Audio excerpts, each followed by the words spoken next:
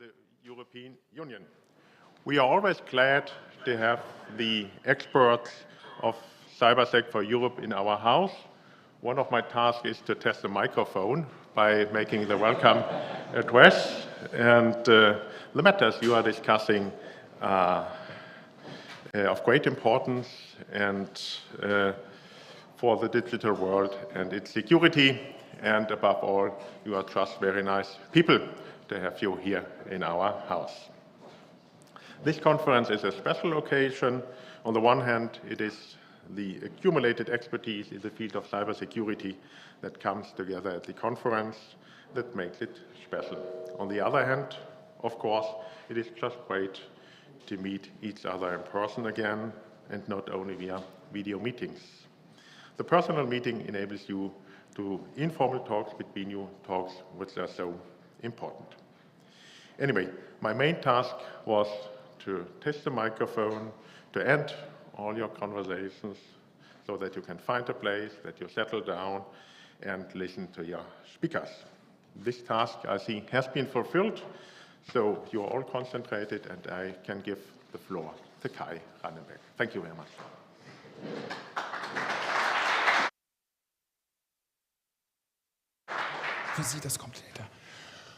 Okay, so welcome everybody. Thanks a lot, Frank, and thanks a lot to the Hessen representation who so kindly is actually hosting us here, even under these much more difficult conditions that we have now after COVID. Thanks a lot for all of you to have come here. We know that you had a number of challenges to overcome to make your way here. Even more, we are very thankful for you to have come. We can tell you there's a lot of a virtual audience around here, and I'm also happy to welcome all of you. Welcoming all of you to Convergence and Convergence Next. What is Convergence? Convergence Next. It is the joint activity of all of our 4 pilots that are piloting the Excellence Center, the European Center and for Cybersecurity and Coordination and Excellence, obviously.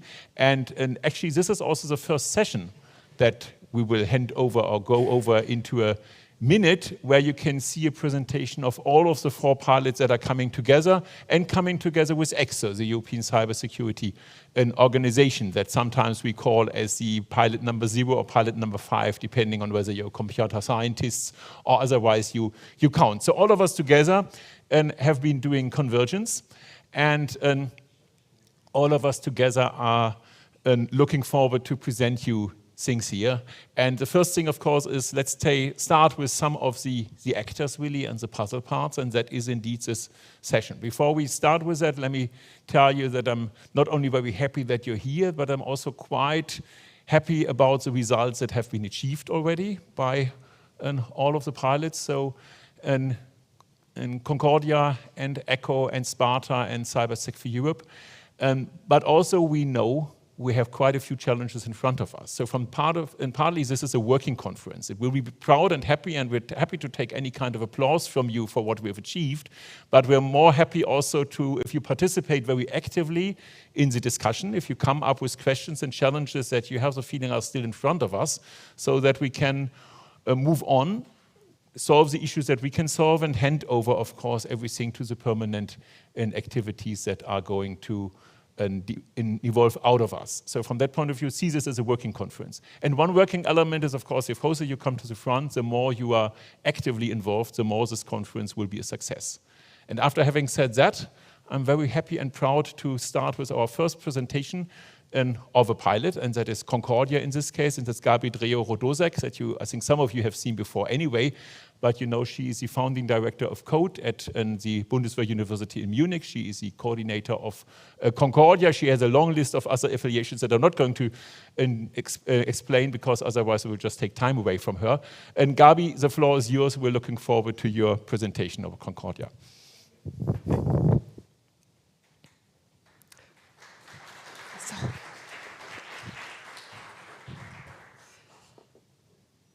Yes, a warm welcome also from my side. Thank you, Kai, for the nice introduction. I have the pleasure now to say something about CONCORDIA, and hope the slides will be presented, and then I could also start. We are currently in a quite a difficult time. We have never so many crises as we have now. We have pandemic, we have geopolitical problems, the war in Ukraine, we have supply chain issues and so on. So the point is certainly that we need a resilient Europe. We need much more resilience in all areas. Either we are talking about financial system, for example, Europe semester, Euratom, Innovative Europe, and so on. And cybersecurity is one of the pillars of this resilience strategy that we need to do it in Europe. Therefore, cybersecurity, the 4 pilots, we are shaping, and ECSO, we are shaping the future of cybersecurity community in Europe. And this is much more important than it was maybe 2 years ago, before the pandemic and all the other crises started.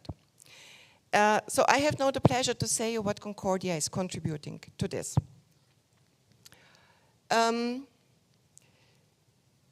We all see that in terms we need to have a resilient Europe, it's necessary to bring people together.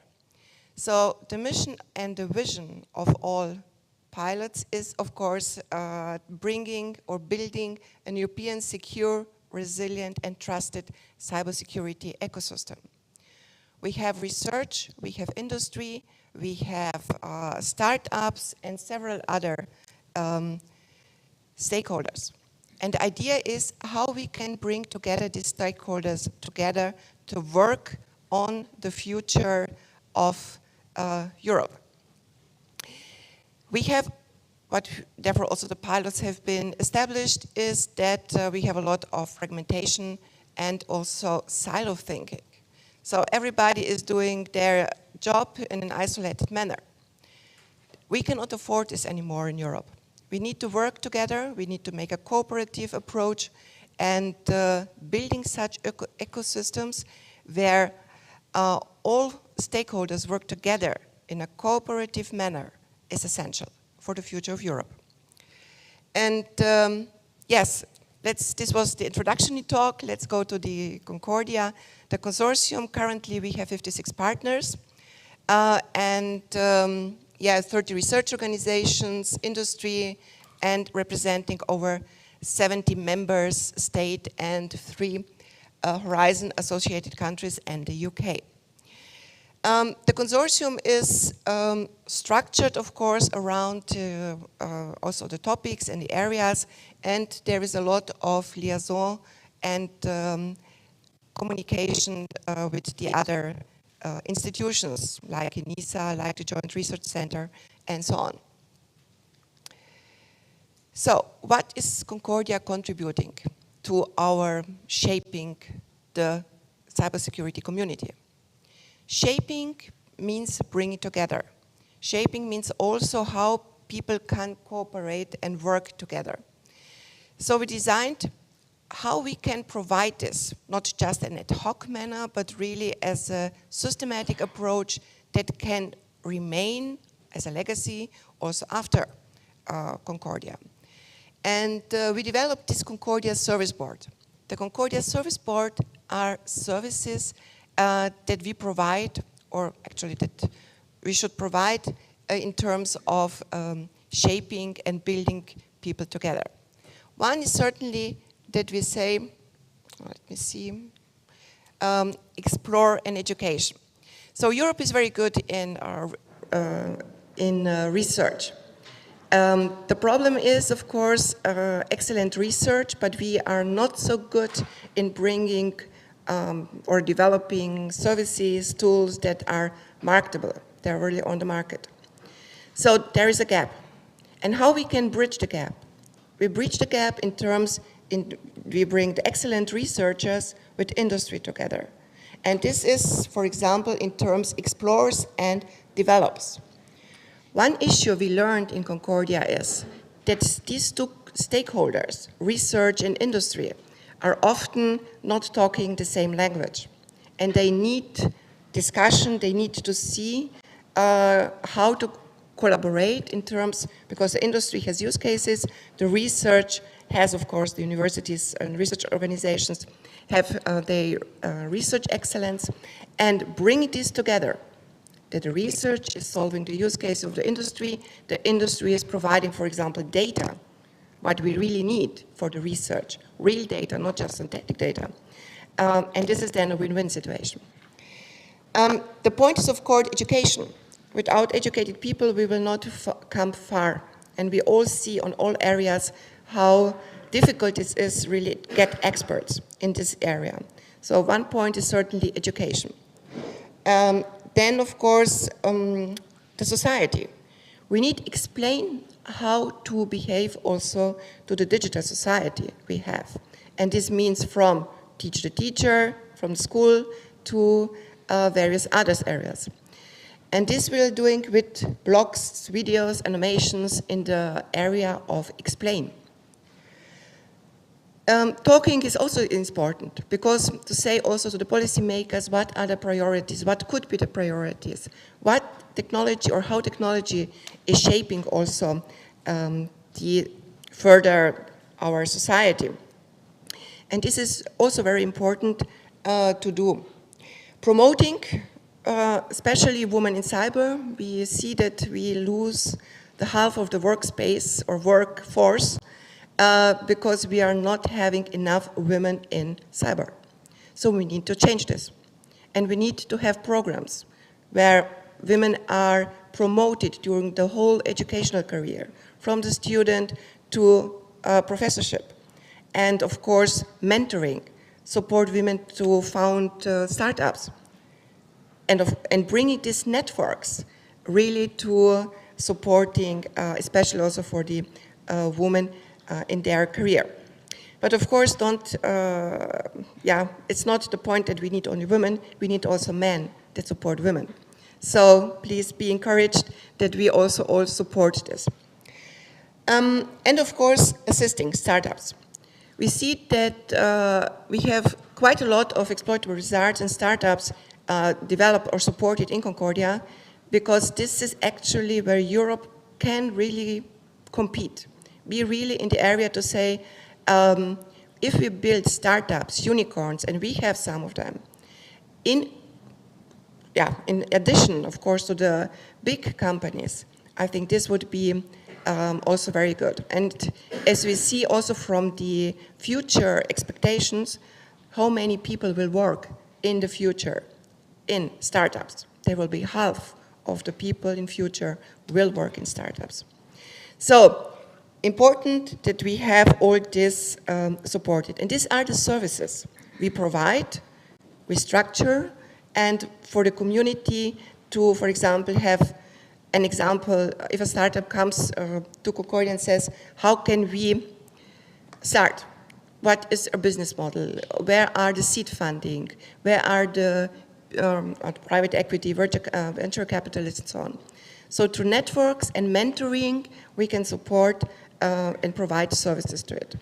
The same also for the women in cyber, that we have then a lot of possibilities to use our networks to support women. I have given you here some few highlights from 3 years of Concordia. Certainly all the pilots had problems in the 2 years not having personal meetings.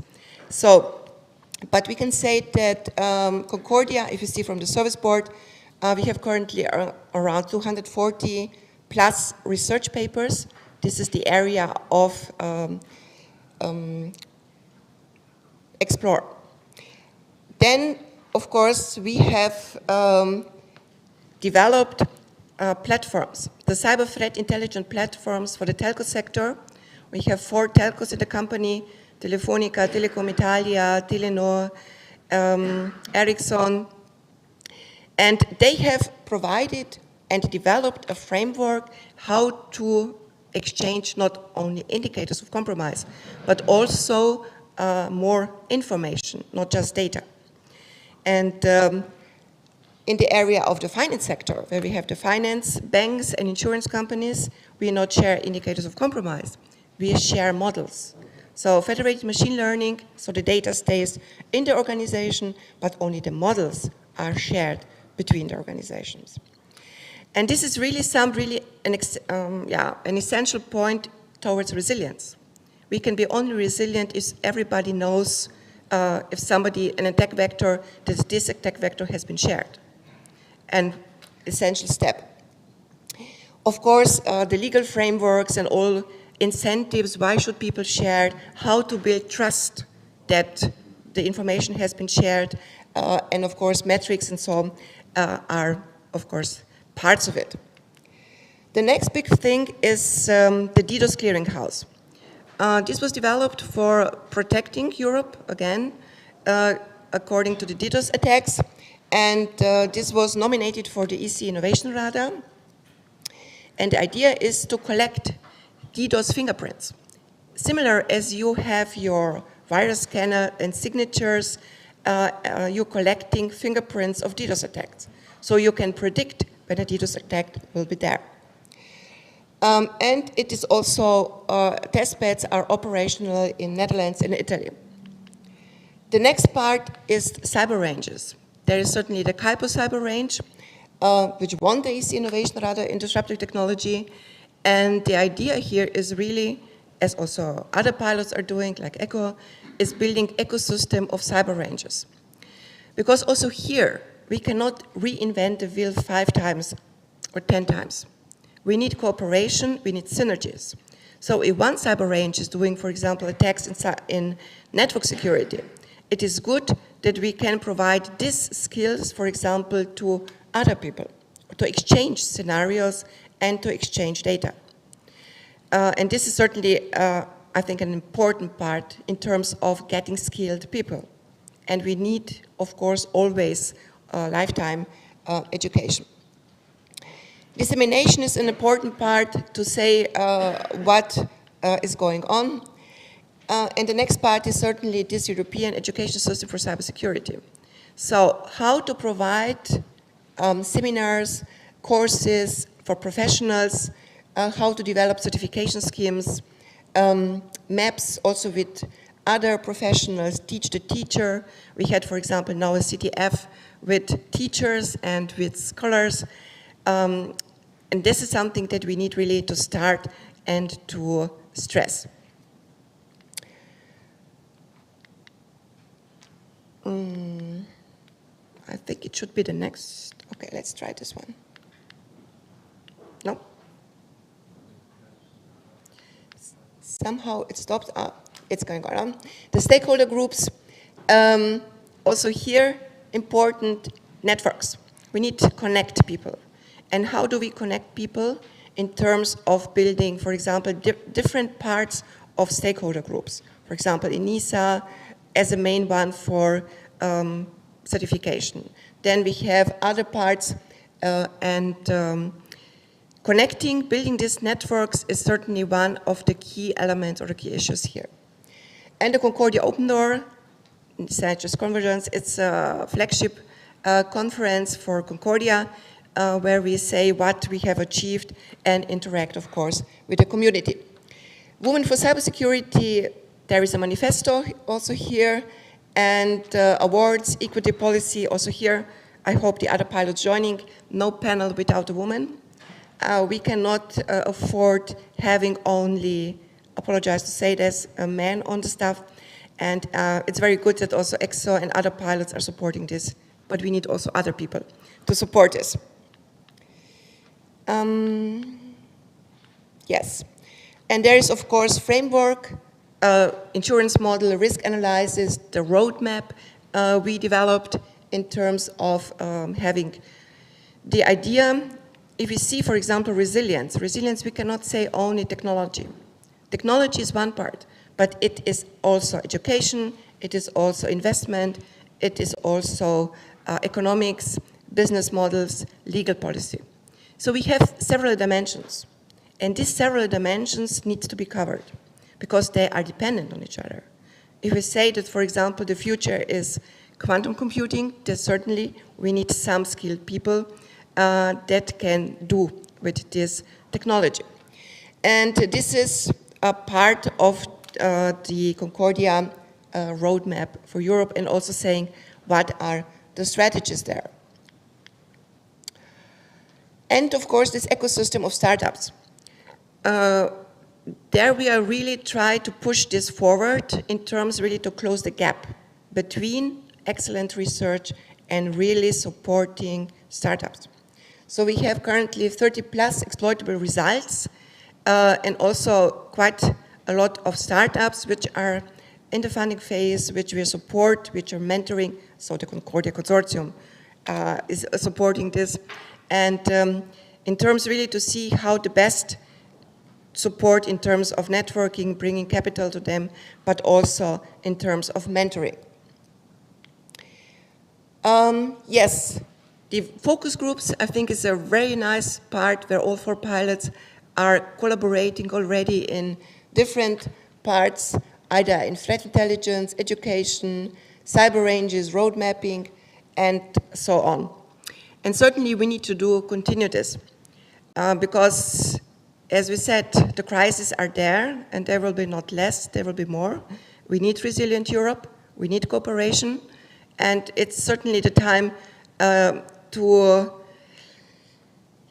avoid these claims, this is mine, this is not yours, but really do cooperation and working together. So I hope, and of course, working together with other institutions, industry, and so on. So, and this would conclude my presentation. Thank you.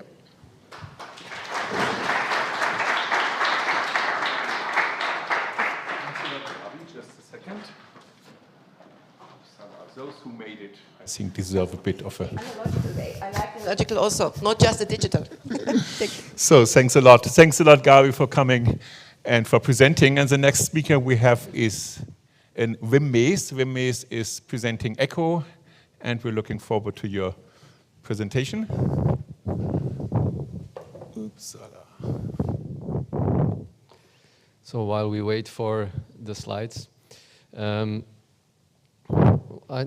at the occasion of this conference, I look back at how it all started, and I took the first slides from the kickoff meeting we had in February 2019.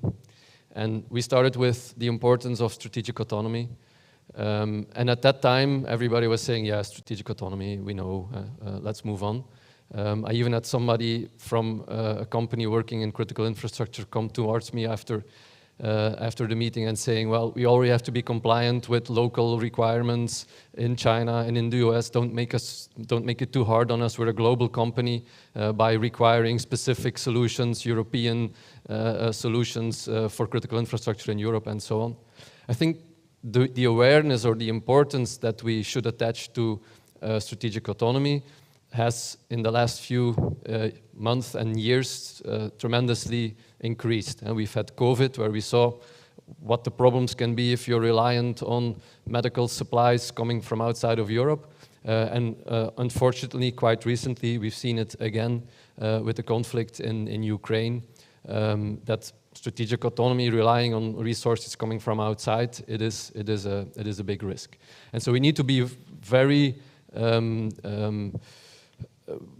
aware of which choices that we make with that in that regard. And in cyberspace, which is an area where there is constantly a conflict and a threat, it is certainly an area where we need to be very considerate and very conscious of what we are making in terms of choices and where we want to be and where we don't want to be reliant on solutions, technologies coming from outside.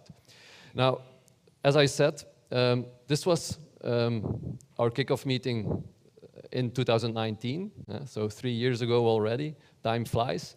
One of the partners that we have on board is Kai from Ukraine, from Kharkiv. And so they were at that time very proudly presenting their beautiful city. When we look at the state of the city now, it's completely different. Nevertheless, they are still working together with us. And so a big shout out to the people from Kai. It's really incredible. The way that they have been keeping up and that they have been continuing to work on ECHO it's exemplary in terms of resilience. So we talk about resilience. Well, this is an example of resilience. We've had COVID, we continued working, we used Teams, we had all types of alternative solutions. We missed seeing each other, like Gabi said, and we really did, because it helps when you see each other to really discuss things in a much more in-depth way and really see how deep the water is or how cold the water is when you're trying to find a convergence solution. But we were resilient, and they are certainly resilient as well. Now let's look at what we did with ECHO and where we are now. So one of the big aims is to build that European solution, to build that network of stakeholders with the competence centers and so on in the area of cybersecurity. And so we thought, well, if we're going to do what everybody else does, then it's just a bit more of what's already out there and we won't make a difference. So what can we do to really make a difference and make important steps forward? Because one of the other things we heard is that people said, yeah, but there is already a cyber community. We know each other. We go to the same conferences. We meet at the same, whatever, scientific meetings and conferences. And so we know the other people. So what's the challenge? Well, the real challenge is to bring also the people on board that are not active in cybersecurity. To reach out to all of those who are dependent on cybersecurity for their daily operations, and that should have a better knowledge and that should have access to better solutions, certified solutions, to training curricula that really serve their needs. And those are the people we also need to reach out to and that we need to serve. And so that's what we started off saying, okay, how can we do that? Now, the question then is, what is the value proposition that we can bring to them? What can we do that's not already out there, that's not a generic solution? And so that's basically the reason why our approach is, so here you see the consortium of ECHO, you can see all the details on our website as well. Now, as you can see at the top of the slide, there is the multi-sector assessment framework. And that's basically one of the activities in ECHO that guides, that steers, that directs all or most of the other activities. So we really wanted to look into what are the real needs of a specific sector, what are intersector dependencies, what are opportunities when we develop a certain solution or technology that can benefit multiple sectors. So really look at what are the needs of the people who will be using what we are developing, what are the real needs, where can we make a difference, what's the value proposition we want to bring to people in the healthcare sector, in the energy sector, and so on. What are their needs? And you will see that it goes all the way through the way that we work, up to the demo cases that we are developing and delivering as we speak, and that will be the end of my presentation. That will be the last slides. Now, one of the other things that we thought was important is that we don't want to just is not the right term, but that we want to do more, I would say, than provide solutions. It's a bit like, instead of training an audience, you train the trainers and they will then train a much larger audience. It's a bit the same idea. How can we leverage the effort, the budget from the taxpayers that goes into these projects even more? Well, it's by not just developing solutions, but by developing solutions that will stimulate the creation of many other solutions. And so by creating that fertile soil where the other solutions can grow, where the ecosystem can grow. And so that's one of the things we also had in mind. How can we not just come up with solutions, but create platforms for even more solutions? And so you will see that when I go through the presentation, and when we talk about our early warning system, when we talk about our Federation of Cyber Ranges, well, those are actually environments, platforms, where you can, on top of those, develop a lot of other content and solutions, and in fact, they can be that fertile soil in which the plants will grow, that are, in fact, the whole ecosystem that we want to develop. Now, let me go quickly through some of the, oops, went too quick, I think. Yeah, oh no. Yeah, so the first thing is on governance, but I will not spend a lot of detail in discussing our governance approaches because there is a specific presentation on governance from the Interpilot Focus Group on governance.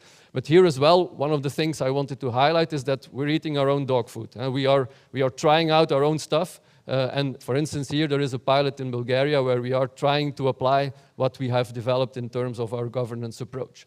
Now, what are the sectors that we focused on? Yeah, I said you have to be specific. Well, we looked at energy, health, care, and maritime with space as a dependency. And so it's in these sectors that we will be developing specific demo cases and trainings and look at what we are doing and to what extent it applies. Here you see a bit of an overview of how all of the interdependencies are managed. So we are constantly looking at how does it all fit together, how do the different tasks and work packages, are they really exchanging the information that they need to exchange, are the requirements from one really flowing into the others? In fact, these pilot projects, and I think I can speak for Gabi and Kai and Florent just as well, it's more than a project. It's a project of projects. A lot of the individual activities, work packages in themselves, in terms of the size and the number of people working on them, are actually entire full projects.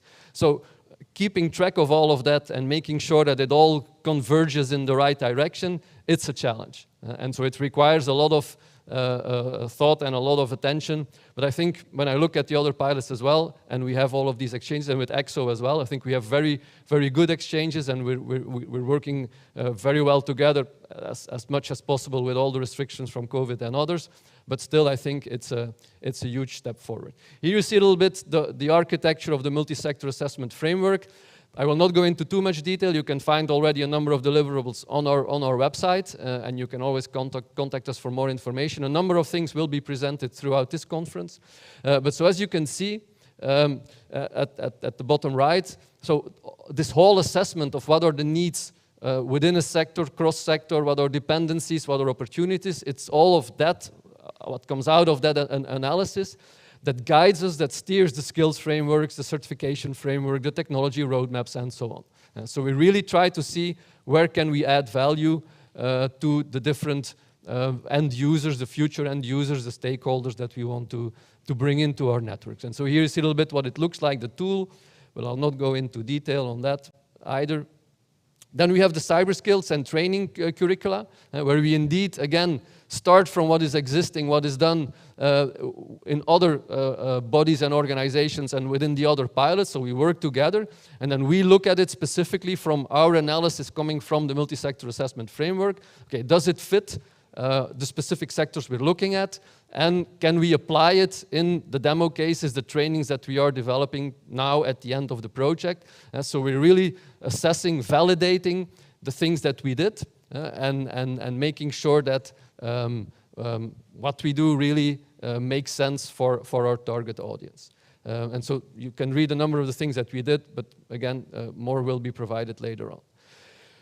Same thing for the certification scheme there as well. There are generic certification schemes, and then there are a number of specific certification approaches, frameworks that are being developed. And so we look at it from our sector analysis results, and so we really look at, well, to what extent, we really look at, there was a slide, but apparently I hid it, to what extent do we have the necessary assets that are specific to a sector, the necessary threats that are specific to a sector, the necessary policies that you need to be compliant with. And you know, when you develop a certification, typically you have a protection profile, then you write a security target if it's common criteria compliant. And so there's a whole process. And so we really looked at, in this process, do we have, where can we provide support for specific sectors to give them the necessary building blocks to more easily apply a certification. And there we look at, for the different sectors, okay, what are the typical assets, what are the typical threats, so that leads to which typical security objectives, and so what are perhaps extended SFRs, that's security functional requirements that are needed for a specific sector. And so we really take what's there and then validate it against our intended end user communities and add where needed. And so we really want to develop those solutions that benefit the end users and make sure that we validate it at the end. Then there's the technology roadmaps, Here we looked at about 140 reports. We identified, as you can see, 83 technical cybersecurity challenges, and we reduced that to a number of prototype tools that we are developing, that are currently almost finished. It's 13 prototype tools, and so those as well will be made available, and I will have a slide on those later on. Now, this is the first platform I was talking about, the early warning system. It's essentially a system that allows you to do incident response, incident management, and at the same time generate higher level intelligence and exchange it with other partners. Okay, exchange it with people within, as you can see on, I think there's on the next slide, voila, within the same sector, within the same country, at the European level. And so there's a common data model, so you can automatically parse what's received from the other side, and you can apply all types of automatic analysis techniques. It's an open platform. I have a slide on that as well, I think. Yeah, no, it's not on this slide. But it's an open platform, it's an open architecture, and what's interesting is you can build a number of plugins on top of it that have access to the data. So here as well, it's a platform to exchange data, to manage incidents, and at the same time you can have a whole series of small, medium enterprises, of perhaps people graduating from a university. We all said we have scientific excellence in Europe. Well, somebody who graduates has a great idea, he can write a plugin to do very smart data analysis on all of this threat intelligence, map it with the incident response data that's available for a specific incident, and try to predict what the enemy will do next, or what the attacker could do next. Combine attack framework with all different sources. All of that is possible with the early warning system. And so again, it's a platform, it's a solution, but at the same time, it's a solution that is a fertile soil to build other solutions. It's a platform that is open to accommodate plugins that create a whole community, that create an ecosystem.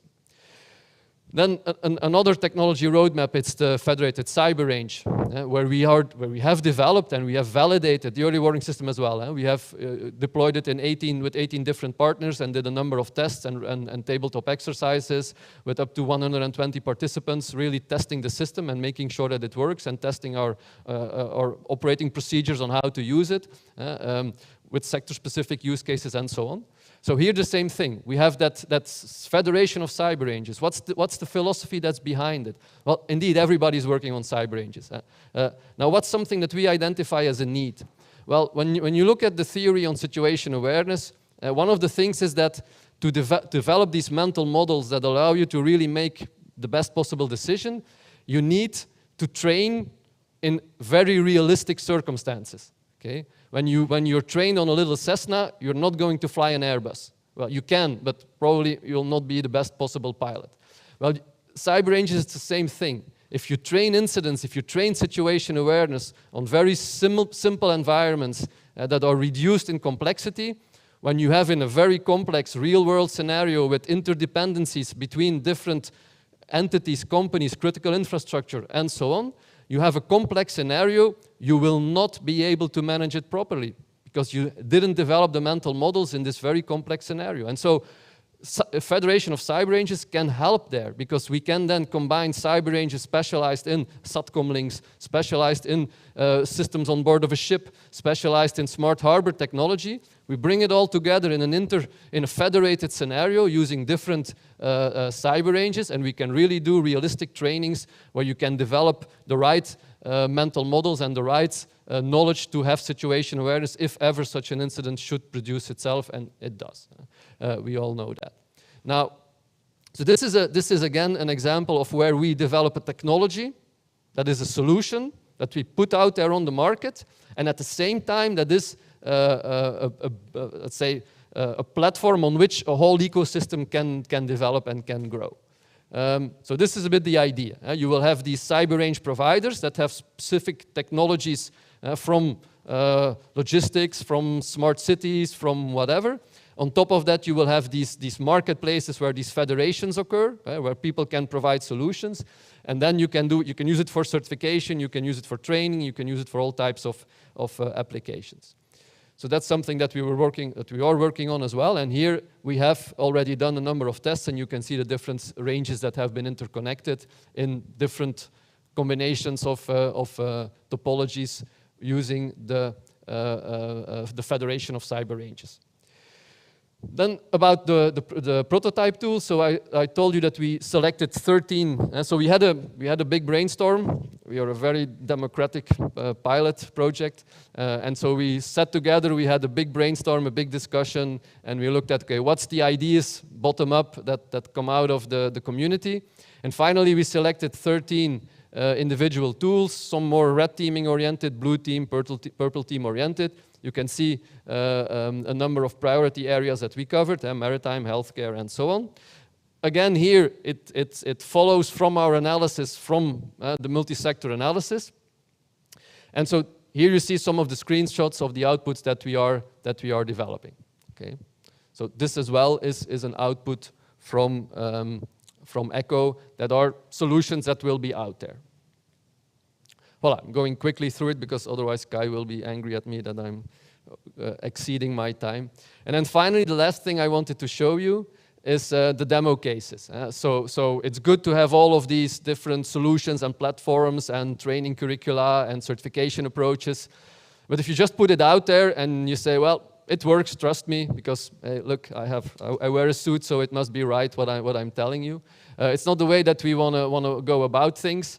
So what we said is we're going to show it. We're really going to prove through demonstration cases to you that it works, what we are selling here, what we are producing here.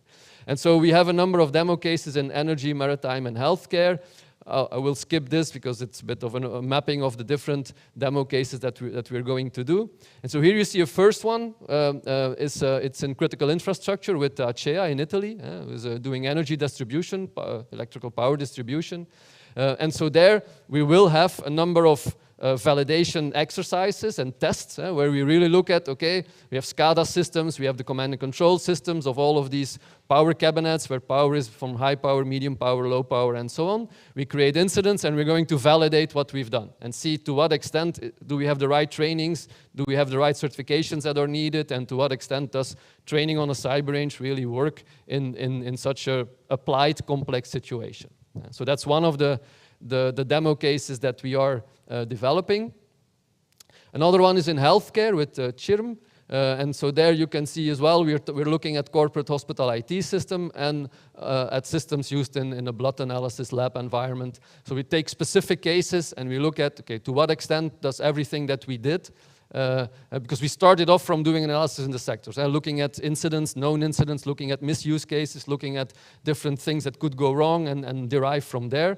And so now we try to validate it and really confront with the end users and see if they still agree with what we're doing. And the last one is one that we already had a first scenario in the autumn school of ECHO for those who were present last November, if I remember correctly, where we simulated this whole situation with, on board of a ship, you have operational systems, then you have, if it's a cruise ship, you have entertainment systems, you have navigation, you have command and control, you have all of these stability, air conditioning.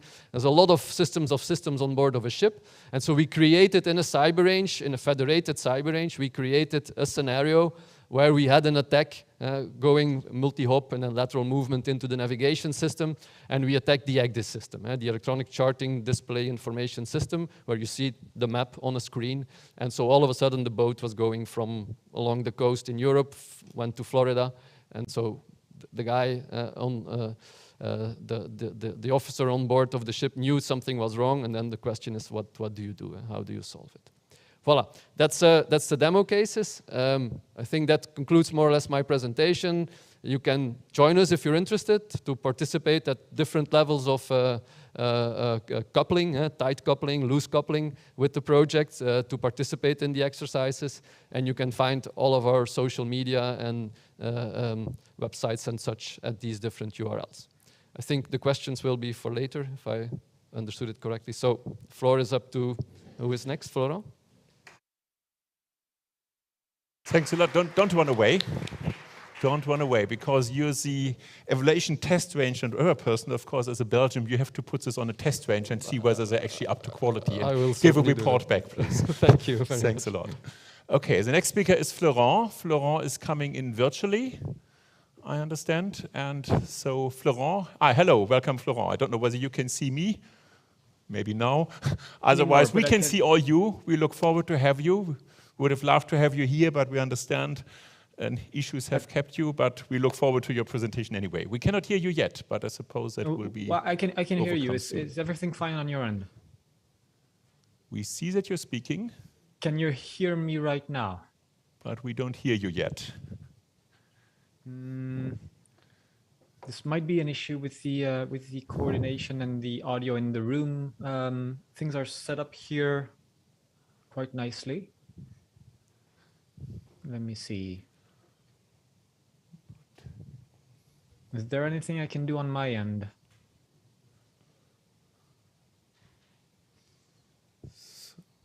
Hello, hello. So I'm continuing to speak as to, can you hear me now? Making sure we can get some sound through. Well, we could try to use the time in between here quickly. Is anybody having any questions on our first presenters and presentations already? Any questions anybody likes to raise? And I think at the moment I would speak up and I will repeat the question, but we maybe also have a microphone for you. But anybody having any questions? 1 2 1 2 1 2 1 2 test. At this moment, let me have a question then to Gabi and Wim who've presented already. What do you think was the thing that, let's say, surprised you most, how well it worked out? And what do you think was, let's say, the biggest surprise in terms of the challenges that you saw ahead? If you have anything of that at this moment in time, just very spontaneously, except from me coming with absolutely unprepared for you with questions, trying to bridge something here. That was the biggest challenge, of course, I suppose. But anyway, what else happened? Test. I guess, but it is, yeah, okay. So one of the things that really worked well was, and that surprised me. 1 2 1 2. Hello, I think hello. Florent is there. You want to go to Florent first, or? Well, let's see, Florent. Can we hear Florent? Can you hear me now? Are things patched through? Hello, hello. Can you hear me? Yes, we can. Okay, thanks a lot, Wim, for okay. stepping in here. We'll come back to that one later. My sincere apologies about this. This is the issues with remote collaboration. I do appreciate, however, both the invitation and the hospitality of the Hessen representation in Brussels. This is much appreciated, and thank you for the kind words welcoming us here today. I sincerely am disappointed about not being with you and not being a part of this physically. Now, I'm not sure you can see the slides that I'm sharing right now. Can you make, oh, perfect. So just a few words on my end on a quick presentation about SPARTA and quite a few ideas on where we position our highlights and key contributions after more than 3 years of execution of the project. So I'll try to keep this short and pointed, but I'd be happy to dive into many of those discussions through the 3 days of the convergence meetings that are coming up.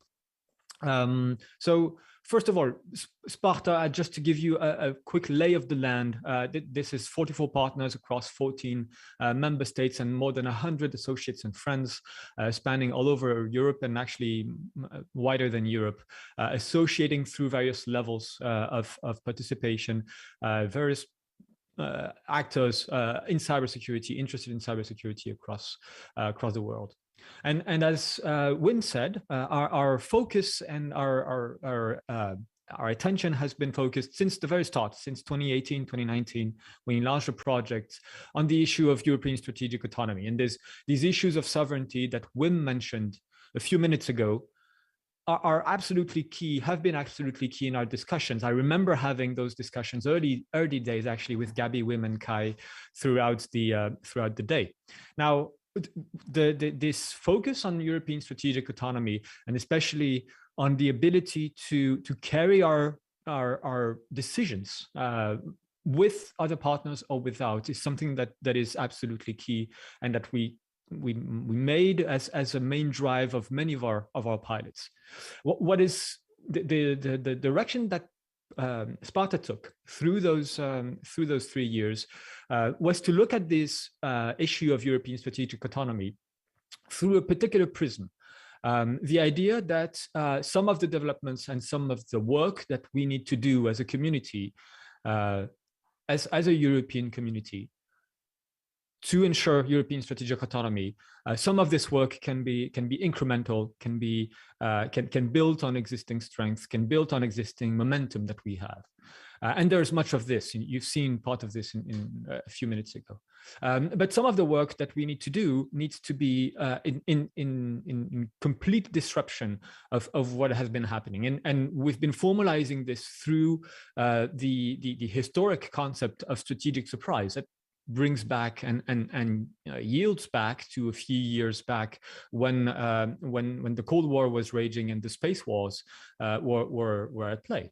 And this idea of strategic surprise that was formulated then defines high risk and high reward actions as a way to both engage risky and complex developments while waiting and expecting and driving those actions towards concrete and transformative results. And so we're taking in SPARTA the perspective and the prism of building those actions towards strategic surprise, towards high risk, high reward, and seeing how this can contribute, perhaps, of course, not entirely, but at least to some effect, to European strategic autonomy.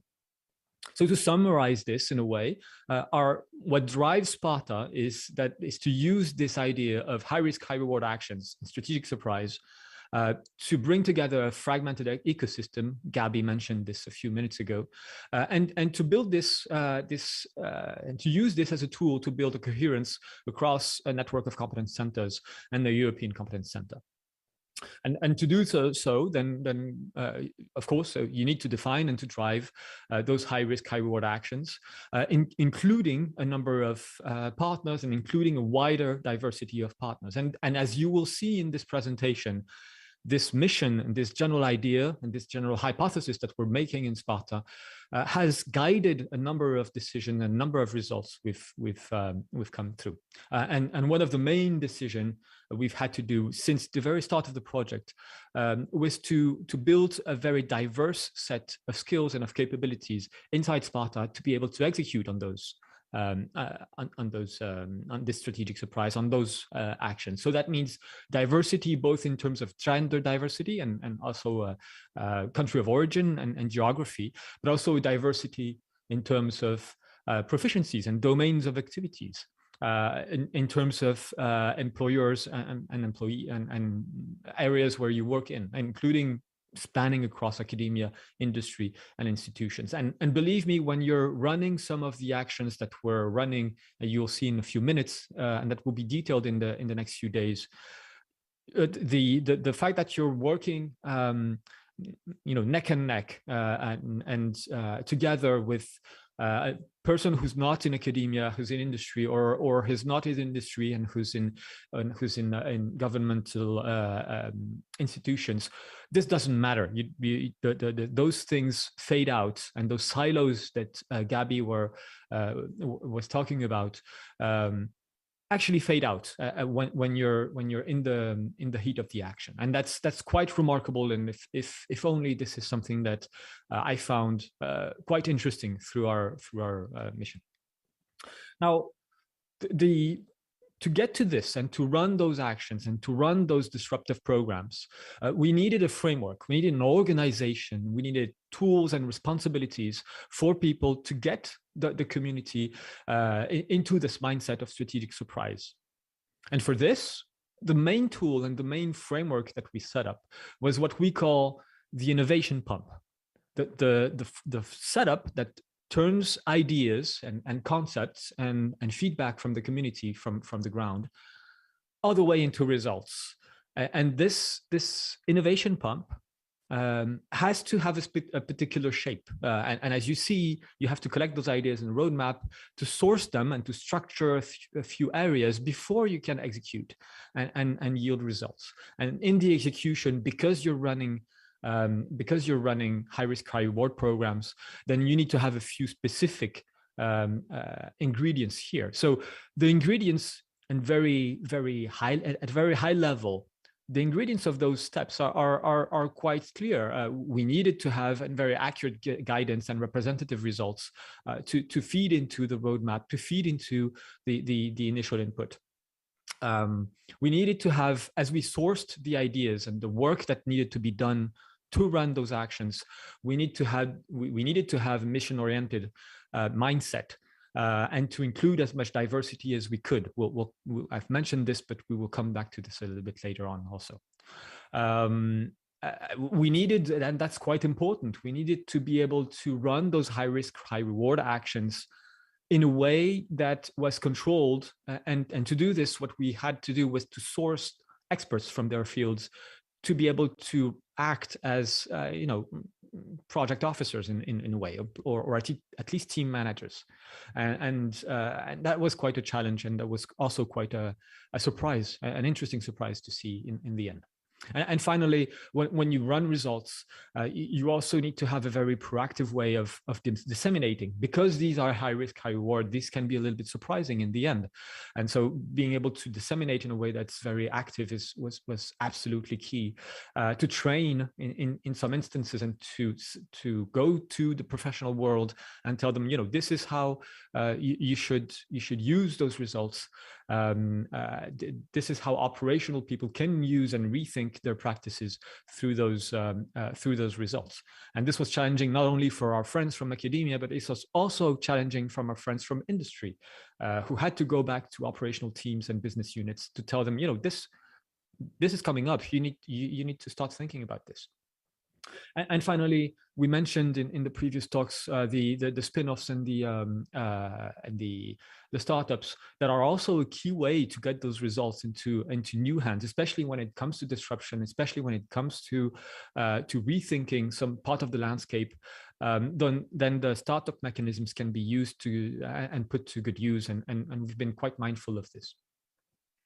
Now, if there's only one slide that you have to screenshot from this presentation, that this would be it.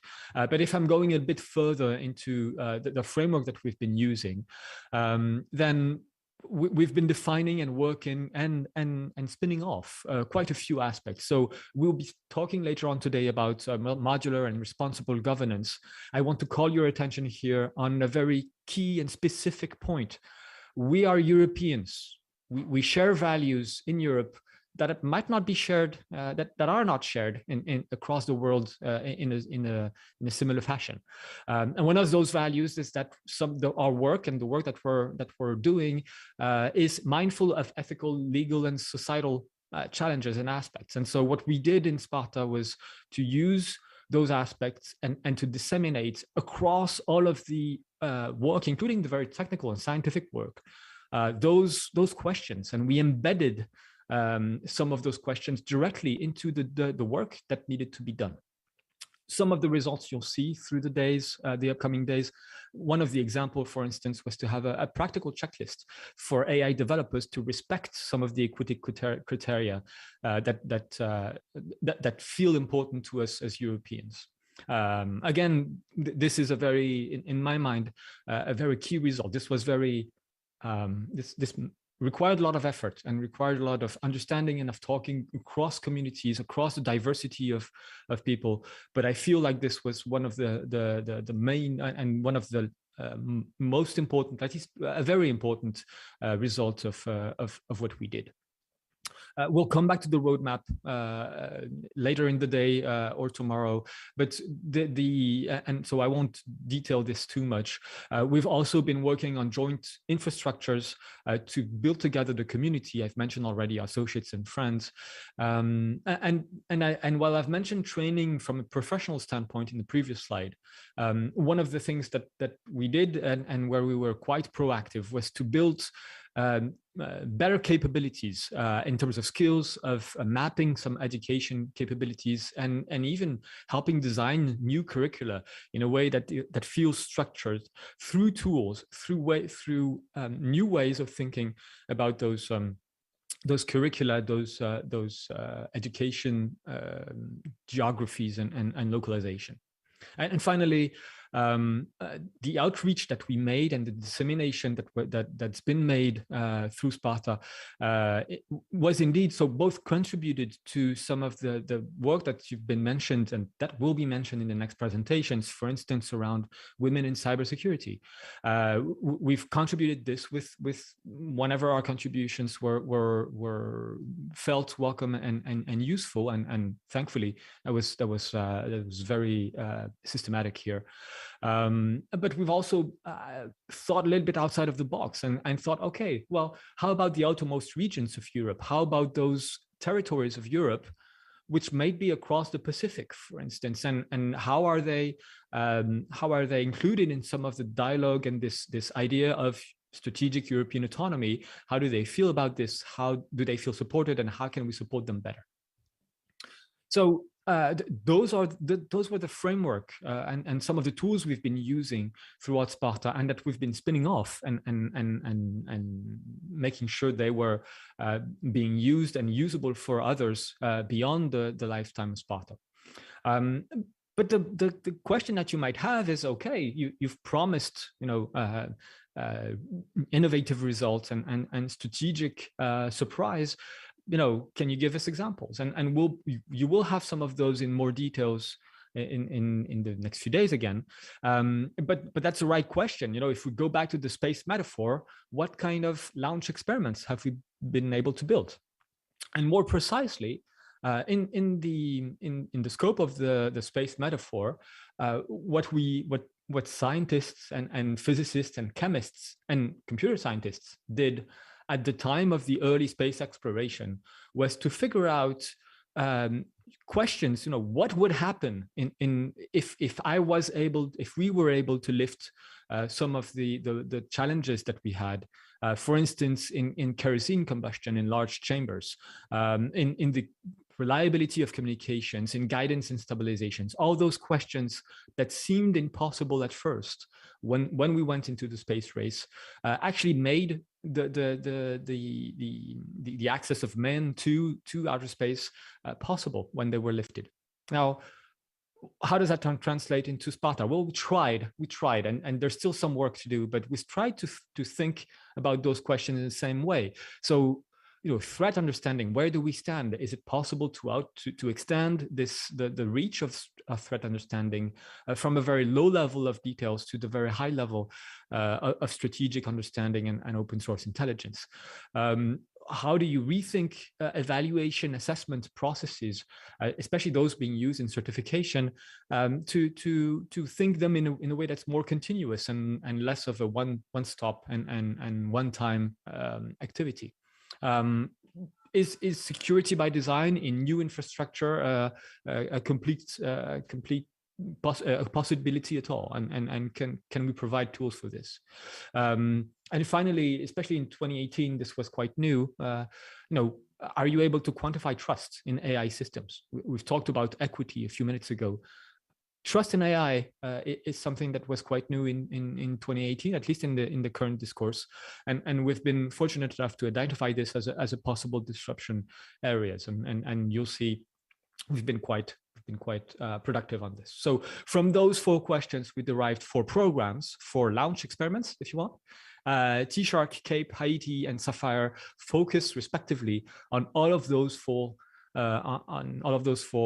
questions, with particular objectives, particular strengths that we've been able to identify at the start of the project, particular objectives and aims. And again, you will get more details later on, but I see time flying. Let me leave you with a couple of results. First of all, for instance, just as a quick example, one of the results we're putting out, and you can find on more details on the SPARTA website, is how you can back policy, and especially in the scope of certification regulations, with new technical capabilities and propose alternative approaches to what has been the traditional way of thinking product and service certification, to think about how the development environment and process itself can be an area where we can disrupt and change the way we think about certification. So here, what you see here is a long time established domain where thinking differently about new capabilities actually changes the way that we can move forward and reestablish, continue to establish in this domain in particular, European presence and predominance. On a more disruptive and a more proactive topic, I mentioned AI, explainability, and fairness. Here, the explorations have been very large in how what we can do in terms of explainability and fairness, and also very productive. The number of results being yielded across explainability and AI fairness and AI security is something that has been quite staggering over the past 3 years in SPARTA. But those results, scientific results, do not stop here. We've been able to output also a threat model and knowledge base around this question of AI cybersecurity, but also start to establish some of the what could be the start of a grand challenge around AI. It's called the AI contest in SPARTA, with first iterations being done a few months ago, and something that we look forward to continuing as we move towards the community here. So again, not enough time here to show all of the results and all of the fabulous work being done across SPARTA with other pilots in many cases, especially on the roadmap and the governance. You'll hear about this in the rest of the day. What I want to leave you here most of all is that, well, we're through this organization that can be then derived, where we can put more programs across this. We designed this as a modular organization. We can contribute and we can help, and we have helped, I hope, to enable and to enact this vision that was mentioned by Ursula von der Leyen, that in her State of the Union 2021, that we should not only be catching up in cyber, but we should actually be leaders in cybersecurity. And so hopefully in the next few days, in the next few months, days, that would be nice, but not months and years, we will be able, through at least some of the disruption that I hope we've helped. So we can get the equivalent of a man on the moon in cybersecurity, and have some of those European flags flying on the security and the fairness and trust we can put in our digital systems.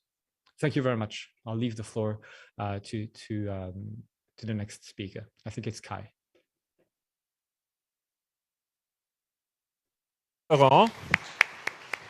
And yes, we see you back on the virtual panel and stage, of course, later for any kind of questions and comments. And meanwhile, we'll continue with the next presentation. That is actually the one from Cybersec for Europe. And that's the one that I'm going to present. So I suppose it will arrive. You've seen quite a bit now, obviously, on how pilots are organized. So I will focus on a few aspects, and will probably not discuss all of the slides that eventually will be showing up. You will again see that, of course, like all of the pilots following the same call from the European Union, and you will see that we have the same goal there in general, and trying to overcome the fragmentation and reach these goals. I think you've seen this slide now at least 3 times, but it's a good slide. So from that point of view, take another look at it and enjoy it. These specific facets at Cybersec for Europe, we said, is actually European values. And when we move towards cybersecurity and we enhance cybersecurity, is something to defend, because some of the cybersecurity goals can get in conflict with European values of freedom, of going bottom up, and a number of other things. So we wanted to take a look at that especially. Again, you've seen slides like this. This is the list for Cybersec for Europe, 43 partners, 22 countries, and Switzerland and Norway on top of the European Union. This is something that you may have not seen yet, and let's say from other pilots. These are the 4 pillars of Cybersec for Europe. Basically, one on governance, design, and pilot. We started, when we started that we would actually work into the regulation for the cybersecurity and competence center. Then it turned out that while the call was running, the regulation was published, but still there was time left to work on that. Trying to improve the transfer from research and innovation into industry. So I'll tell you a bit about how we're trying to achieve that, improving education, certification, and the European footprint and standardization. And last but not least, communication and community building. So governance, design, and pilot. That was especially a work package 2. And again, we decided we actually want to start with asking people. In earlier slides, you would have seen if you have led strong opinions, asked, and please contact Trento University, or Trento University will contact you. Meanwhile, quite a few reports have been published. Still, if you have strong opinions about anything of that, let us know. We will find ways to get that into any kind of our reports. Best governance practices for the Competence Center to assess them.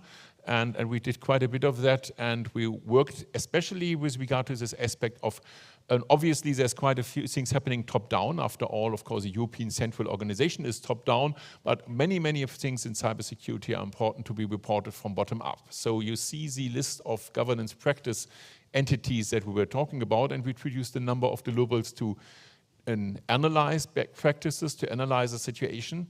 And we came to the conclusion that what is especially needed is enable bottom-up advice and community-defined capabilities, and have that into, let's say, the higher echelons, into the higher spheres.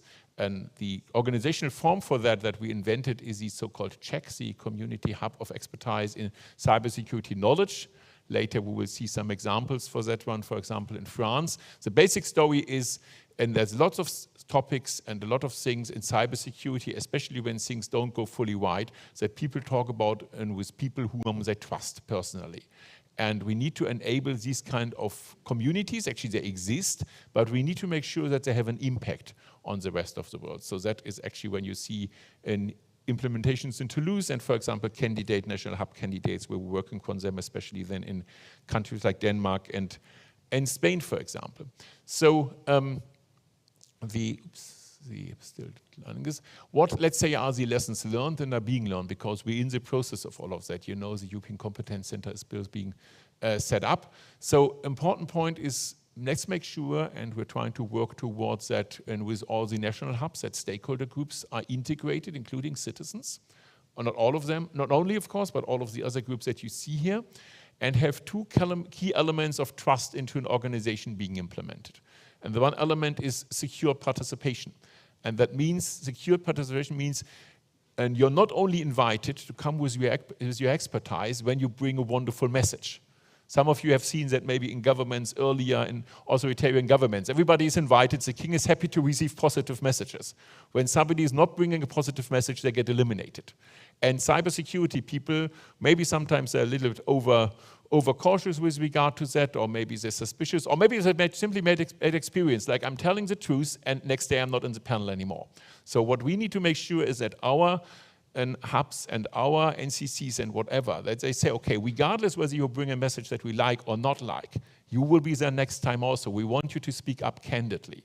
And again, to implement that into regulations, of some of which are sometimes hierarchical, is not trivial. So it's a challenge. I think we see progress, but we keep that as a key element. The other thing is organizational transparency, especially when people say we're going to deliver information about security weaknesses in our own organization. We're telling you our real truth. They want to know what happens with that and where it goes. And is it used against them, or can we make sure that before it's used in some way, is it anonymized in a way? Again, if people don't know that, they will not speak up candidly. So from that point of view, that is important for this agile, trustful, and lively exchange that we want to have. And it's a continuous task, but we're raising this year. So next point is research, innovation, and industry. And you see these three little parts here where we set up in the design of the project, and we said, okay, of course we want to do top research, and we want to follow on it and make it even greater. And that is what you see with blueprint designed and common research. At the same time, we said lots of this research is not really arriving with the people who need the results. And sometimes researchers come up with things that researchers find great, but practitioners say, well, it's simply not usable. And there is not enough dialogue coming about that. So what we said in Cybersecurity Europe, and we want to have these demonstrating people that are real life, and we want them to come up with the requirements in parallel to the research, coming up with the most recent assets on things. And then we want them to meet. In the first project year, indeed, we did that. It was a bit impacted by COVID, but it kind of worked. And then two things came out of that. The one thing was these demonstration cases, as virtual demonstrators, and we see a few of them, but that's actually only the whole low-hanging fruit.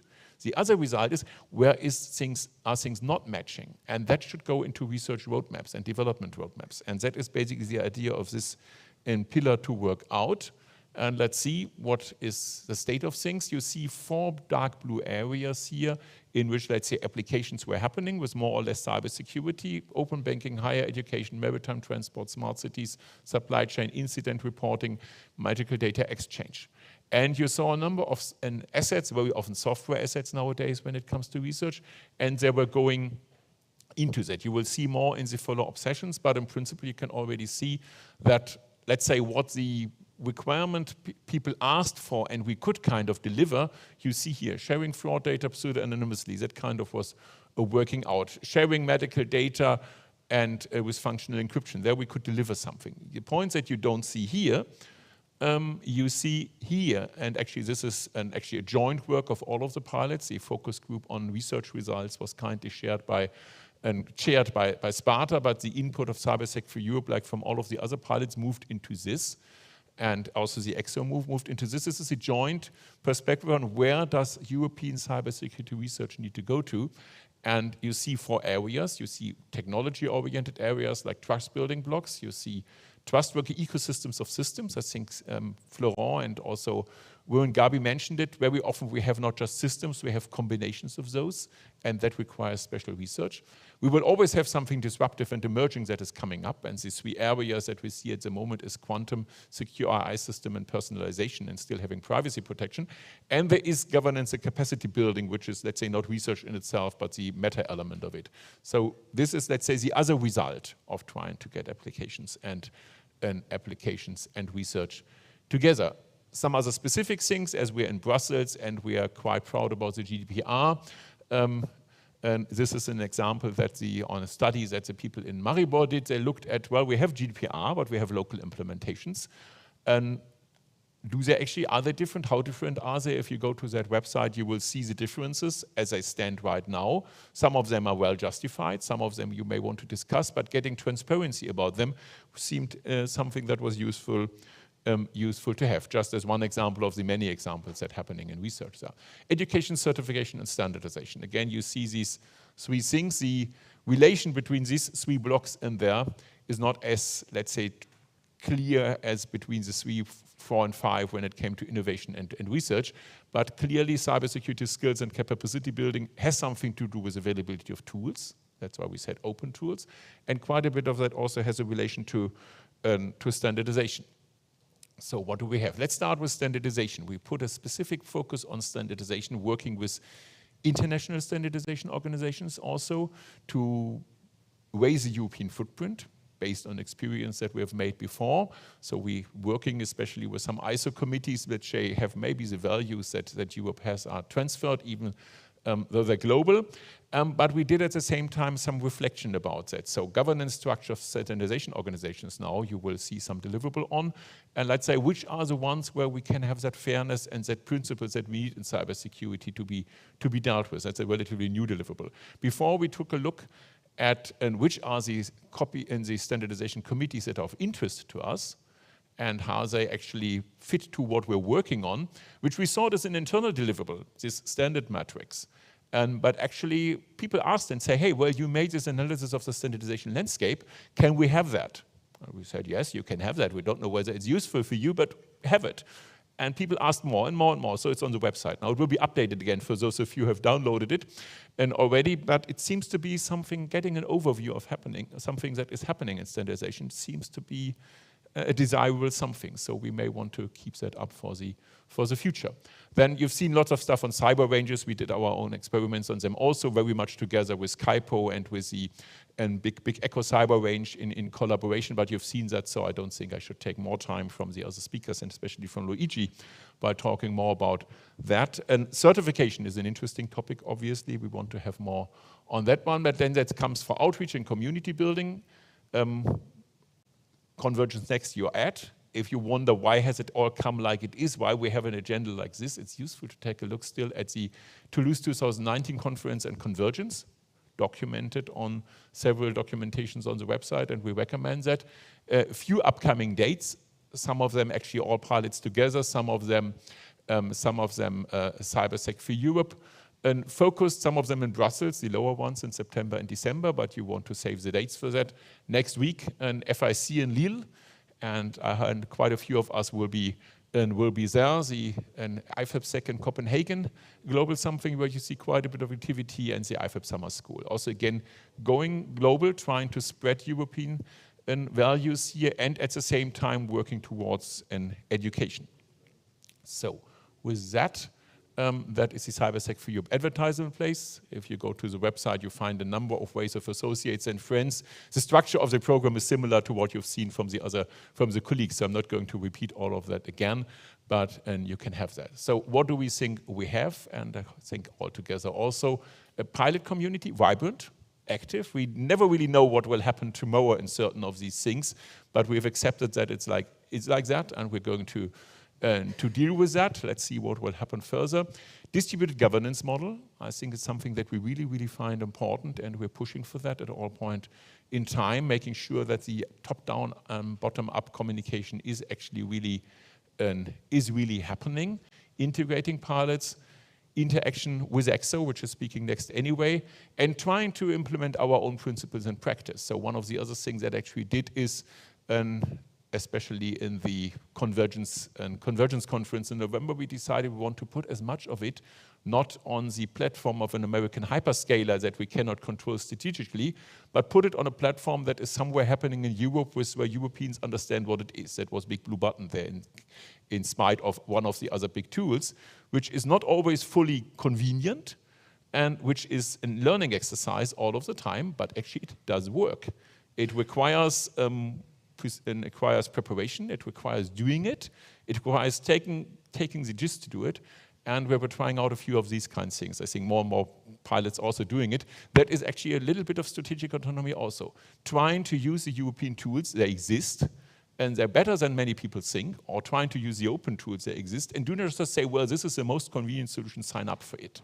There may be situations where you need to do that, but there are many, many situations where we can indeed use our tools in daily operations. So with that, and just a summary and a pledge, I'm happy to hand over to Luigi from ECSO. Thanks for your attention.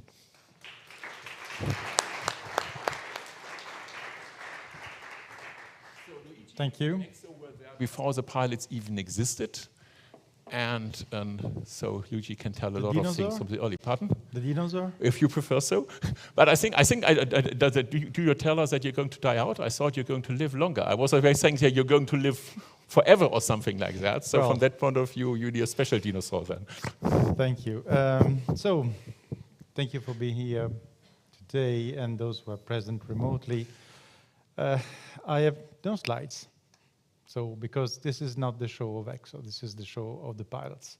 I'm simply here to, let's say, to bring together what I've seen together with the pilots in the last years. Years starting, let me go, maybe I don't know who is connected, but I try to be a little bit politically incorrect this morning. I have also speech this afternoon and this evening, so a lot of things. But let me go, not politically incorrect, but right straight to the point. I remember when it was April 17, I was in the office with Vice President Ansip. And that time he announced that he wanted to create a European network of competence. And that was a few months after the creation of ECSO. And people said, why? The Commission is just reshuffling things once again. And then ECSO is not sufficient. And so, and then we had to work out what could be this competence center, whatever it was called, network. And then actually end of the year came out, oh, by the way, we are going to create some pilots, to do some pilots because we want to test how we go here and there. And actually, I still remember beginning of was the 10th of January, 2018, with the Commissioner Gabriel at the time, asking me, why are we, the Commission, building up the pilots? So, I mean, you are the Commission, you should know why you're doing this. And actually, this question continued with the time. And I was quite embarrassed because we are ECSO. We are not the pilots. I cannot say why the Commission decided to build up the pilots. I can imagine that, so we're trying to give some indication and try to work with our members, because at the very beginning, when the contract to the pilots had been awarded by the Commission, there was 40% of the partner in the pilots were member of ECSO. So, and we strongly pushed, and we didn't want to interfere with the different partners constituting the pilots to the build-up of this proposal, but actually we helped them to reach their success and to move forward.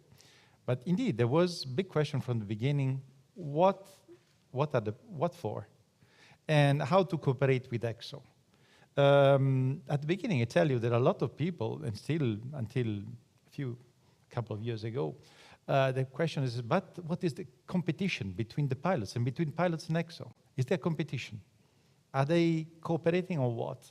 And actually, what I heard this morning was very nice, because you really see that somehow we are toward the end of the pilots period, that we have seen how many times the pilots, different responsible that you have heard, have mentioned the cooperation between the pilots and ECSO on many topics.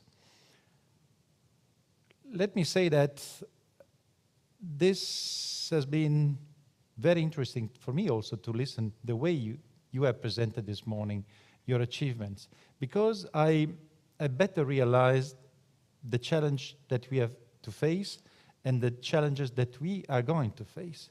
Because the Commission invested 65 million in the last 3-4 years on the pilots.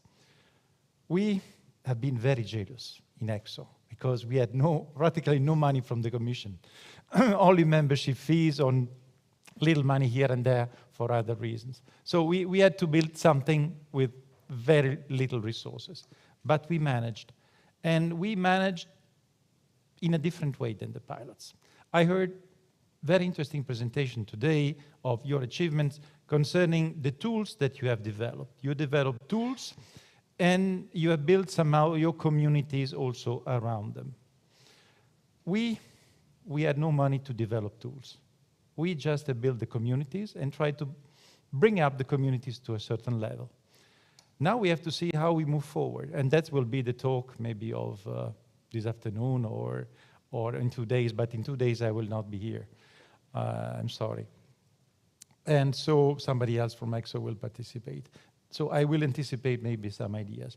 The point is that, so we have different approaches simply because we had no resources that you have. Now we have to see how we can, these activities, the tools and the communities that we have developed, how these can survive in the coming period. Because, the Commission is nice, but they decided with the member states maybe for something completely different, something new. Maybe they say, okay, we take up bits and pieces here and there, and we rebuild everything because it's nice. It's better this way. Let's create some competition, and this would be, let me say, from a certain point of view, quite dramatic, my point of view, because we shouldn't reinvent the wheel. We have no time. Cybersecurity have no time to reinvent and reinvent and reinvent the wheel. We have to use what we have developed. The tools that you have developed are very interesting, and I would say they would match very well with certain activities that we have done in ECSO. We heard about the women. We heard about the early warning, for instance, about certain structure for governance, about the, education and training. So many things that you have developed that should be somehow reused in the future. But how to do this? And now I would like to come to a very important point that I've learned. I've learned with the time. Because if on one end I would like to be arrogant and say, we in ECSO, we know everything. We know how to do it. 6 years gone, we have learned, and that's perfect. We know how to go. Please, Commission, listen to us. We know how to go. On the other hand, I would take the Socrates point of view to say, all what I know is that I don't know. Because really, I'm learning, I'm still continually learning all the time. that situation is changing, is evolving. Just to give you an idea, recently, since a few months, I'm following some chat network of CISO in Europe, in Italy, and we have created also a European chat of CISO. Very simple way. We are using Signal, so nothing sophisticated, no millions spent by the Commission because we have no money. And I'm learning a lot what this CISO really needs. And he's, I would say, sorry to say, but completely different from the point of view of the Commission. The Commission say, oh, we have to exchange information. You must give us the information from the private sector to the public because we are the public and we have a regulation, the NIS2, which is coming out, and so you will have to do that. You will have to decide and say, no way, we give you something, but also when this directive will go to the, by the way, it's a directive, not a regulation, will be transposed at national level, it will maybe have problem with national legislation. Maybe they will have problem with other regulations which are built up at the same time by the European Parliament. And I'm mentioning the RED, the DORA, all the other regulations which are the Cyber Resilience Act, which is coming up soon. So all these activities which are legislation which will create a problem. And at the end, I'm sorry, decide to say, we don't care about this. We have something to run every day with threats which are coming every day. And we see, it's quite funny, by the way, funny, certain way, when you see this chat among the Italian CISO, which have these days attacked by Killnet every day. And this is kind of, it's a kind of game. I mean, it's sometimes look like a football game. I attack you, the anonymous Italy is counter-attacking and so on, and to see who is winning at the end. So this is the real life. Are we really going to tackle the real life, or we are just making to please, let's say, sorry to say, the European institutions for the future? This is the point we have to see. We have developed very good tools, again. We have developed good communities. And at the end, coming back to what I was saying before, I understood also that there is a keyword we are using, that you have used as well this morning, trust. Or we have to build trust, we have to do this, and we have to do that, because this is the way to go. Yes, but do you really know how to build trust?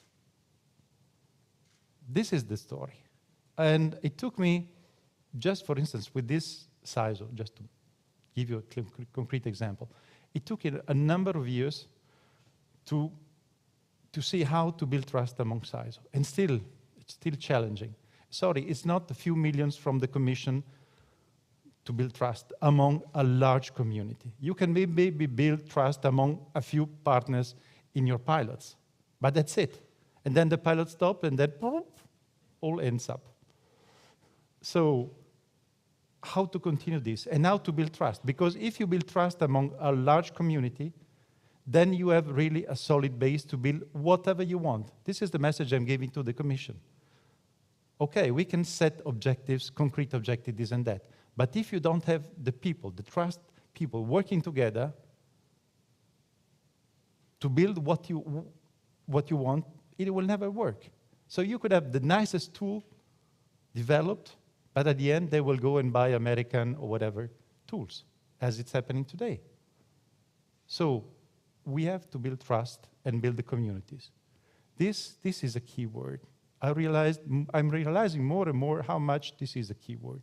Building the communities as not only the national communities, but also this, what you can call the transversal communities, as a transversal community with investors, with the SMEs, with the women, with the with technology experts, as most of you are. So we have to build this community and to build upon these communities. If we do that, we can reach more than the moon. We can reach Mars and beyond. So this is what is probably, this is one of the big messages we have to give to the Commission, to avoid, to restart from scratch and use what we have done on the tools, on the communities, on the link, on the trust that we have created in a way or the other. Sometimes, I say, the trust is sufficient to have a signal. Italy is even working on WhatsApp I can tell you, CISO. You can joke. It's not a joke. It's a reality. So they're not exchanging, of course, sensitive information, but that's sufficient to create the dynamic which is needed. Sometimes people said, I was on a conference a couple of months ago here in Brussels, there was somebody running a SOC and say, sometimes you build trust around the beer. So that could be sufficient to create that kind of spark that will help you to build up. So on one end, we have the Commission, the Parliament, the public administration, which have to build up a certain institutional approach, and that's clearly understood. This is where we go. This is what we have to support. And then there is the real life. And we are somehow, you have to matching the two. So very shortly, let me say 2 words about ECSO as well. So just to say that we indeed have worked on the last 6 years in starting from the request from the Commission from this public-private partnership to develop priorities for research and innovation. And actually this work has been taken over by the different pilots as well. You have seen that has presented also a roadmap on technology. So and this has been continued also in cooperation with ECSO. We have worked on standards and certification. We are in the ENISA advisory group, and we are working and try to push and advise ENISA what are the priorities for certification and push them to go beyond the simple component approach, but also towards services, systems, and also how to reuse certifications in different applications, because certification takes time and costs money. And then also we are working on investments. Investments on SMEs. We are trying already for a certain time to build up a European fund of funds based on equities of 1 billion euro dedicated to SME startups and so on. And we are moving forward in this, working also with the European Investment Bank. So something very concrete. And I'm very proud to say, because I said I'm not here on Friday because I'm going to San Francisco at the RSA conference, where we managed to organize on Monday a first European event together with American, European investors, SMEs. And that's the first time that, let's say, Europe, sorry, the Commission is not present, but we are about 100 people coming there from Europe. So, and also hosted, by the way, by the Dutch consulate. So we are going also outside and bring our technology, our products outside, which is, I think it's a nice achievement. We are working also on the different verticals. I mentioned the CISO approach, try to link them, but still a lot to go.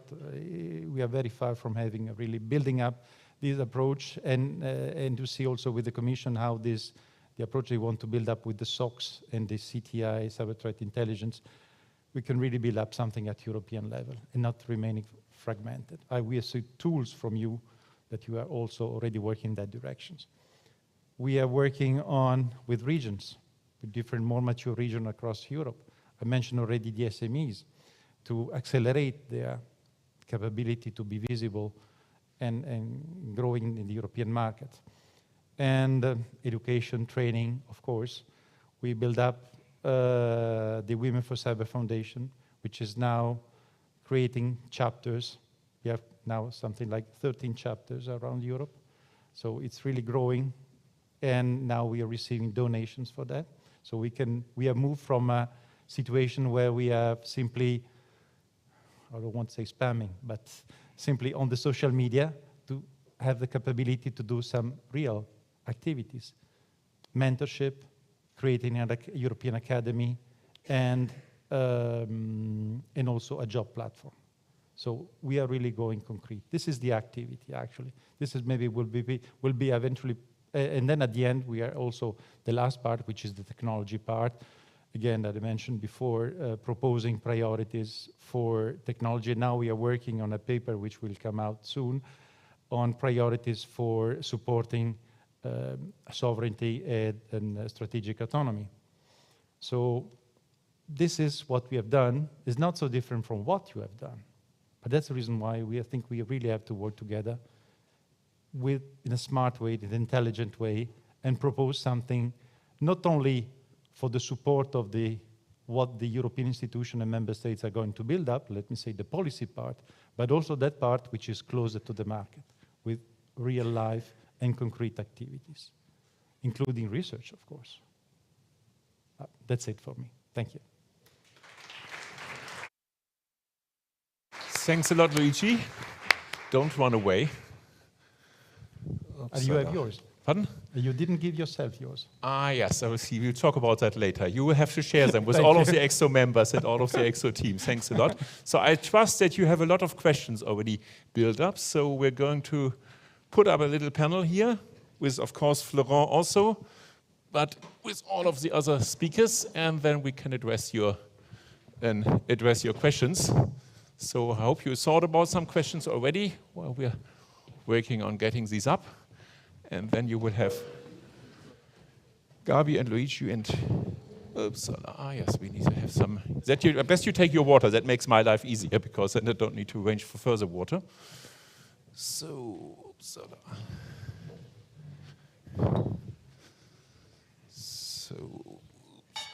So, yes, that is one water and another water and bing, and another water.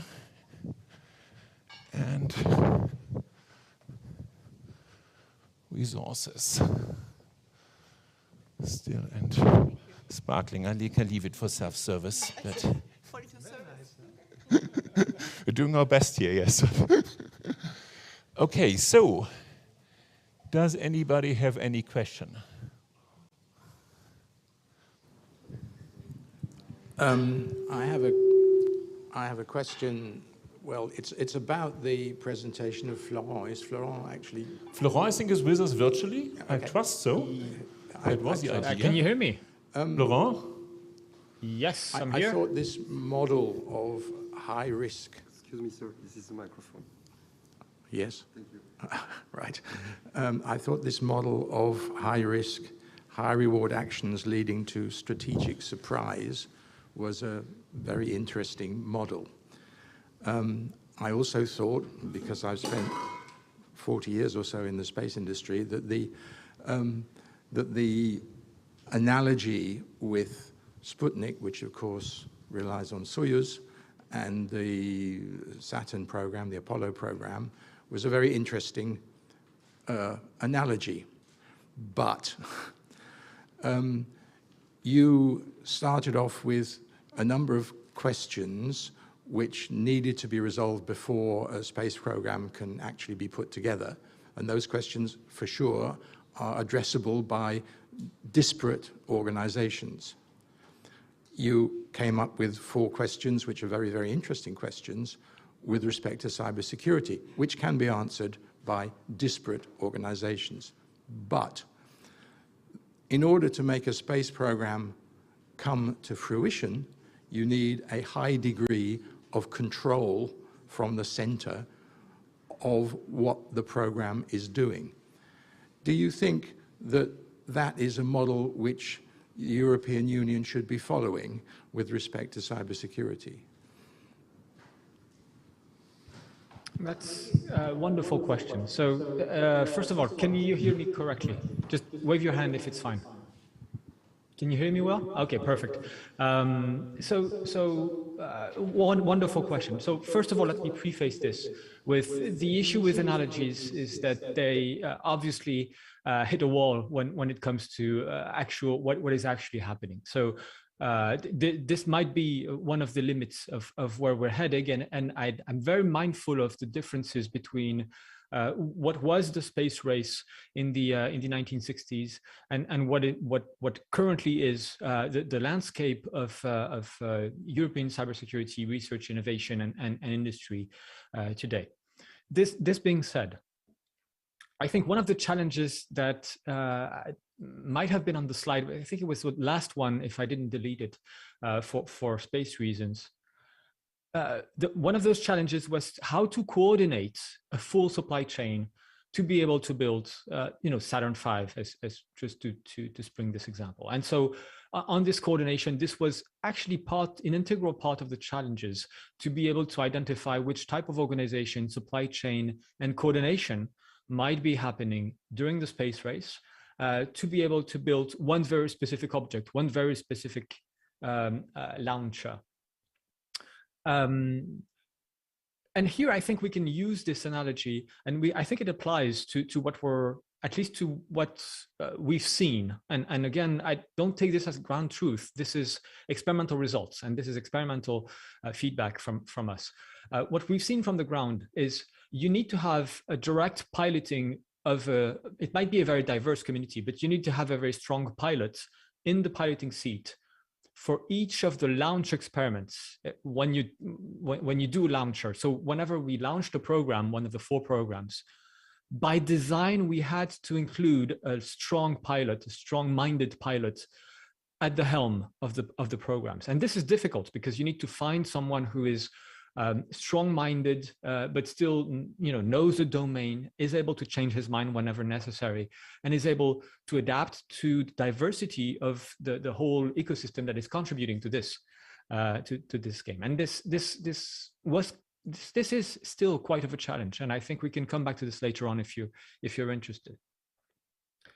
What is modular, however, is how you build those launch experiments. So it's useful if you have some legacy between the Gemini program and the Apollo program, of course, because you learn some things and you transmit some data. But the leaders of those programs can be different people, and you don't need to have them centralized at that level. So this is a way for me to give you where the needle should be on the spectrum of synchronization.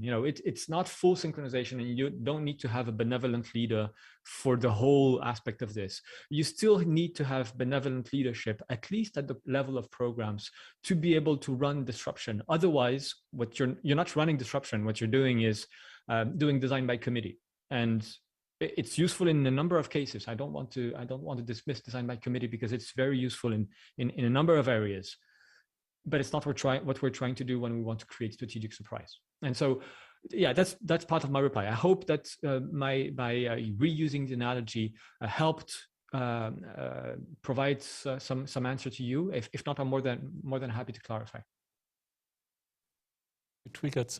The question triggered some reactions also on the podium here.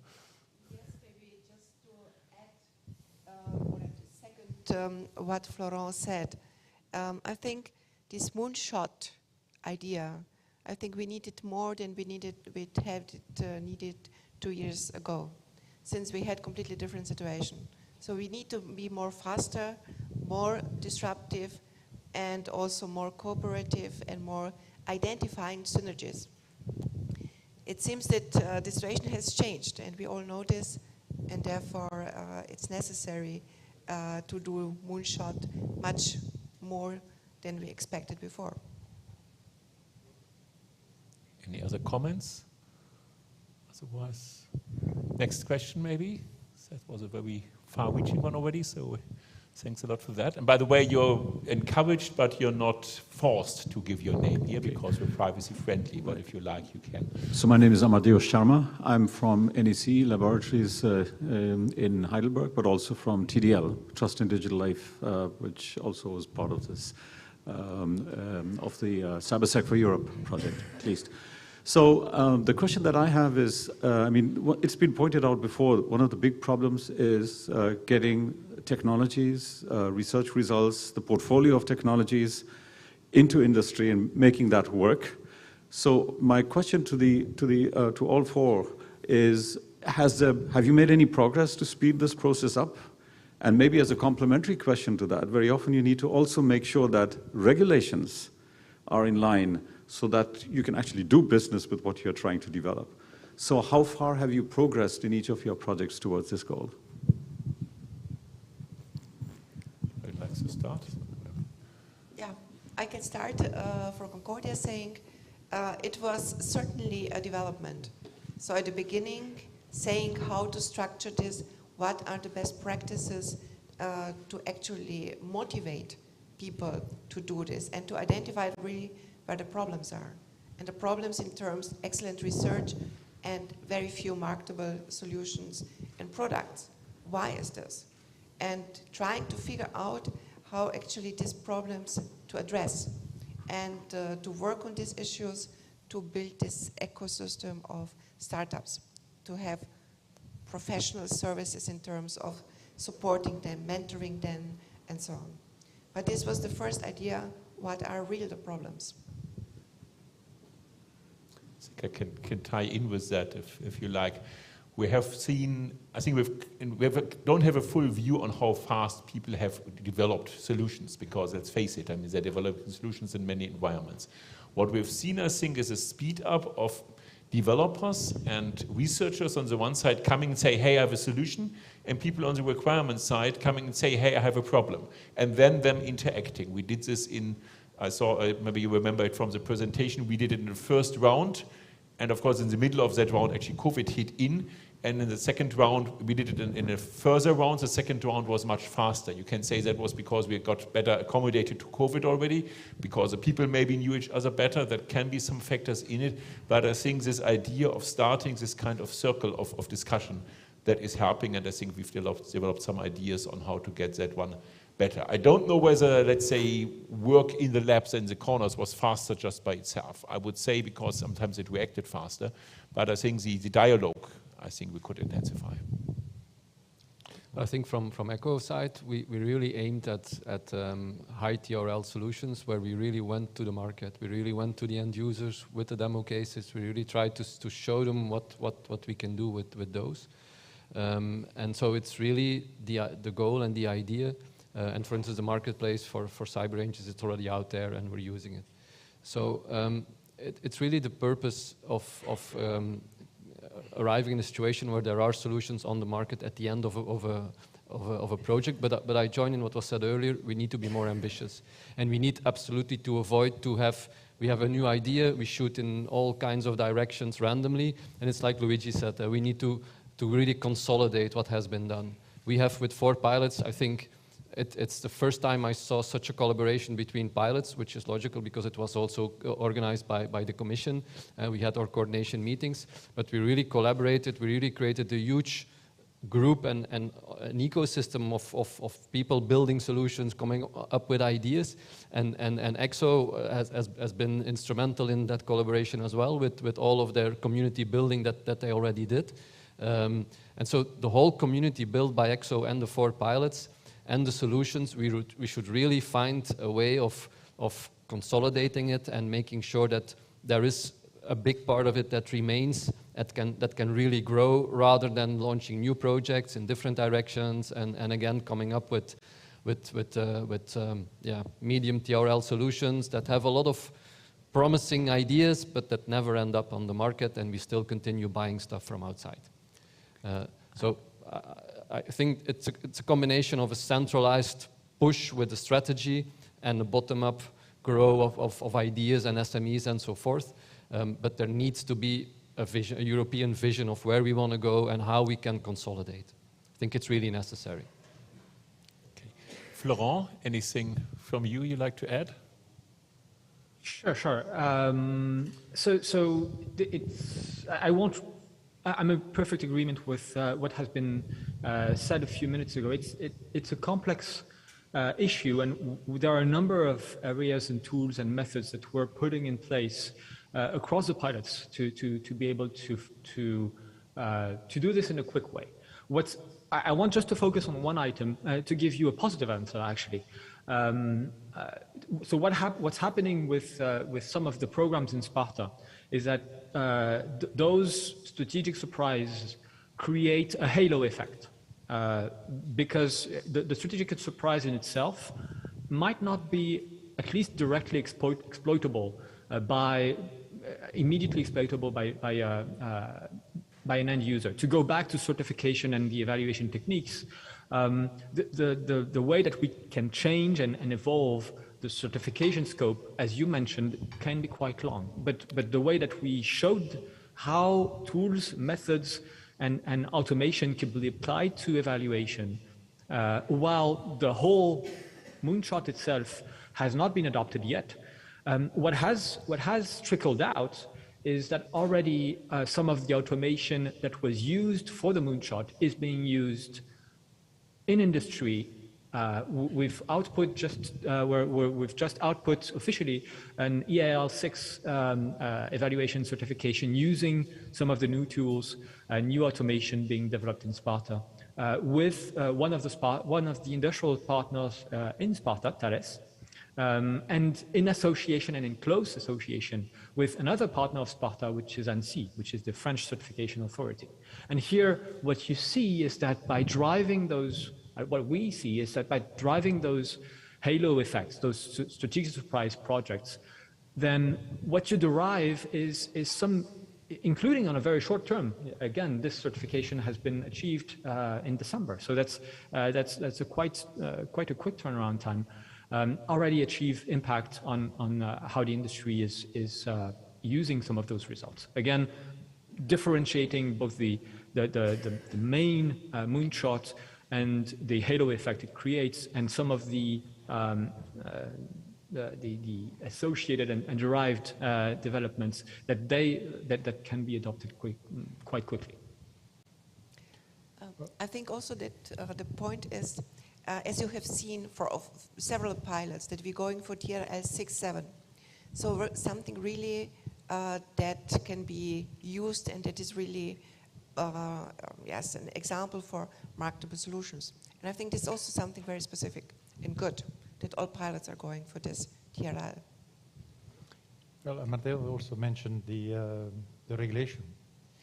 That part is, well, we are discussing, of course, with the Parliament and the Commission, how certain applications should comply with, let's say, especially when they're sensitive, maybe with solutions which have been, let's say, called from European companies, or at least blessed by member states or national certification bodies and so on. But all this part is still under discussion, because we have not. It will come. It will maybe come now with the SOC, with the call in September on the SOCs. But we have to see how they will really implement this, and this will also move forward. It's already been implemented in the defense sector, in the cyber defense, but we have to see how they're going to implement in cybersecurity. And well, it will really help certain solution in Europe, European solution, or certified in Europe, because we cannot do all in Europe. So we have to put things together to move to the market, maybe because they are the reference, let's say, they're more sovereign than other solutions, maybe. Well, I would agree that we cannot do everything in Europe, but we should prioritize and say, this is important, so this has to be in Europe. So sometimes we need to go for the moonshot in terms to say, these are important for Europe, therefore it's necessary to build in Europe. Otherwise, we will be dependent as we are now, or independent as gas and oil, and we see how difficult this is then to come back, and we are dependent also on IT. So let's try to see how difficult this will be if we not have a strategic autonomy, or really European digital sovereignty, name it, approach to go in this direction. And actually that effect that, and Gabi just described it again, I think will probably have the most an impact on speed of regulation. Amadeo was asking about, are we interacting faster with regulation than we did at the beginning? My first answer would have been, well, to have a comparison of how you interact with legislative processes before and maybe afterwards. You don't need a 3-year pilot, you need a 10-year pilot, because you need to see the process how it was, then you need to improve the process, and you see the process again. And in legislation, I think each of these elements would at least be several years. So I don't think the pilots will be the effect on how legislation goes faster. There are even bigger things than pilots at the moment in the world that will have an impact, but I think we can do our contributions. Further questions, comments? Over there, I see a gentleman with a blue, dark blue, light blue shirt, yes. Hello, I'm Carlos from the University of Trento. So The keyword trust was mentioned by Luigi as something very important that was shared by all pilots. I think I identified that when Kai was speaking earlier of, for instance, using Big Blue Button as a European developed tool. So how do we build trust in tools, for instance? Well, we start using them and see how they work and get used to it and maybe reporting problems. Now, also touching on what was commented now, trust, I was interpreting everything like inside of Europe. But Luigi, you closed the talk together about a conference that you have managed to, within ECSO, bring many partners to the United States, and start communication there. So my question is mostly, are we speaking mostly of Europe Central Trust and Community Network and, yes, focus, or is something that we try to make wider, international wide? Well, the conference, the event that we are organizing in the US, together with our members, it's more dedicated to bring a European solution to the US. Could be funny, could be maybe a dream, let me say, but we try to do this. And we are supported by a number of members, including investors. So we try, this is the first try. And I'm myself surprised of the good return that I'm having from the participation there, because San Francisco is not just around the corner. Nevertheless, we have hesitated also to go there because priority is to build up something in Europe. Europe is very fragmented, and but there is a desire to go beyond. We have difficulty to build in Europe. But we see that things are moving fast, that you cannot put border in cybersecurity, you know, very well. We have seen also the example in Women for Cyber. We have created something at European level, and we have requests from outside Europe. So should we say no? That's the point. So extension, we have to be careful because we don't have infinite resources. I already said that. But how to promote our European views, our European values that he was mentioning before. This is the best way to do it, also outside Europe, and our European competence and business. Then maybe we will pay consequences because they say, oh, that's nice, it's a nice company, I will buy it, and I will invest in this. Maybe, but maybe also we will improve our market expansion outside and our, let's say, approaches and competence. We have to find this trade-off, but until we remain confined, we will not move forward. And God knows how it's difficult to move forward. Yeah, continuing on trust. Trust is a very complex concept. It's not just binary. You trust somebody or you don't trust them. You trust a tool or you don't trust them. We're all in different alliances, partnerships, links, organizations, whatever you want to call it. And so trust is something that needs to be built. It's something that grows gradually, but that is essential. When you want to share threat intelligence, for instance, well, who do you want to share it with? And as was said, it's not just a legal issue. It's something that you build between people who are at the same level. If it's always giving and never receiving, you won't share anymore. So you need to build competence, you need to build trust relationships so you can share threat intelligence, you can share information, best practices. When you talk about trust in tools, it's the same thing. How can you trust a certain tool that you use? Can you trust a certification made by another nation?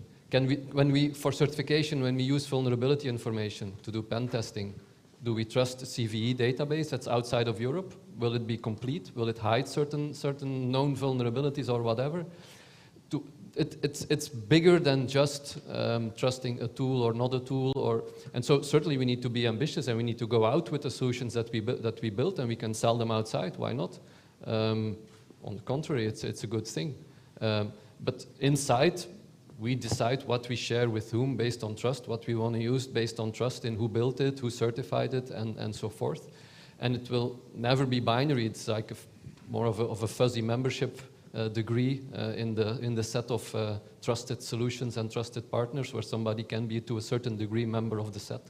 I think you should more see it like that. Yeah, just what you said, just reminded me something to say, something, let's say, funny, about trust, how you build trust with the CISO. We decided, we have rules that only CISO can be there. We have almost 200 CISO from 26 countries, so not bad from the beginning. But you know, that could be much, much more. But then you have to, but okay, but this, we had people responsible from the agency, National Cybersecurity Agency, who requested to join. Say, no, you're not a CISO, I'm sorry. Because CISO don't want to, they want to create their own exchange to build trust. Then there will be another tool to share other information, to build maybe products or services, so on. But building trust is extremely difficult, and so you really have to proceed, as you said. And even there you can be certain that there's probably other groups that are more limited that share even more sensitive information. So you have one platform with 200 members, there will be other little groups that are smaller and that are sharing much more sensitive information much more rapidly. So it's as we say, it's a complex thing, but it needs to grow. Does that answer your question or your comment? At least there's only one question more complex than this, actually, I must say, and that is basically keeping the food warm longer and fresh at the same time, and making sure that you get all your food and can be back here at 1400 in the session again. So from that point of view, I think that was a very far-reaching, nice question. If you have more questions, I trust our speakers will stay with us for the lunch break. We have a buffet lunch out there, and we like to have you back here all until 1400. So thanks again for all of your participations, all your questions. It will become even better after 1400. Thanks a lot. Looking forward to see you then. Thank you. Thanks. And thanks a lot again to all of our speakers who contributed.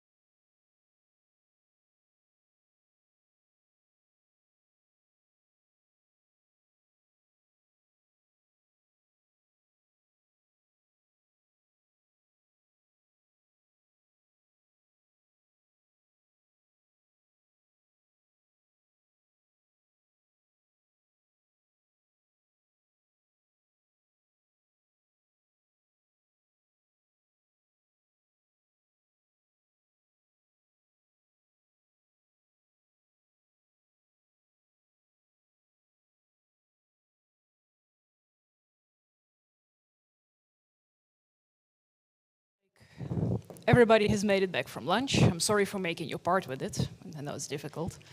Thanks everybody for joining the governance session. Special thanks to the online part of our audience. And it is my great pleasure to welcome you here and to inform you about the work we have done as Governance Focus Group, but also to give you the opportunity to listen to Martin and his insights about European Cybersecurity Competence Center. Our session will be structured as follows. First, I will give the floor to Martin. Then the Governance Focus Group will present our insights. And in the end, there will be the nicest part, the Q&A slot for the audience. And this is when you will be able to ask your questions. Without further ado, I give the floor and opportunity to introduce himself properly to Martin. Thank you.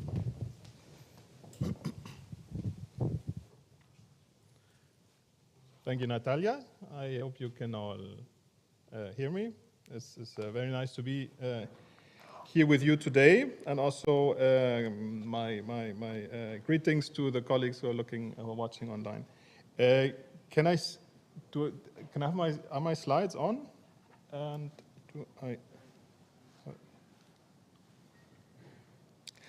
meantime, my name is Martin Übelhör. I work in the Commission in one of two units in our DG Connect. DG Connect is the digital ministry of the Commission, if you so wish.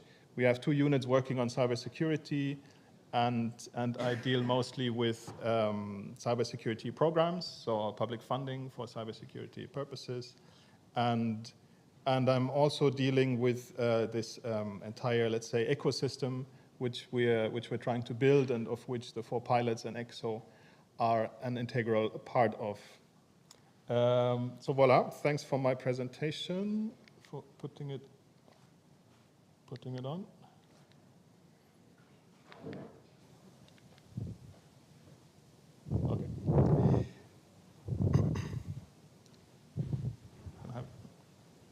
So what I will do today, I give you a kind of brief roundup of kind of how the Commission and the EU is responding to the cybersecurity challenges as we see them today. But then I will really focus in on this ecosystem approach, and also maybe a little bit at the end on our upcoming, funding opportunities and priorities. What you see on the slides is kind of an unofficial, that's my own, let's say, compilation of the major challenges that we face in cybersecurity today. So this is not all, the kind of super official Commission line, but it should give you kind of a good overview of what basically drives our different policies and our cybersecurity strategy. But I shouldn't dwell too much on that, because I'm speaking to people who are more knowledgeable than myself in the field. So just to highlight that we're basically, we see a lot of need for further cooperation in what we call the operational side of cybersecurity. So in particular, information sharing and a joint, let's say, response to cybersecurity incidents. But we also see, let's say, further upstream, we see the need to have a kind of a broader, footprint in the, let's say, technological, in the value chains, which have an impact on cybersecurity. So, for example, we have this debate about supply chain security. Some of you may be aware of the kind of 5G security issue, where it is very important, we have these complex systems that are built, digital systems.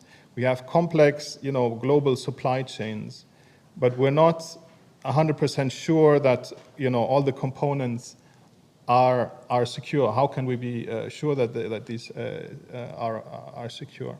So just for example, one of the big challenges is to make sure that we are able here in Europe to build secure systems out of components which are potentially insecure. Let me just highlight this as one of the, let's say, key challenges, let's say, at this interface between, let's say, this the kind of technological challenges around cybersecurity, but also the industrial let's say, industrial policy challenges around cybersecurity.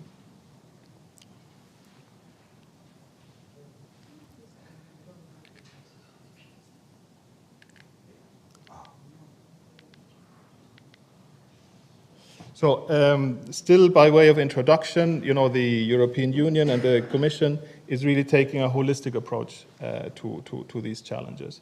So cybersecurity obviously is not at all anymore a niche topic. To the contrary, I mean, it's basically more and more parts of the Commission are working on cybersecurity. And the same is happening in the Council, where the member states are basically taking decisions, and in the European Parliament. So we have, on the one side, the internal market part of the European Union, which has developed a whole range of, let's say, policy responses to the cybersecurity challenges. And you may be aware of the NIS directive, of the Cybersecurity Act, which gave a new mandate to ENISA, our cybersecurity agency, but also established a cybersecurity certification framework. So it's, on the one side, is this internal market part of the EU, which has really taken cybersecurity seriously now. But in addition to that, the colleagues who work on, let's say, internal security and, let's say, supporting the work of law enforcement, for example, they're now increasingly going on digital and supporting Europol, among other things. And there's an entire, let's say, diplomatic and foreign policy angle on cybersecurity, which is an important part of this overall strategy. I obviously, part of my work obviously is in this internal market, let's say, part of the strategy. But so now, a bit closer to home, the 4 pilots and ECSO. This is a journey which started, let's say, 4 or 5 years ago with the creation of the public-private partnership between the Commission and ECSO, and then later on was complemented by a proposal between for the 4 pilot projects and a legislative proposal for a cybersecurity competence center and network. And as a part of the policy response to the challenges which I showed on the screen earlier.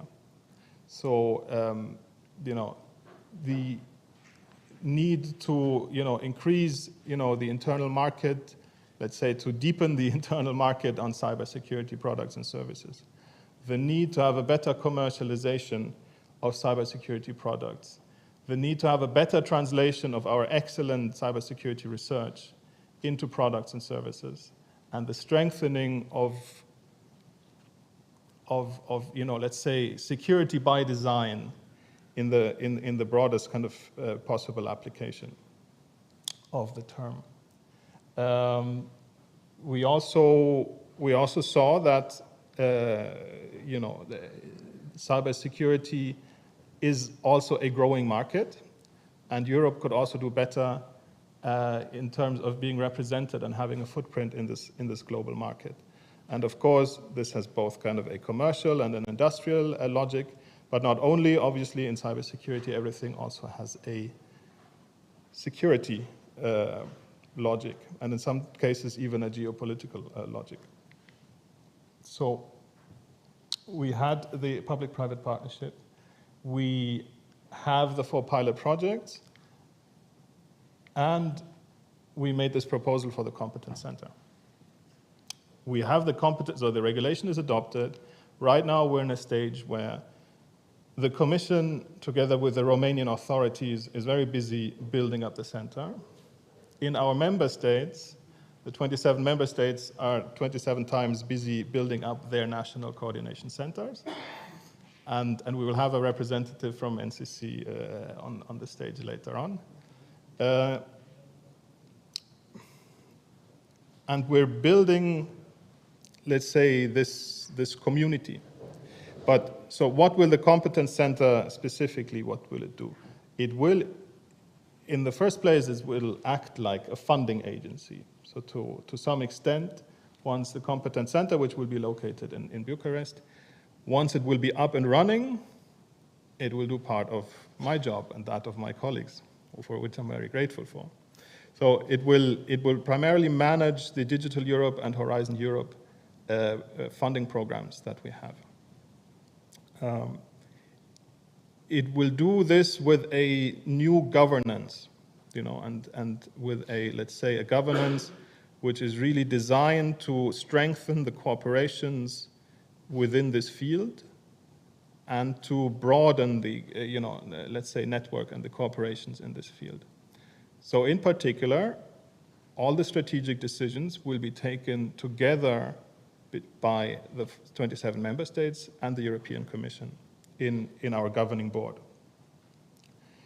The network of national coordination centers will basically amplify and complement what we will do at European level 27 times in the member states.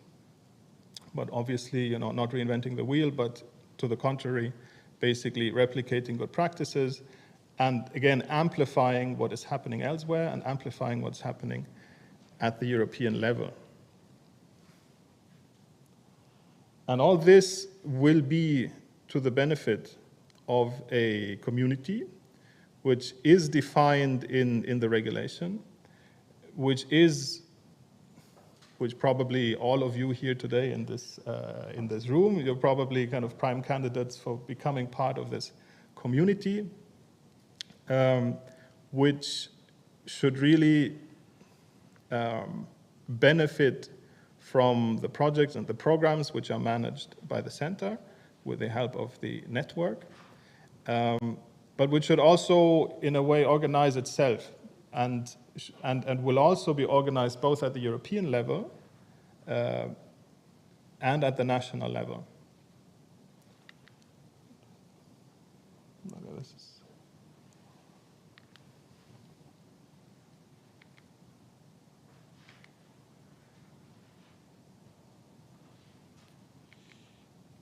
So just very briefly, how the community will work, or what is happening right now, basically in preparation of this community.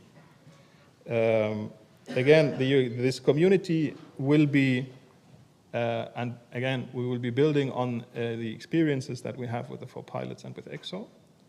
The community will also, in terms of topics and in terms of what would be possible working groups, etc.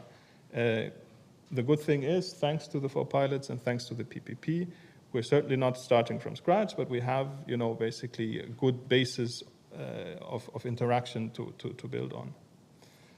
Now, our member states in the network, together with us, are currently busy to basically define how practically membership in this community will be implemented. So how do you become a member? People know, of course, how you become part of a project consortium in Horizon Europe. People, of course, know how they can become members in ECSO. For this community as created by the regulation, this is being defined right now. This definition phase is almost over.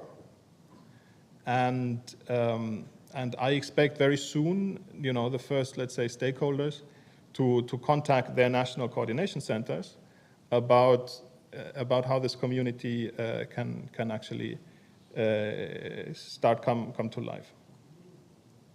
There are also other working groups which are basically, again, between the member states and us.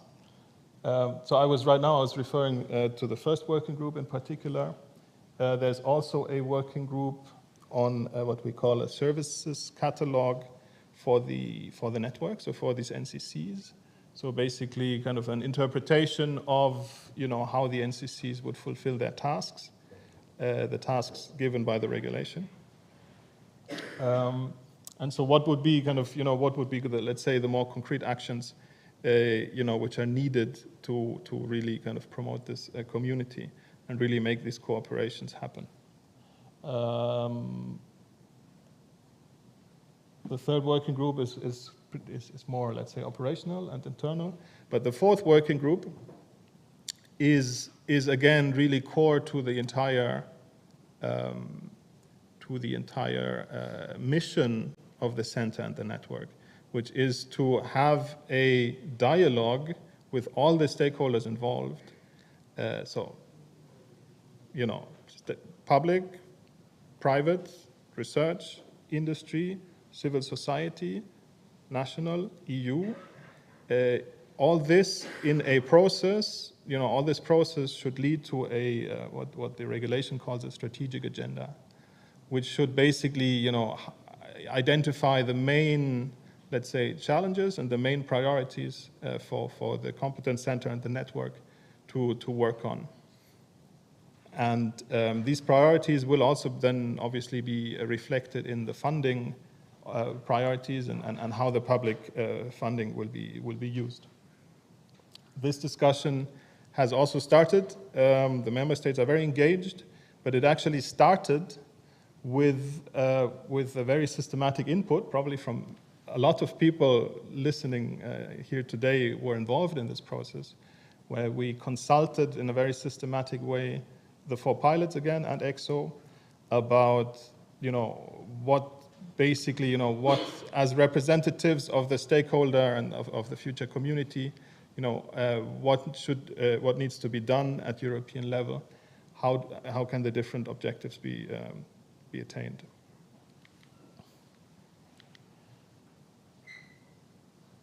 I can give you, so this is a very kind of high level and very preliminary snapshot of, let's say, of the discussion around this agenda. But again, this process, let's say, is still in its early phases. And then I'm also conscious of time. I would simply just highlight very briefly the upcoming funding priorities in our work program 21-22, because in a way, these are also basically how we basically,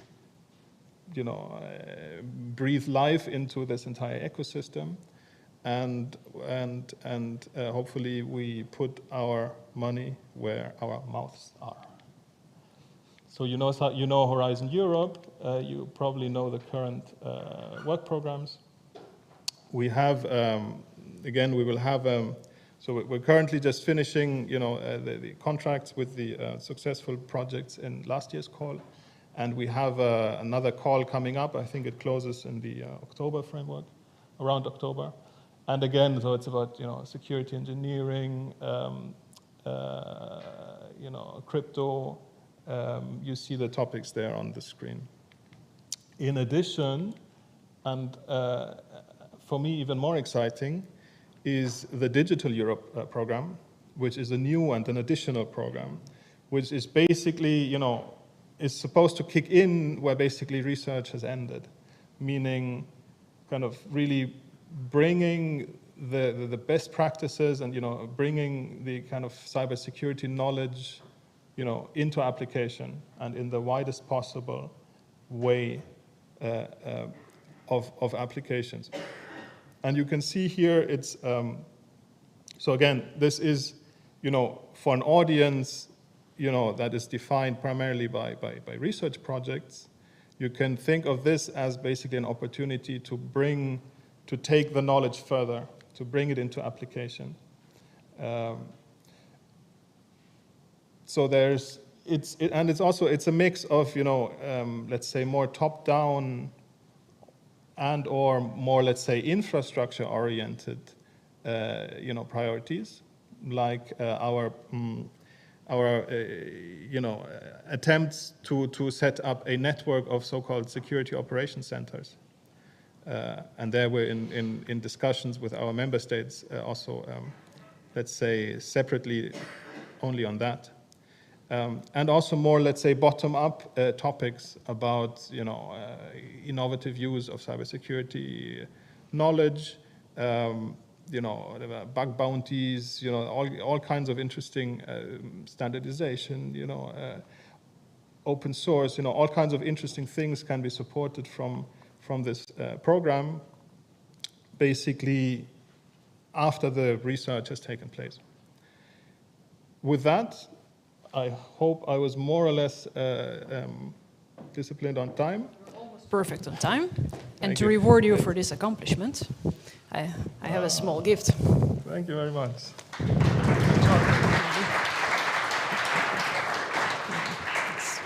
Thank you. Natalia. Thank you very much for your interesting presentation. If I can have my slides now. Awesome. So, governance focus group, of which I'm the coordinator,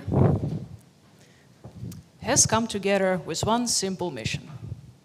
See how we can work together, what it means. We all started with a different set of stakeholders, different composition. Our pilots are different from the start, but we had same goal. We were thinking how to organize cybersecurity community, how to share our experiences, as Martin has mentioned, in the best way. We had different people, different institutions involved, and we thought it doesn't make sense that we operate each in a sort of vacuum. We should work together. We should see how our different governance approaches complement each other.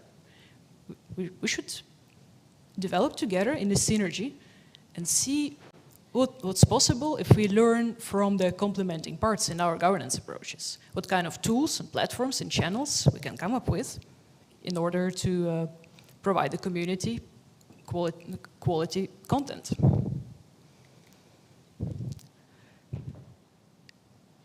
Work package 2 in CyberSec for Europe is responsible for governance and design. The first name is mine, and the others are my partners from TU Delft responsible for coordinating the group. So you can come to us for any questions you might have after this session, if there is not enough time.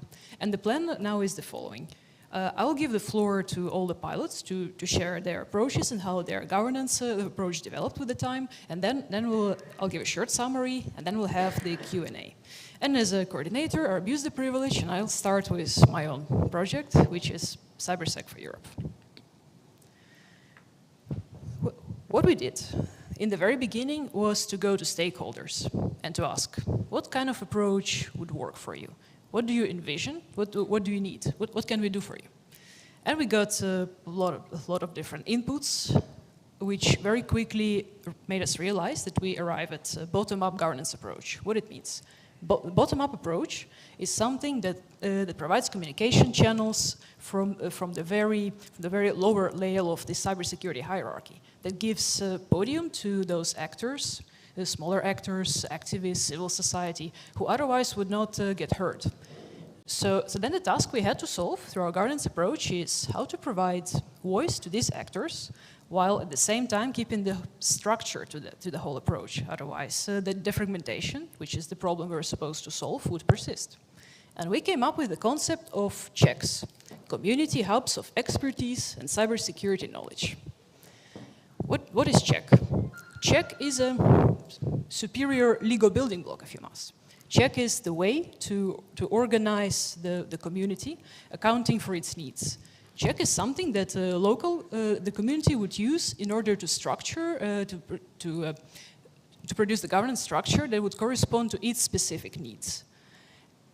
Check is also a concept that would allow to incorporate existing structures, so it would not be something artificial, imposed over what's already functioning perfectly.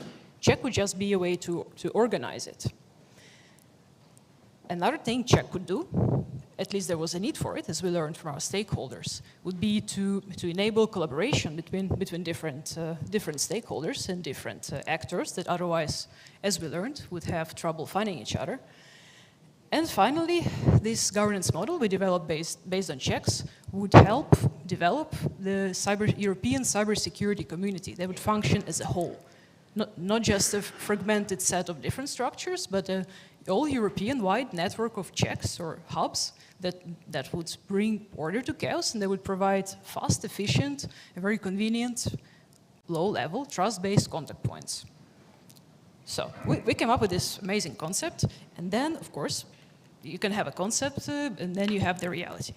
You need to know how it will work, and whether it will work, and what can be improved.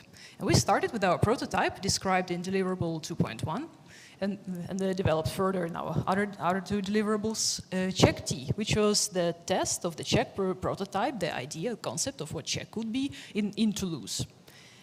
And for that, we had ambitious plans. Sadly, COVID intervened quite badly with what we had in mind. Nevertheless, we collected input from stakeholders. We asked, what would you want from check? What are the tasks that should be solved?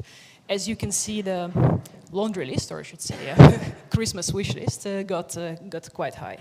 Check would be there to connect the different needs. Check would be there as a place, as a hub to present the offers. Check would facilitate collaboration. And most important, check would be the answer to the question, who are you going to call? As a small actor, as a bigger actor looking for collaboration. What would you do? How would you eliminate the process of searching? How would you immediately connect to someone you trust?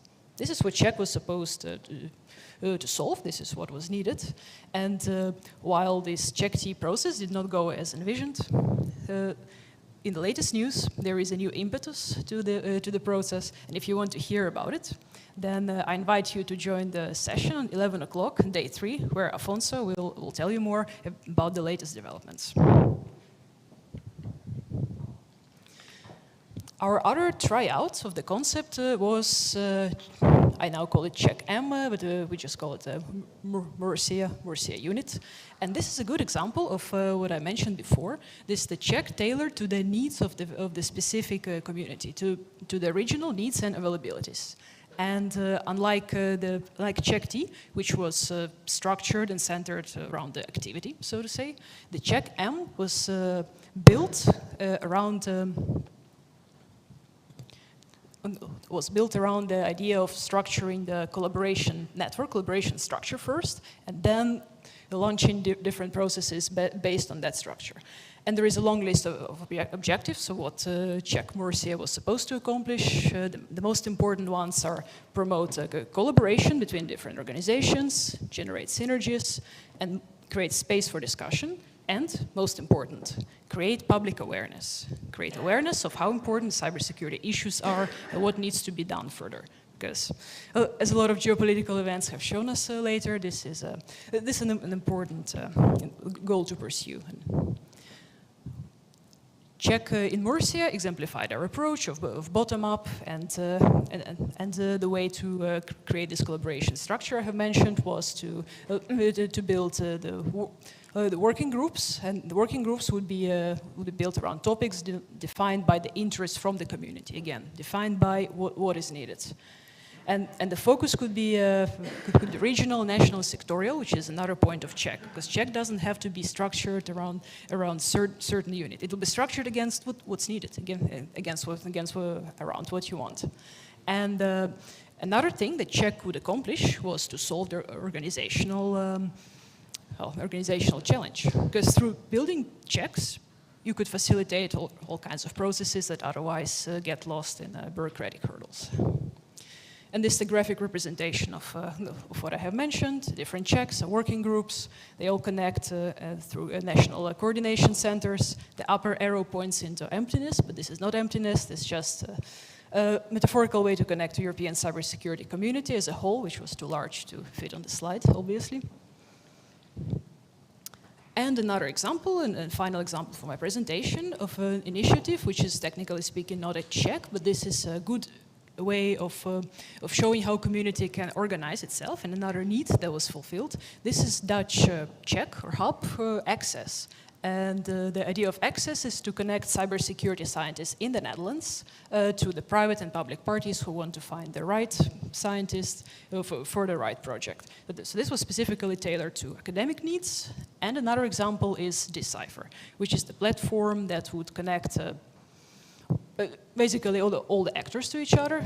And the idea of it is, again, bottom-up to the point that the first thing you see when you enter the Decipher website is big letter, big sentence, looking for governance support, talk to us. So the smaller stakeholders who normally would not find it that easy, who would find it too high threshold to join this whole structure, who wouldn't know how to approach National Coordination Center, for example, they have this entry point, which is something that we envisioned for Czech and which fits very well. So in short, this was our governance approach of CyberSec for Europe. This is how it evolved. We've been in parallel busy with building our own network, our own community, reaching out through different means, through panels, events like this, which luckily have become possible physically lately. And we introduced the concept of checks as our ideas, our vision of how community can be structured and how the goals of European Commission, European Union can be accomplished. In short, our governance approach has evolved, has been improved, has been tested, and yeah, we hope future will bring much more together with the other pilots. And now I give the floor to the next one, which will be presented by Irena Mladenova from ECHO, joining us online.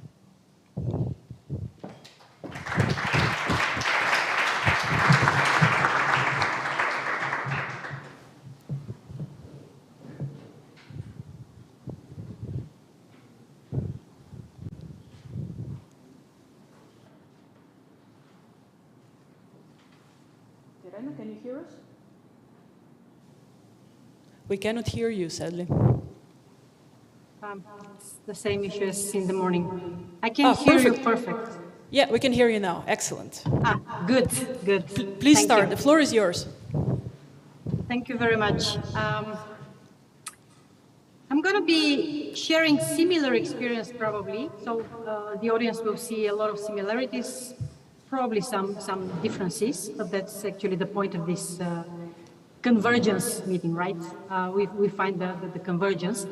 The experiences that we had at ECHO project, first of all, thanks so much for allowing me to join online, although it means I miss a lot of the vibrant discussions outside of the conference room, for which I'm deeply sorry, but still it's a very good chance for me to share what we've done so far. Before continuing, I would like to draw on 3 points so far, or 2 points from the morning discussion, and one is on the title page here. So 2 points from the morning discussion that I see very important and that actually we had in mind while working on the governance model. So one is building trust. How do we build the trust? Again, not going into the stuff that was already discussed, but we see trust as one of the implications that we have to have in mind when we design the governance. Obviously, the loose networks and loose ties would not be enough to ensure trust between partners on one hand side, but also with potential clients in such a sensitive area as cybersecurity. The second point from this morning, what was already mentioned by Wim, that we see ECHO as creating the platform for further development of services and further provision of services. And the third point, as is on the title page, the transition. So given the whole multifaceted and multifold challenge that we are facing, with the various partners, various stakeholders, different goals, aspirations, and so on, makes this transition even more challenging. And we approach that from the perspective of guiding and leading the change in not only in one organization, but in terms of large-scale societal, if you wish, also change. So what we've done so far, where do we come from and where we are heading? The governance model that you see on the right-hand side here was produced after quite a extensive research, kind of narrowing down the different options and going through the funnel. So we started with extensive research to define the needs and the objectives. So this future state where we want to get to and where we're coming from within the network. We developed and assessed various alternatives, and we narrowed them down to what is feasible and what we see as most fitting in terms of eco network. Then throughout this process, we had a lot of different types of discussions and different instruments employed, including focus groups with the partners, including simulation games to test the key process that you see on the chart, to refine how this whole network might work. And what we came up with is a central hub. Well, first, yeah, it's a CNO, Collaborative Network Organization type of structure, with a central hub and national hubs, which would coordinate and provide the platform for networking and for working together on a national level. And the national hubs, importantly, would provide the links to the national coordination centers, the central hub, ideally the connection to the ECC. And then the service groups, so it's not, all these are not just two, it's just an example. The service groups, which would be structured around the assets that we are currently developing and already developed, in terms of how these assets would be exploited upon the completion of the project.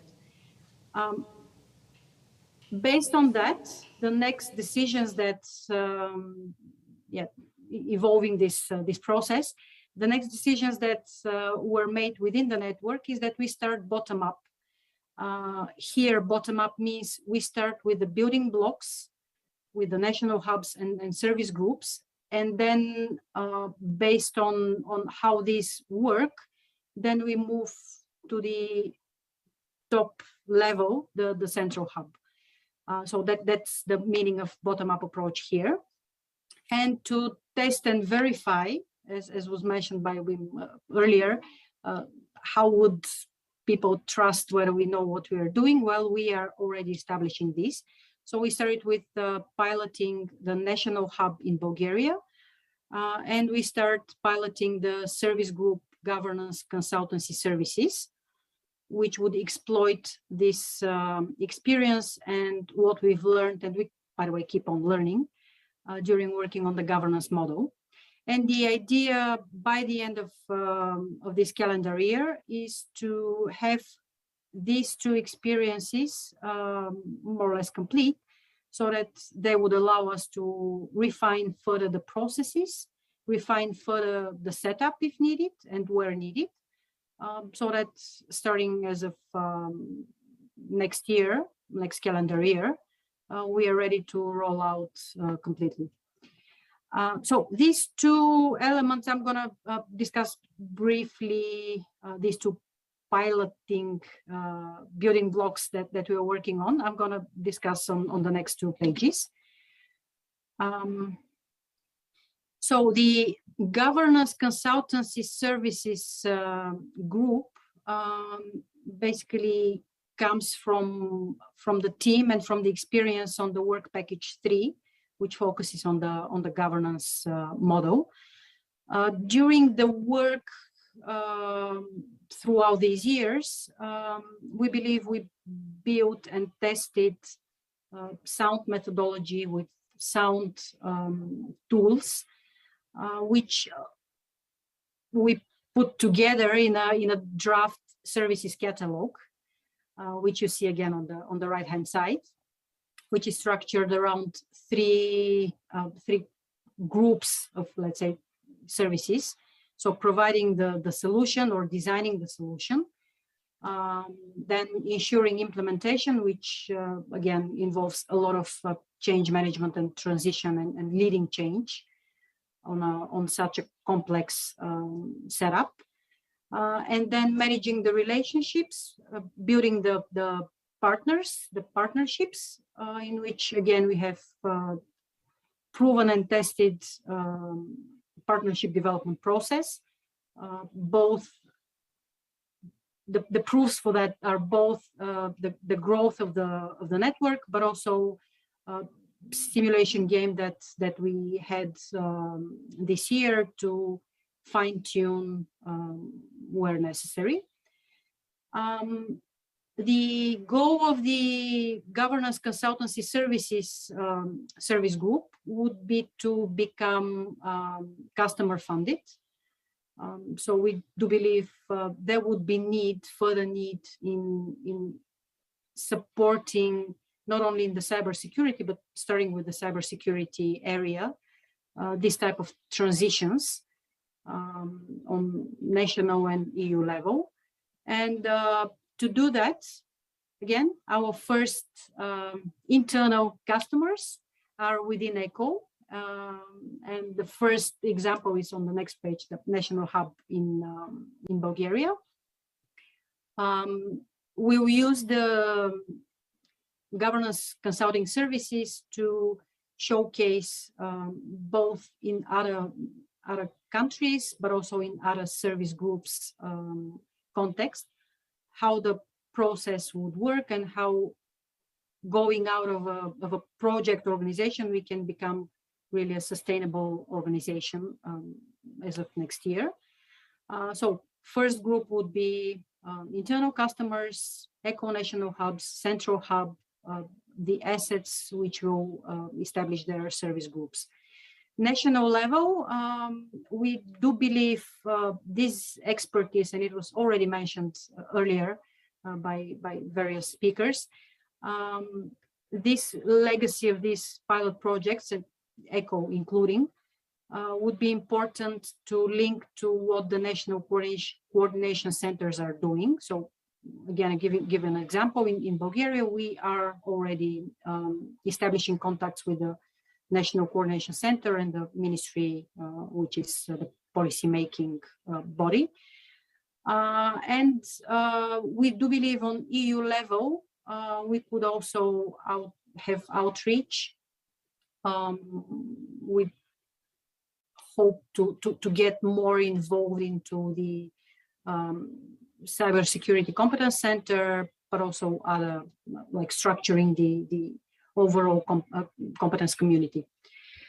And the next one is the second type of building blocks that we are working on. So the national hub in Bulgaria. That chart you briefly saw in the morning, shown by Wim. I'm going to explain a little bit more around that. So we start with, and basically the implementation already kicked off. We kicked off the national hubs beginning of the year, and we kicked off actual work on the national hub in Bulgaria. Again, there would be a lot of dark, gray areas and things that we still need to figure out how best to solve, so that it doesn't end up as yet another organization. We started with inviting all the partners and the participants from Bulgaria, which are already reacted and shown awareness that we need to move into that direction and desire to move into that direction. We are signing the bilateral agreements as of now, with the Institute of Information and Communication Technologies being, for that stage, the legal representative, let's say, until, based on these bilateral agreements, we figure out the exact relationships within the national hub, and figure out like our roles, our ambitions, our strategic plan. And this would allow to showcase how structuring a national hub would work, ideally to be followed up in the other countries. Here, it's important also to mention that throughout our discussions within the network, and it's also in support of what Natalia was saying, the diversity is big, not only between the pilots, but also within the pilots and within the countries. So the starting points are different. The important part is here to have the methodology of how do we assess where we are, how do we assess what the ambitions are, and chart the way how we want to get there. And with that, I would close and would be happy to provide further details or answer any questions during the Q&A session. Thank you. Thank you, Irena.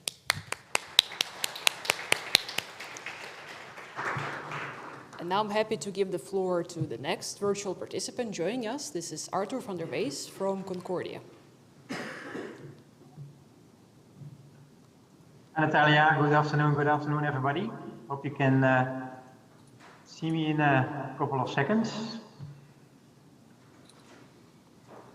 Can you hear me? We can hear you, but we cannot see the slides yet. So thank you, Natalia, for introduction, and Irena for your part, and of course Martin for your kickstart of this particular session. Very much appreciated.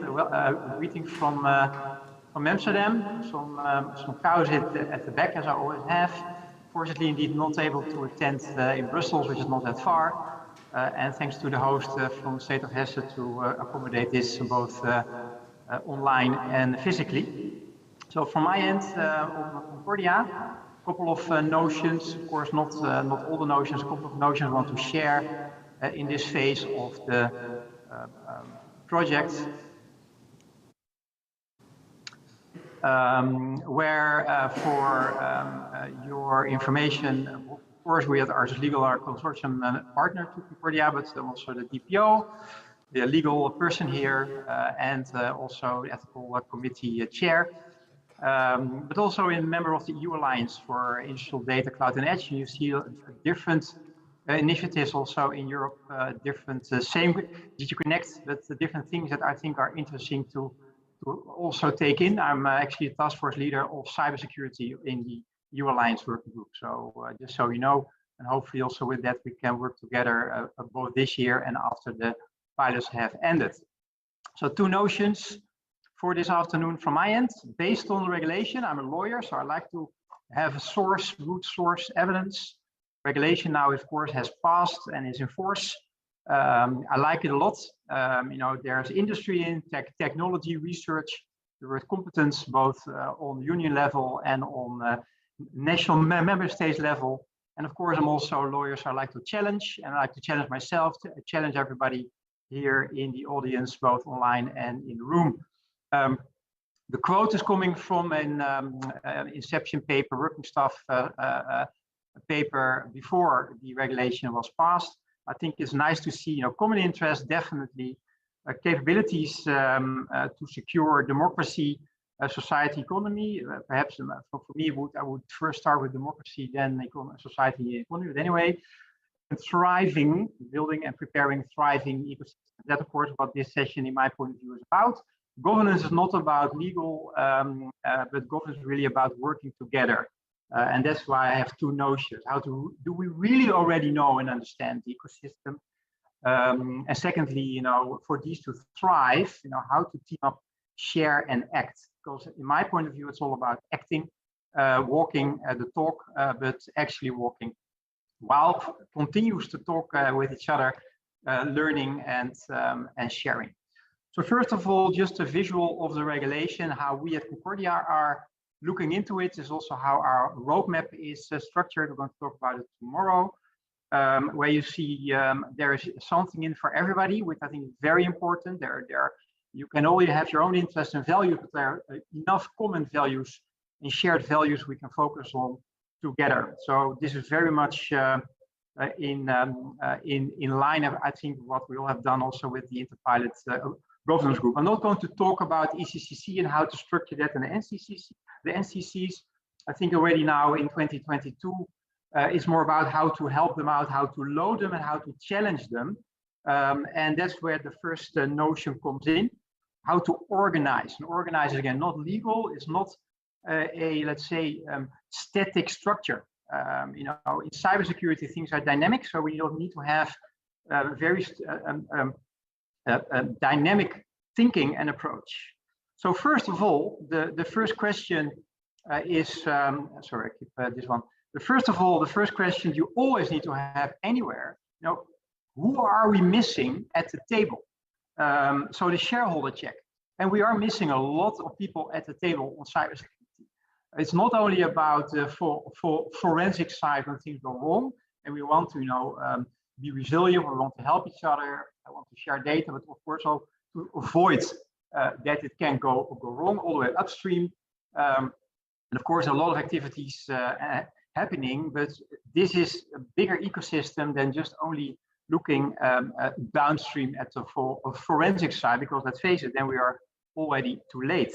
So that's the first one, the stakeholder check every time we start a conversation anywhere, in whether it's in a country or regional level or national level. And my main concern is, and my main call for action is, let's not monopolize this. Let's make sure that if there's one or two departments in a member state taking care of this, it's much appreciated, but it doesn't say it covers 100% or it covers 80%. So let's avoid that we say, yeah, we're good, we have an agency either local or internationally or nationally, and you know, you can sleep comfortably, everything will be fine, because it won't be. We really need to avoid to monopolize, and we need to democratize this. And we have seen the last a couple of months the power of distributed networks, horizontal, not top-down, decentralized, collaboratives, not command and control, peer-to-peer networks. And also in a governance mode, I know it's difficult, I'm a lawyer, I know how difficult it is, but it is possible to come up with distributed systems where there are indeed certain central hubs, but they are intertwined, they're not command and control, they're part of the whole ecosystem. And that is what I think we need to continue challenging each other, helping out, and try to come up with solutions and results. The second part is, you know, how to make this a thriving ecosystem. And of course, in a couple of minutes, I'm not able to answer all those questions. There's a lot of perspectives to this question. Thrive also mean that there needs to be economic benefits, societal benefits. So there's also value. And with that, you have more, you know, ambition, more incentive, not only financially, but also regarding impact to actually help out. But one of the things I want to focus on for now is sharing. You know, sharing is very easy. We all want to share and collaborate, or are we? Well, we are not. You know, we always find excuses. Either we're not allowed, it's not possible, the policy doesn't say I'm allowed to do it, it's legally not possible, it's my IP, confidential, classified. You know, we are very good in finding excuses in not to share. So the reason why I think that's the case, because we don't trust each other yet enough. If we don't know each other, that was my first notion, we know each other not well enough. We're not able to start sharing, and sharing definitely is the main enabler in my point of view there. And then trust, of course, comes in, and it's not a 5-letter word. You know, trust is very fine-grained, very nuanced, and it's not just an afterthought. Yeah, there we need to think about trust and we move on. So in this case, for this notion, it's about, you know, trust in people, trust in roles and responsibilities, trust in organizations and member states, but also in devices. We're in cybersecurity mode here, cyber physical, cyber. It's not only bits and bytes, it's a combination of machines. Can we trust them on the ground, under the ground, in the air?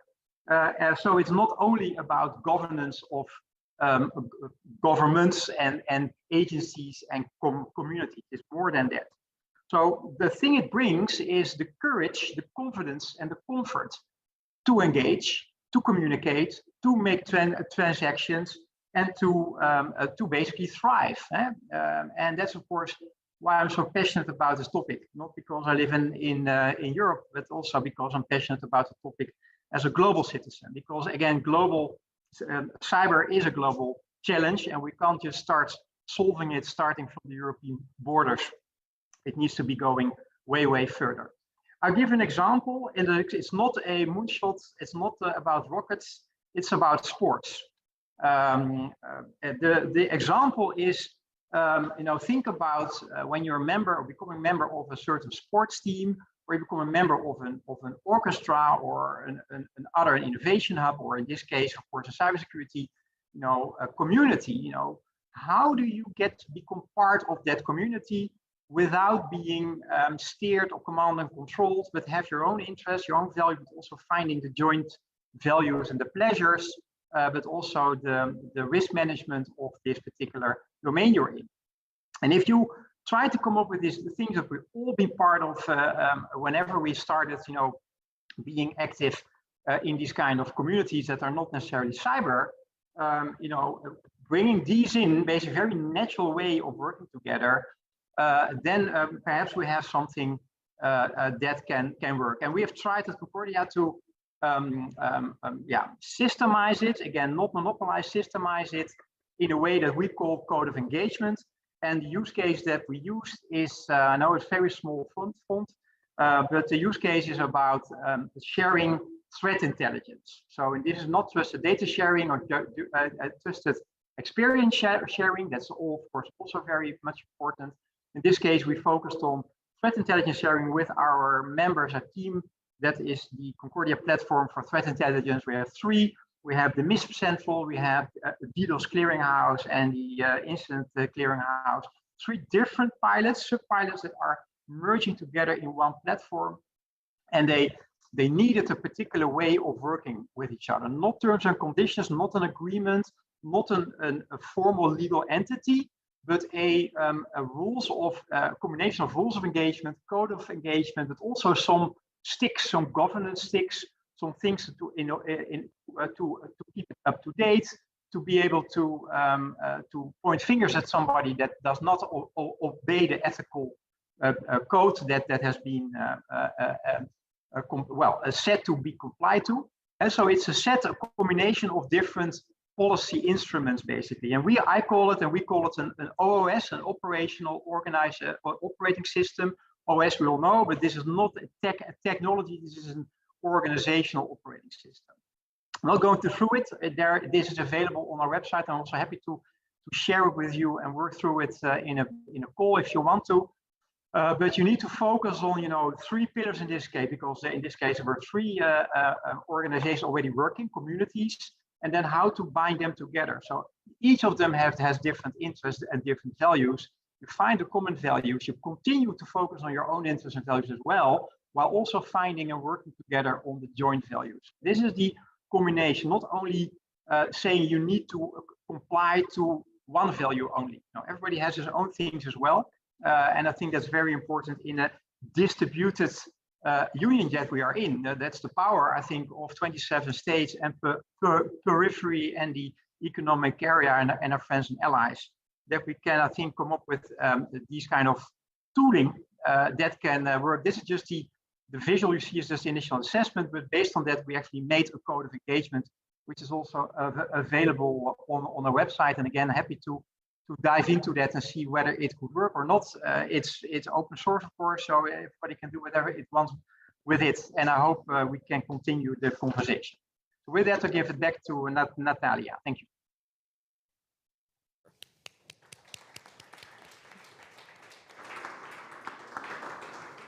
And now the last virtual presenter for today, Dirk Kuhlmann, SPARTA. Hello, can you hear me? Yes, Dirk, we can hear you. Welcome. Okay. I hope I can share my screen now.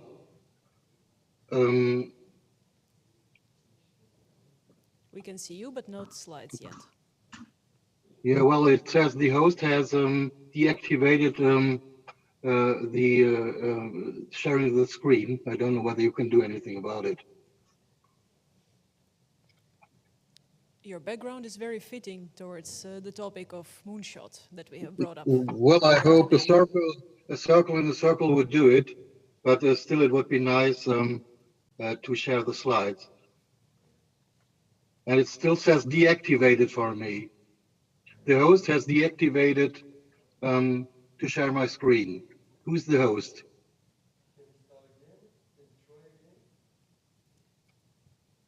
Dirk, try again.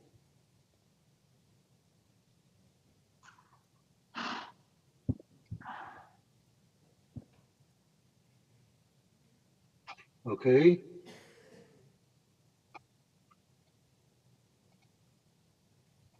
So, do you see anything? Not yet, but there is a slight delay, I think. Oh, we see your slides. Yes, please. Start. Okay. Okay. So, hello everyone, and thank you for the invitation to present. Also, thank you for all who presented before me and stole as much thunder as ever possible from the last presentation. So I can be pretty brief, I suppose. Let's go ahead. SPARTA's approach to governance has always been very, very pragmatically focused on research and development, and in ambitious research and development, as you heard from Florent this morning. This was an interesting discussion between CEA and Fraunhofer, for example, because our opinion in the start was, should we be a little bit more ambitious in regard to what governance and what structures we can install, whereas the general take that was chosen in the end was we keep it to R&I because this is probably the area where all the political players can agree upon, and this will be the outcome. So it was some kind of bet, and it was, in retrospect, a pretty good bet, because we did very, very little in terms of governance that would have found its place in the directive. We didn't explore too many options that cannot be pursued in the context of the current directive. That's a good utilization of resources, but it were probably also a little bit unexperimental. We kept the experimental bit for all the technical and other programs. So in terms of governance, we have been pretty much spot on in terms of the outcomes that are in the directive. So let's not look into the past too much, let's look into the future and what the ECC and the NCCs will have to do and what SPARTA can offer in terms of preceding work or help. So we are in a position, and you heard Martin about this, where the whole processes have to be set up. There are 4 working groups right now, and clearly SPARTA also had a phase where it had to be set up, formulated, and then pursued. There are at least three important differences between SPARTA's setup and the one now faced by the European Competence Center. One, and this has been emphasized multiple times today, there were pre-existing professional and trust relationships out there. And in this regard, SPARTA didn't hit the road running, but it hit at a fair speed, so to speak. This might be pretty different from the current situation in the European Competence Center, where many entities may not ever have worked together and are coming to the party afresh. Now, it's a good thing in order to have some new ideas. On the other hand, probably there's very little to build on, and the European organizations will have a stronger guiding role to play than they probably want to play there. You heard about the 4 working groups. We hope that they can just work on a, well, factual level, but some guidance is probably necessary. SPARTA also started out with a pretty much pre-agreed set of separation of labor So there was no bickering about who would do what, but people were, or organizations were addressed in regard to their strengths. And there was a pre-agreed, if commonly decided, technical agenda that would be pursued. These two things will also be different during the setup phase of the European Competence Center and the national equivalents. And it will be interesting how this matter will be addressed, resolved, and how much discussion about priorities, resources, and so on will crop up. In terms of strategic direction, I think the pilots have done a pretty good job. Martin has mentioned the very structured input that was then solicited through ECSO, sorry, not through ECSO, but checked with ECSO and then structured by ENISA. So there's a fair technical program that can be started with, but clearly this needs continuous update, and we will have to see on how this update will actually be solicited in a context where 26 or 27 nation states give their input. So the mixture of influence of the strategic working groups and national interest is anything but clear. So in this regard, SPARTA had a much easier start than the ECCC is facing. SPARTA also had limited options of actually involving their satellite system, so the friends and family, so to speak, in order to define its technical agenda, because everything had to be written down before the project had to be set up. This will be interesting how the national cyber competence communities will be roped in order to co-define a technical agenda. Again, we think that a pretty fair amount of steering might be necessary, at least in the start from ENISA or the JRC, in order to come up with an agenda that can be pursued. Then another point that made it easier for SPARTA was that there was no actual competition for resources, which clearly will be different in future. So also here we started from an easier outset. And one point we could make is that there should be, as SPARTA did, continuous assessment about whether the structures and processes actually achieve what they're meant to do, because all these four main points I mentioned may require specific instruments. In particular, they may require instruments that are not anticipated in the directive, and which would come down to, say, working groups that are instantiated by the ECC director rather than bottom up, because he will probably need some kind of close working groups that cover areas that are not in the focus of either any group of nation states or of the strategic direction, but are of importance nevertheless. Okay, with this I come to my next slide. If you ask us what should we take from SPARTA and for what type of problems should we go elsewhere, I think it's fair to mention that SPARTA did extremely well on the road mapping. So it came down to a coordinated effort of all four pilots regarding the roadmap. So if you want to learn anything about how these things are done at the national level, for example, or at the ECC level, you may consult the documentation, in particular the joint documentation, because this process was very, very thorough and can probably be adopted without too many amendments, give or take specific interests that may play a role in regard to resources or particular technologies that are pursued by national industries. The second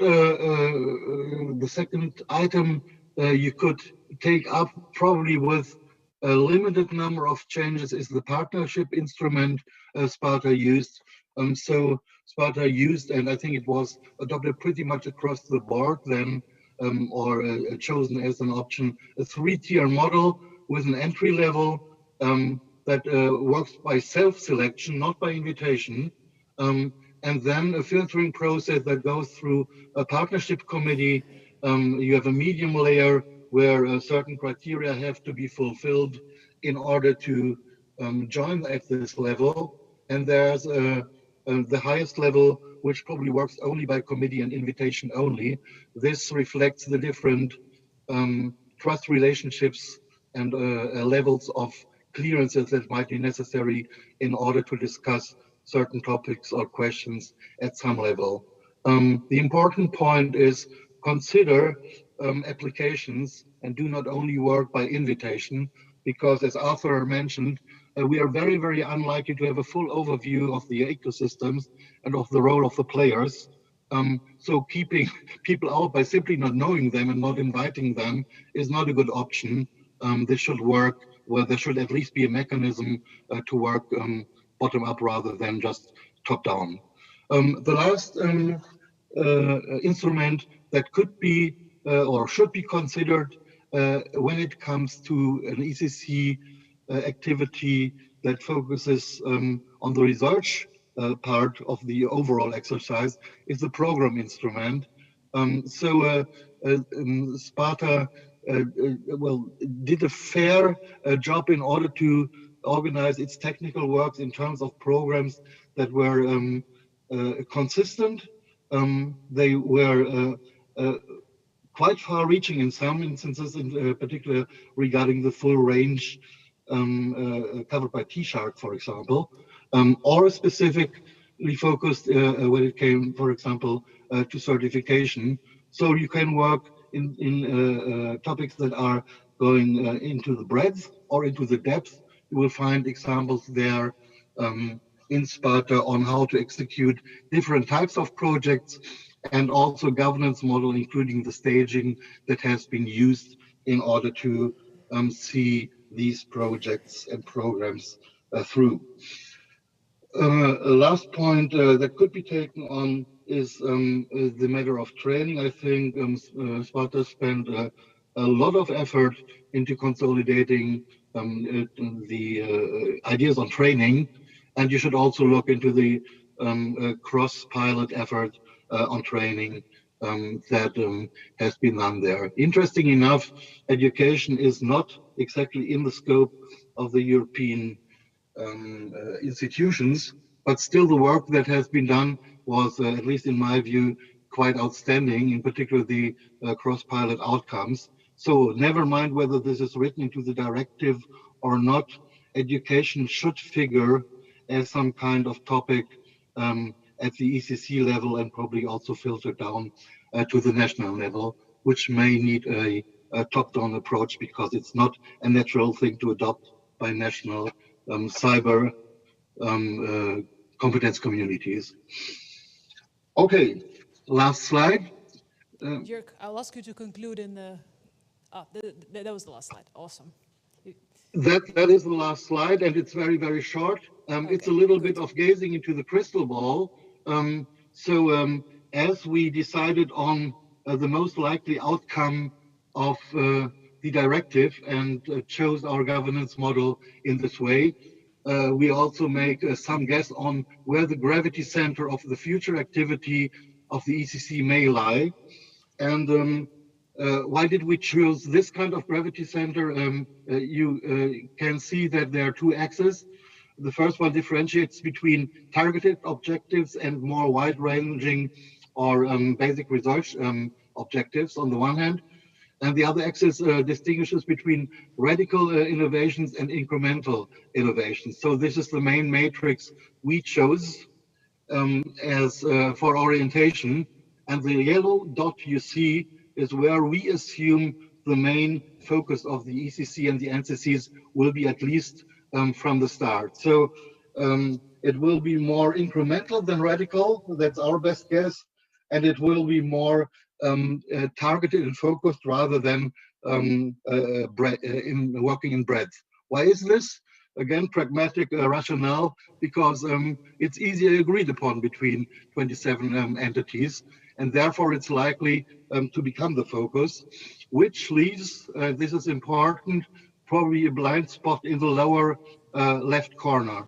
And this is an important one because it concerns highly experimental and open-ended research that is probably performed in small groups with a few scientists or researchers. And this type of project isn't particularly loved by the European Commission in any case, because the ratio between overhead and actual level of funding is not too good. The same arguments will be held against it at the national level, but still, this is where the radical transformations actually happen. And it is a potential blind spot in the whole business of bringing the nation states together and organizing cascading funding, and then organizing the working groups in the strategic direction and so on. So keep this in mind. That's one advice we can give you. It may fall off the radar, but it's probably the place where most innovation, at least technical innovation, is taking place. And it shouldn't come off the wheels because it's ignored in the process of defining the agendas and then funding the project and programs. There are other blind spots that should be kept in mind because they're not written in the directives. One of them has been mentioned, at least in one perspective, from Natalia already. This concerns a regional approach to cyber, which works either at the subnational level and concerns cyber regions such as Toulouse or, say, Frankfurt. Regions that have the size of small EU member states where much expertise is located and can be mustered. They have no place so far in the overall setup, but should be reflected. The second type of cyber region has come to the fore in the aftermath latest of the Ukraine war. So there are regions in Europe that have a much higher sense of urgency about how fast and what has to happen in terms of cybersecurity than other parts in Europe. They have common interest and should probably also benefit from additional support. But again, this problem is not reflected in the original directive. It was not even on the radar, but it should be reflected in the operation of the European Cyber Competence Center. And if it's necessary to install a specific sub-board initiated by the director, so be it. This should not fall off the radar. Last thing is the whole question of global cooperation and trust in global cooperations, because in particular in view of open source, neither cybersecurity nor the problems and solutions we need can be defined in a purely European context. You will have to find allies. Developers may be located somewhere in the world, and you have to build up some kind of relation and trust relation with it. Again, this is not part of the directive and not part of the working program I've seen so far. It's a matter of probably another working group that has to be set up, like the four Martin already mentioned, in order to tackle this question of the role of open source in our infrastructure, security infrastructure, and also in terms of solutions. And with this, I'm ready, or I'm done, so to speak, and hand back to the control to whoever wants to take it. I suppose it will be Natalia. Thank you very much for watching and for your attention. Thank you very much, Dirk. And special thanks to Dirk for being able to join us today with a bit of unpredictable circumstances. I would like to ask the crew to summon my slide deck back, because there is one slide left.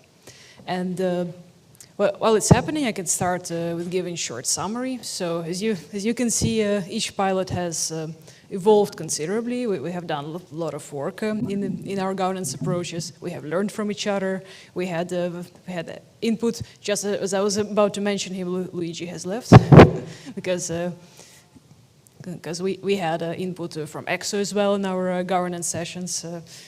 Luigi will hear about it. He's, of course, ECSO's unique view on the community that he has mentioned today has also been shared with us. So in this time that we have worked together as pilots, we have reached a number of joint conclusions together, and we have discovered a number of number of topics that that we could explore, and something that we all, as turned out, were convinced that it is necessary.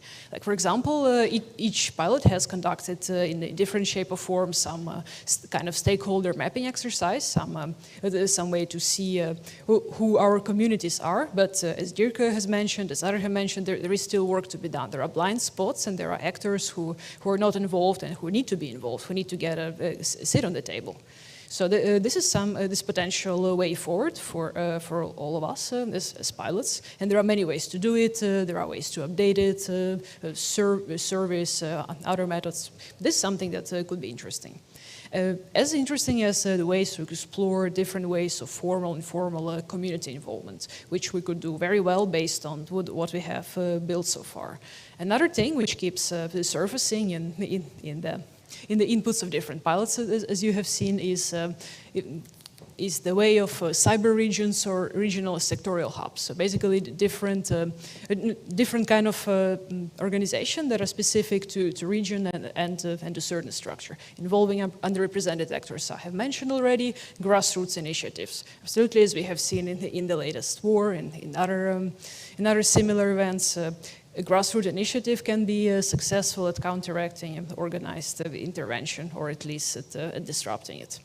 Well, another important way that of going forward together, working together after the pilots, is identifying common objectives. What do we want to focus on first and foremost? How do we ensure long-term strategic cooperation and coordination?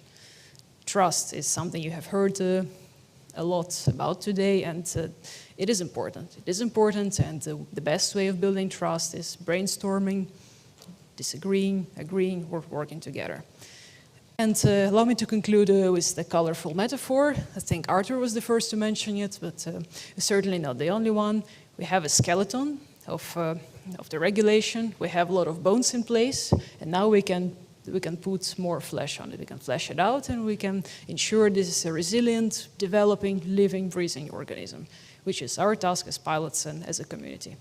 On this, I conclude the governance session, and finally, as I have promised in the beginning, sorry it took so long, but now, dear public, the floor is yours. Thank you.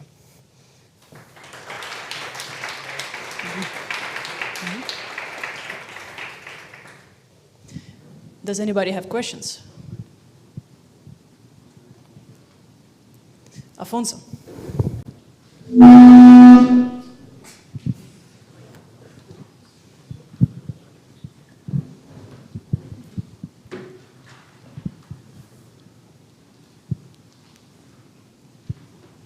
Yes, thanks. I'm Afonso Ferreira from the Christian Rights Working in Toulouse.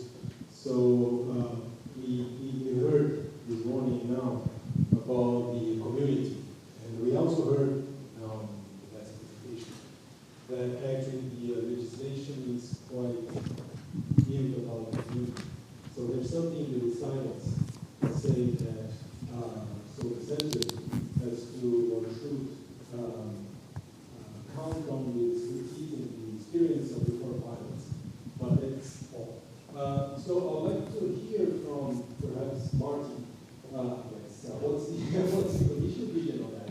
And actually, since we also have in the room a representative from the center, so even though this is not a session that I was just thinking before, what is happening towards the community? So we heard a lot about the bottom-up idea of the community. We have these pilots that spent 65 million in these 4 years. We have, so put forward in Cybersec for Europe, a lot of ideas about these checks, these hubs in the regions that we heard that is also extremely important. So one thing is to have the thing at the European level, but also how are you going to structure and organize and coordinate the communities at the level of community, of the regions, or of small countries, for instance. So thanks for your good talk. Thank you. Martin, please. Hello. Yeah, thanks, Afonso, for this question. I mean, first of all, the pilots, as became clear, from the presentations, the pilots were really meant to experiment with, different ways of this networked approach. And I'm very grateful for, the different inputs and the different, thoughts and experiences that we've just heard. So concretely so one part of your question was, how is the community being constructed right away? There, I would like to go back to what I said in my presentation, so the regulation says it's basically the impetus needs to come from any, organization that's interested. They go to the NCC, to their respective national coordination center, and, and if basically their request for membership is approved, basically the center, the Competence Center in Bucharest, will basically, let's say, make it official. And then a lot of the, let's say, the actual interaction within the community will take place, obviously, at all the levels. That's how it is foreseen. So there will be, processes, there will be structures and working groups at European level. We expect and we support, the NCCs in doing kind of additional complementary work at national level. And we also hope that we're creating structures, that in addition to that, enable, further, let's say, bottom-up interactions and cooperations. This can be, in terms of different regions. It can be in terms of different sectors or verticals. It can be in terms of different, let's say, academic, let's say, sub-communities. Not all of that will be structured and structured and kind of directed top-down here from Brussels or from Bucharest or by the governing board. It will be a mix. We're trying to set up an ecosystem where there is a healthy mix of, let's say, centrally driven, activities, to supporting different policy priorities, and bottom-up activity, and creating structures which can support bottom-up activities. And part of, supporting these bottom-up activities, part of that will be making funding available. This is what's going to happen. And in addition, we will have, basically community managers at European level, and we have community managers at national level in the NCCs.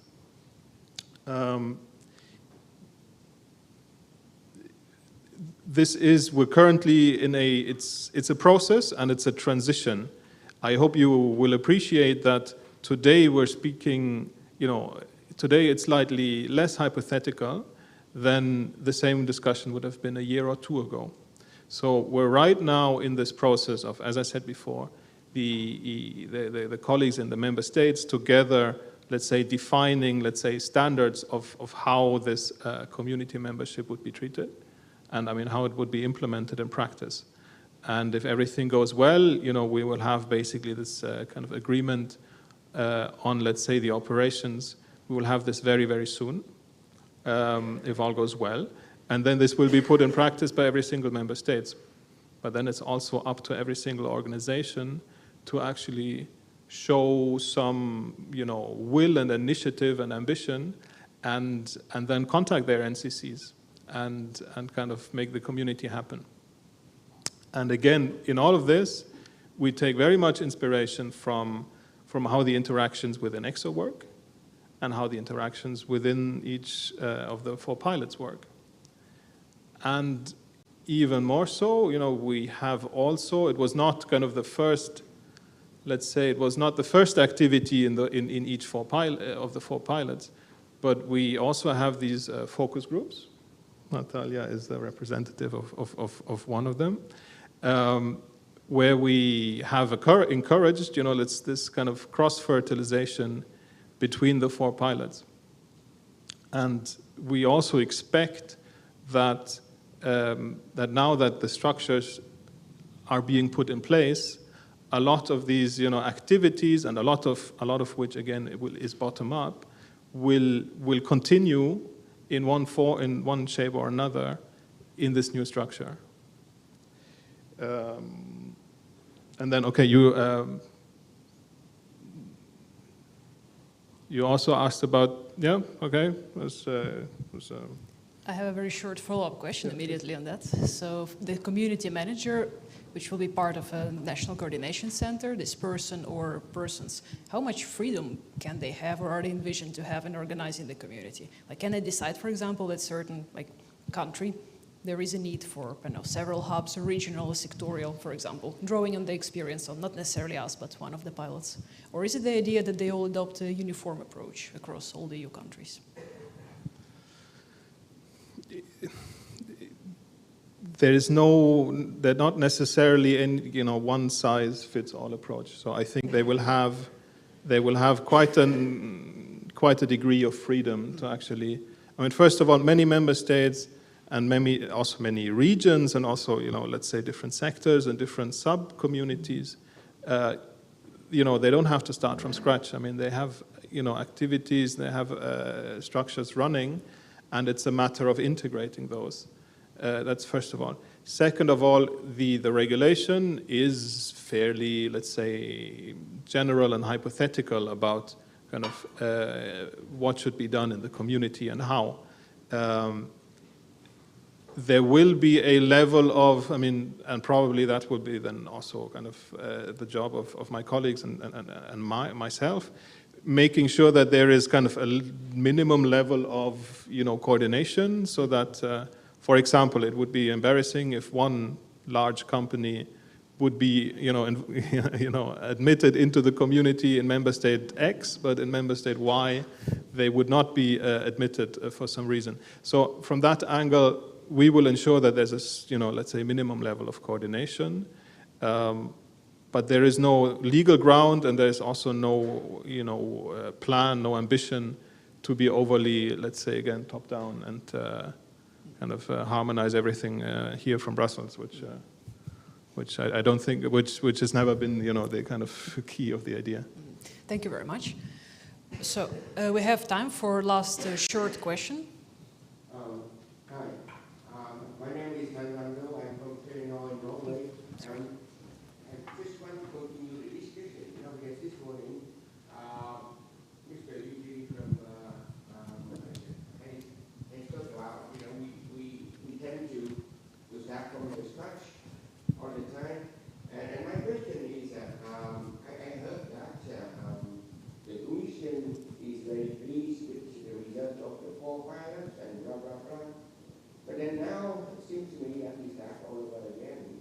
And we did not make use of the experience, the expertise, and it seems to me that although it was said that the pilots are good as brings results, but that seems to me, and now we start a new experiment. And I would like to ask why we started from the scratch all the time. And if you look at the US, it took a while before Google started working, and it takes a lot of time before Tesla started to go break even. And in Europe, just 4 years, and now we start again. So I just would like to have some explanation and some motivation. Is it because we in Europe we are not that patient as American, or what is the reason for that? Yeah, it sounds like a question for you. Thought so.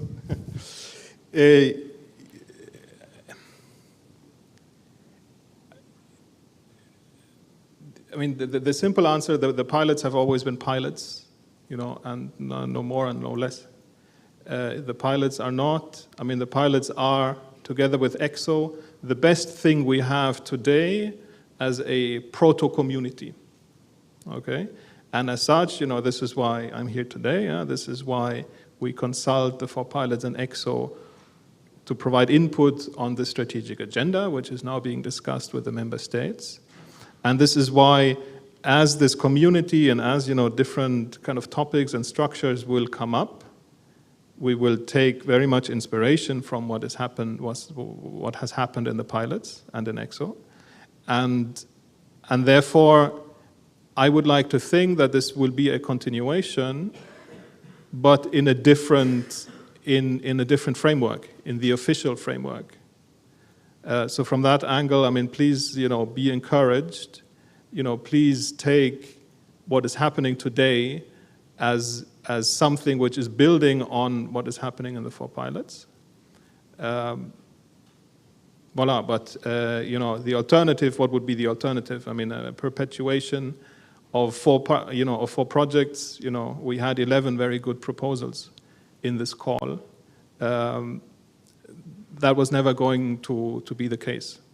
So also the members of the pilots and also the member of ECSO, they will have to contact their national coordination center and say, hey, I'm interested, I want to contribute, I have something to offer, or I have a certain kind of interest, I want to learn. And I think the national coordination centers will look very favorably at those organizations who are in this proto community today. Okay, but this can, what we cannot do is basically say we're, perpetuating, what we're building on. Okay. Thank you. And sadly, at this point, I have to conclude. My apologies to those who didn't get the word, as some simultaneous hand raising occurred. Those who want to ask further questions are encouraged to hunt those of us present in 3D forum during the lunch break, and we'll be happy to answer your questions. And for now, I'd like to thank everybody for showing up, participating, and for your attention. Thank you.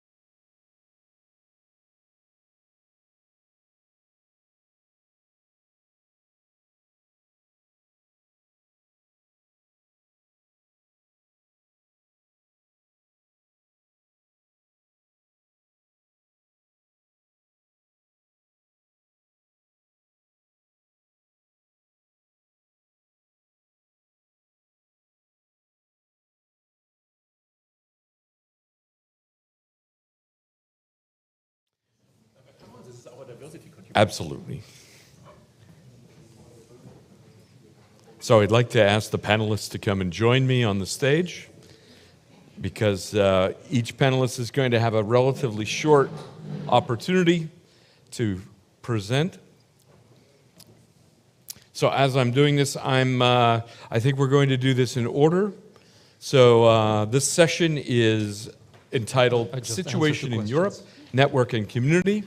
And in order to do it in order, we have Kai Rannenberg, first and foremost, from Cybersec for Europe. Next to Kai, we have, actually, I'm going to sit there, and you can sit there. We have Gabi Dreo Rodosek from Concordia. Next. Wim Mees from ECSO. Florent Kirchner is going to be on the video, so he's going to be virtual. We have Luigi Rebuffi next. And finally, we have Mateusz Skoronsky, who is going to be replacing Artur Kozlowski, representing EARTO. So let me just do a little bit of an introduction very briefly and why we're all here. My name is Mark Miller. I'm the Chief Executive of Conceptivity, which is a Swiss-based security think tank. I'm also the Vice Chairman of the European Cybersecurity Organization, representing the SME community, and the Vice Chairman of the European Organization for Security, also representing the SME community.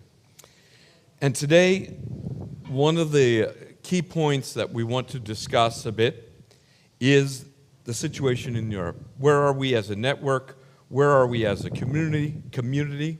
And the idea of this session is to discuss and debate that situation. Each panelist will have between 5 and 7 minutes to make a short presentation, discussion, and after that, we will have a panel discussion and we'll take questions and answers from the floor. Thank you very much, and thus I give the floor to Kai Rannenberg from Cybersec for Europe. Okay, thanks a lot, Mark. So when Mark briefed us for the session, he told you have 5 minutes and not more. And I thought what I can contribute in 5 minutes on this. I can probably contribute on some countries, probably the ones where Cybersec for Europe has been active. That is obviously France, and with the check in Toulouse that I think has been described in the last session already, which was an, let's say, local-based community that formalized itself step by step to solve joint problems, including some on banking. And they are problem-oriented and they're forming their shape. Now the interesting question is, how will they liaise exactly with the big French network that is coming? What will be the strategy there? And we have been interacting with the Spanish community, where you've seen the Murcia and Spanish check, and that is interacting with an, well, let's say, Spanish central organization that comes from a research and background, and it seems to, I think, is used to organize Spanish activities all over Spain. So, and again, of course, we see how it looks. I will look out in detail, but we can see that a number of research organizations together are doing something here. And if I told you it doesn't kill me, I have described it properly. And we have seen Denmark, which is, of course, actually spread quite a bit over several islands.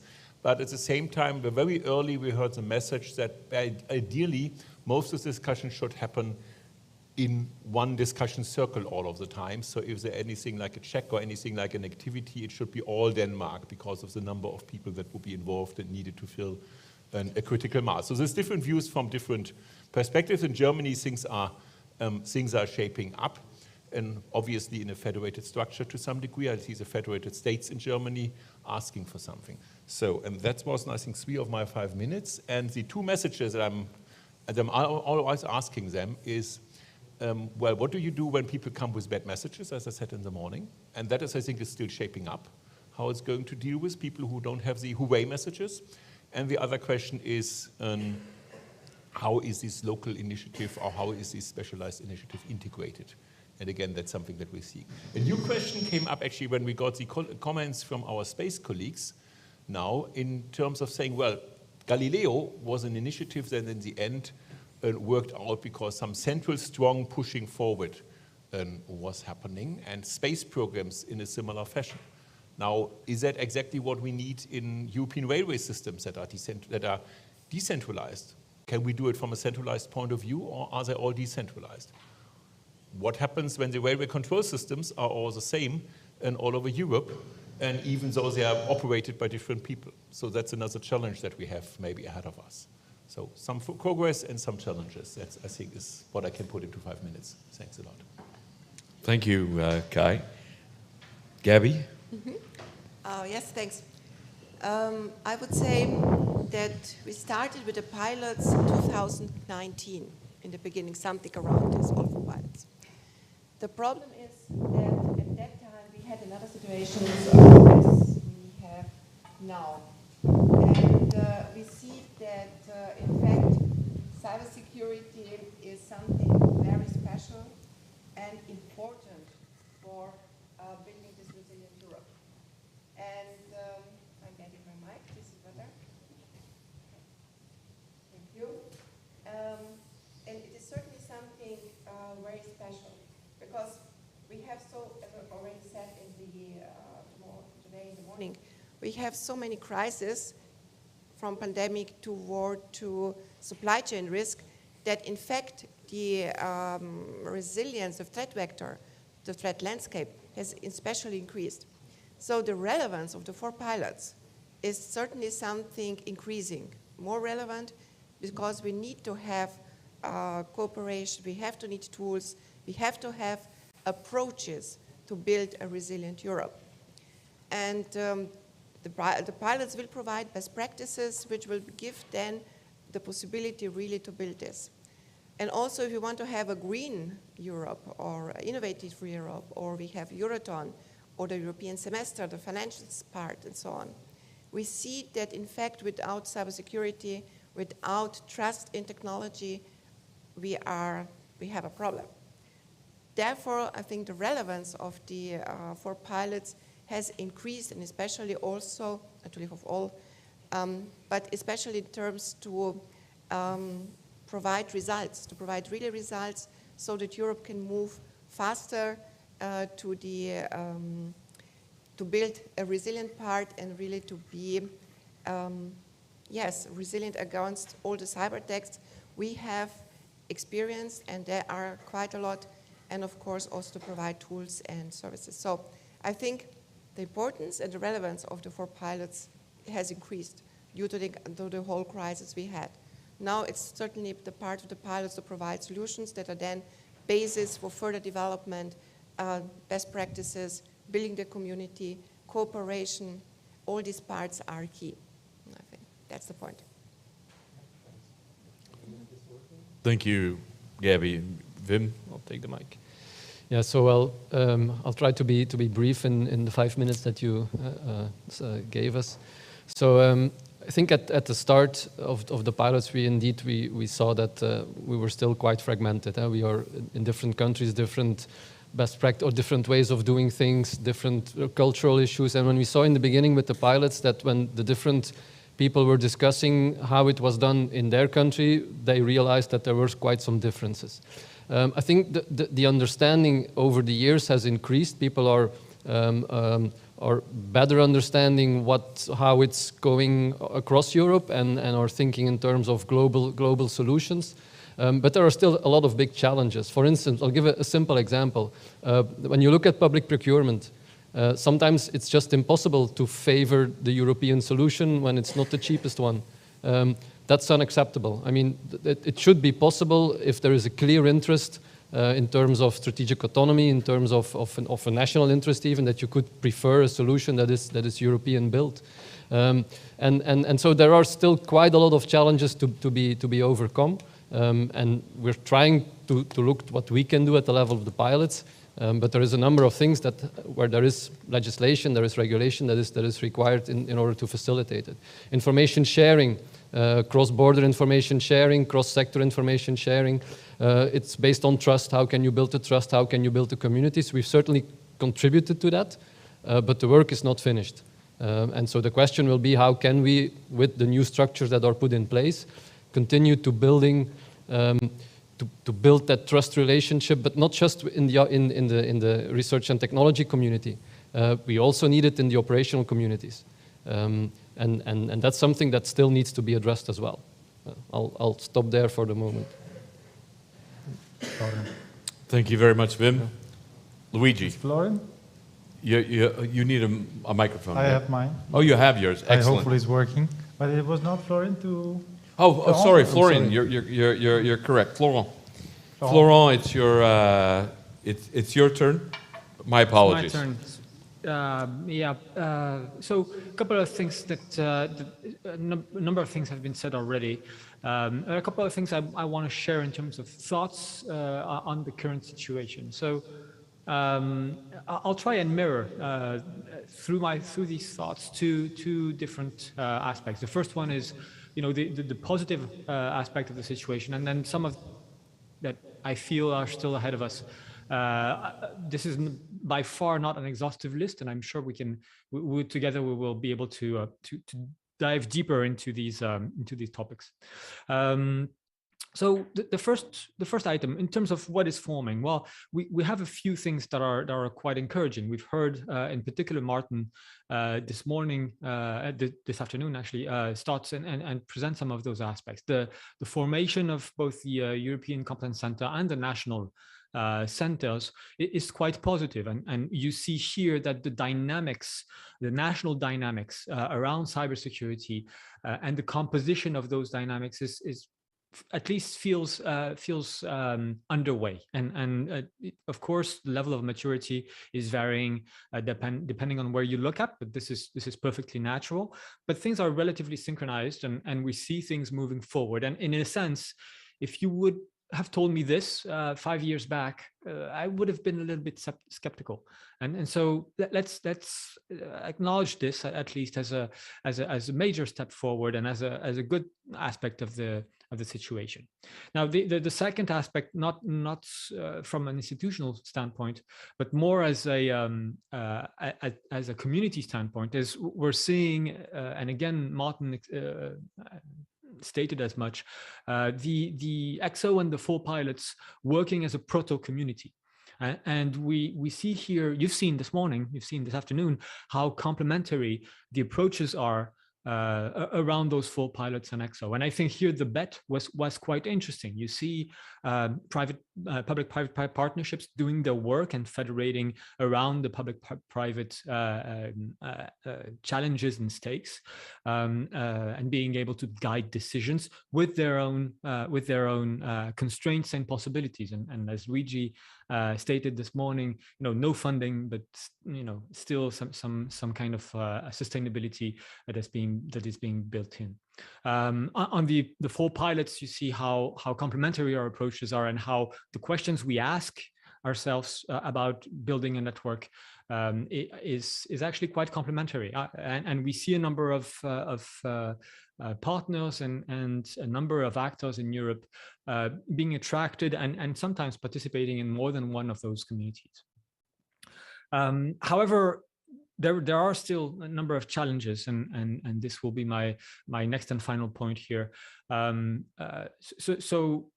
First of all, the main aspect, because there's a lot of complementarity, because we're seeing a lot of diverse approaches to this community building and to the way we should involve our communities inside this new construction, then the question is, this also creates somewhat of a blur, somewhat of an unknown on what's the right way forward. And the main challenge here is to understand, to promote constructive contributions to the current unknown and the current state of things, where things are a little bit up in the air here and there. And so it's important, because constructive contributions need to be are a little bit intimidating, especially when you're not exactly clear on where is everything at this moment, and how things are going, and all of the environment is not known. But also it's important because we need to propose idea and to go beyond this fear of not knowing exactly if what we're proposing makes sense in the overall picture, because at the moment the overall picture is not definitive. So let's move forward on this, but this is still a challenge, and we see how much, and Martin recalled how much this afternoon, how much we need to encourage the European actors to step forward and to take part in constructive contributions all across the board on their own skill set and on their own interests, mindful of the complementarity that needs to happen between all of the stakeholders. The second challenge, and I'll stop here afterwards, is in a way the diversity that we're facing nowadays in Europe, especially across the community.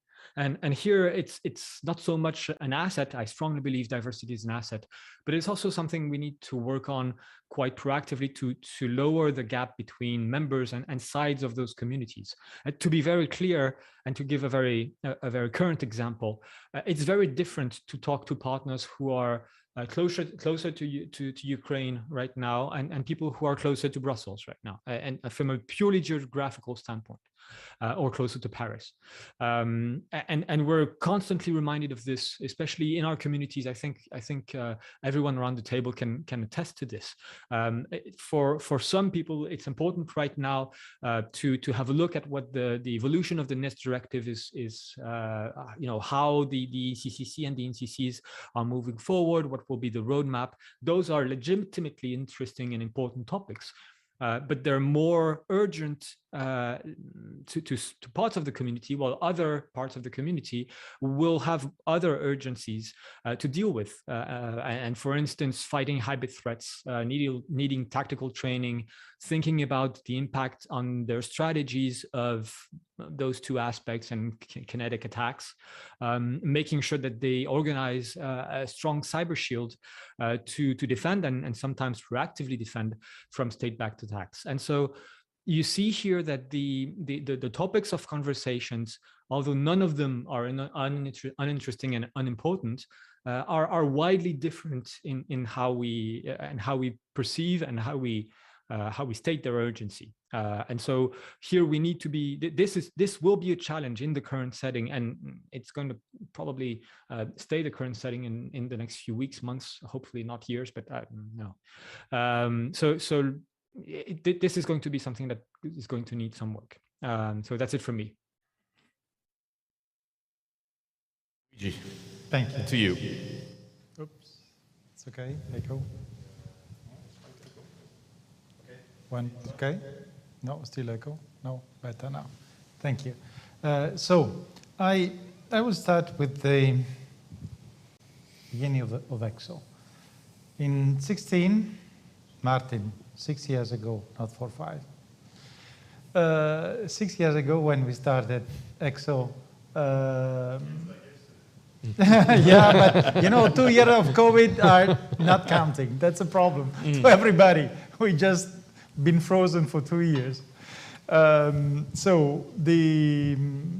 When we created ECSO 6 years ago, we started with a division of our world into we called categories. So we set a category of large company, SMEs, research centers, universities, and so on. And well, first of all, was because of membership fees. So stupid. Actually, and then we started building, getting members, talking with them, divided in working groups, growing together. And only in a second step, there was this word, this magic word, community, who came from the Commission somehow. And we started understanding progressively what community means. And let me say that I only realized recently a little bit better what really community could be. Because the community, it's much more subtle than what we think, the meaning. And again, the example I gave this morning about with the CISO network, this is a good example. Because there you have, the community is the similarity of interest for a specific, but a well-defined, of peers in a well-defined environment. Because, but then you have the community of, let's say, of the CISO, but on the other hand, you have the community of, let's say, but in the CISO, not only looking at the threat and so on, but also those who are purchasing the systems and the technology that you are developing. On the other side, you have the vendors. And this creates somehow, let me use another buzzword, the ecosystem of the cybersecurity products which are sold and used. But there are two different communities. CISO don't want to have in their community the vendors. Absolutely, they don't want to share with them. But they want to talk with them to understand what are the latest technologies and so on. So this is dynamic, let me say, the yin-yang dynamic, that we have to put together, because this is the one which is energizing all our, I was going to say community, but this is not the community. This is the ecosystem, the dynamic of the full ecosystem. As the same, you have the SMEs and you have the investors, for instance, which create another ecosystem. But there is a community of SMEs with very specific roles. Then the SMEs can also have other interlocutors, not only the investors. But these are the kind, and we realized in ECSO that we have, for instance, the community of, I mentioned, of investors, of SMEs, of the CISO, of the technology experts, like this, whether it could be a research center or universities. You maybe, Kai, would make also this difference. So between the two, but okay, I'll leave you this. Gabi is also, sorry, also you're from university. And then you have the large companies. You have really different communities which have common interest, even if they can be competitor. And I realized that what is interesting in the story is that when you look across Europe, this community, maybe with the exception of what Florent just said, in this period of, at the board of Europe now we have some problems, so geographically we have maybe some differences.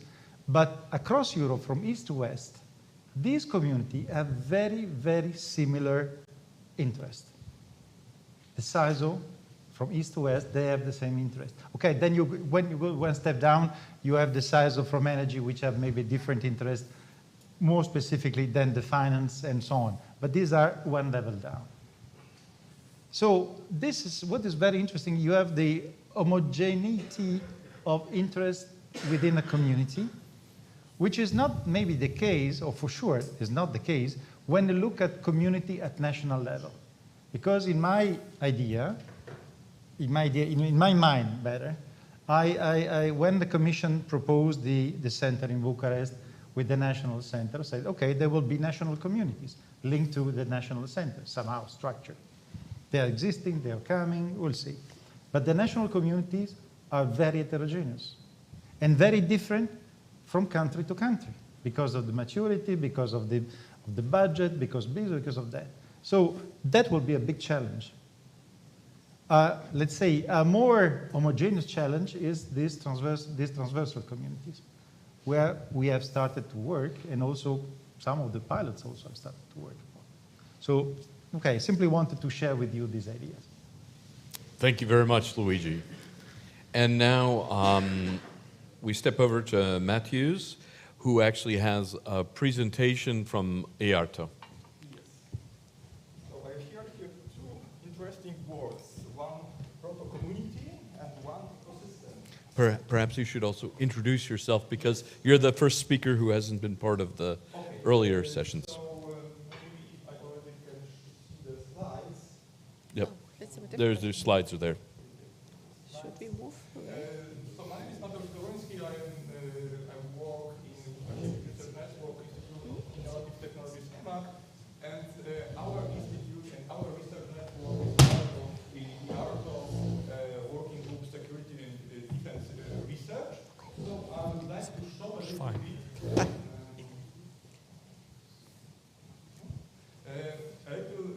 information about how maybe we could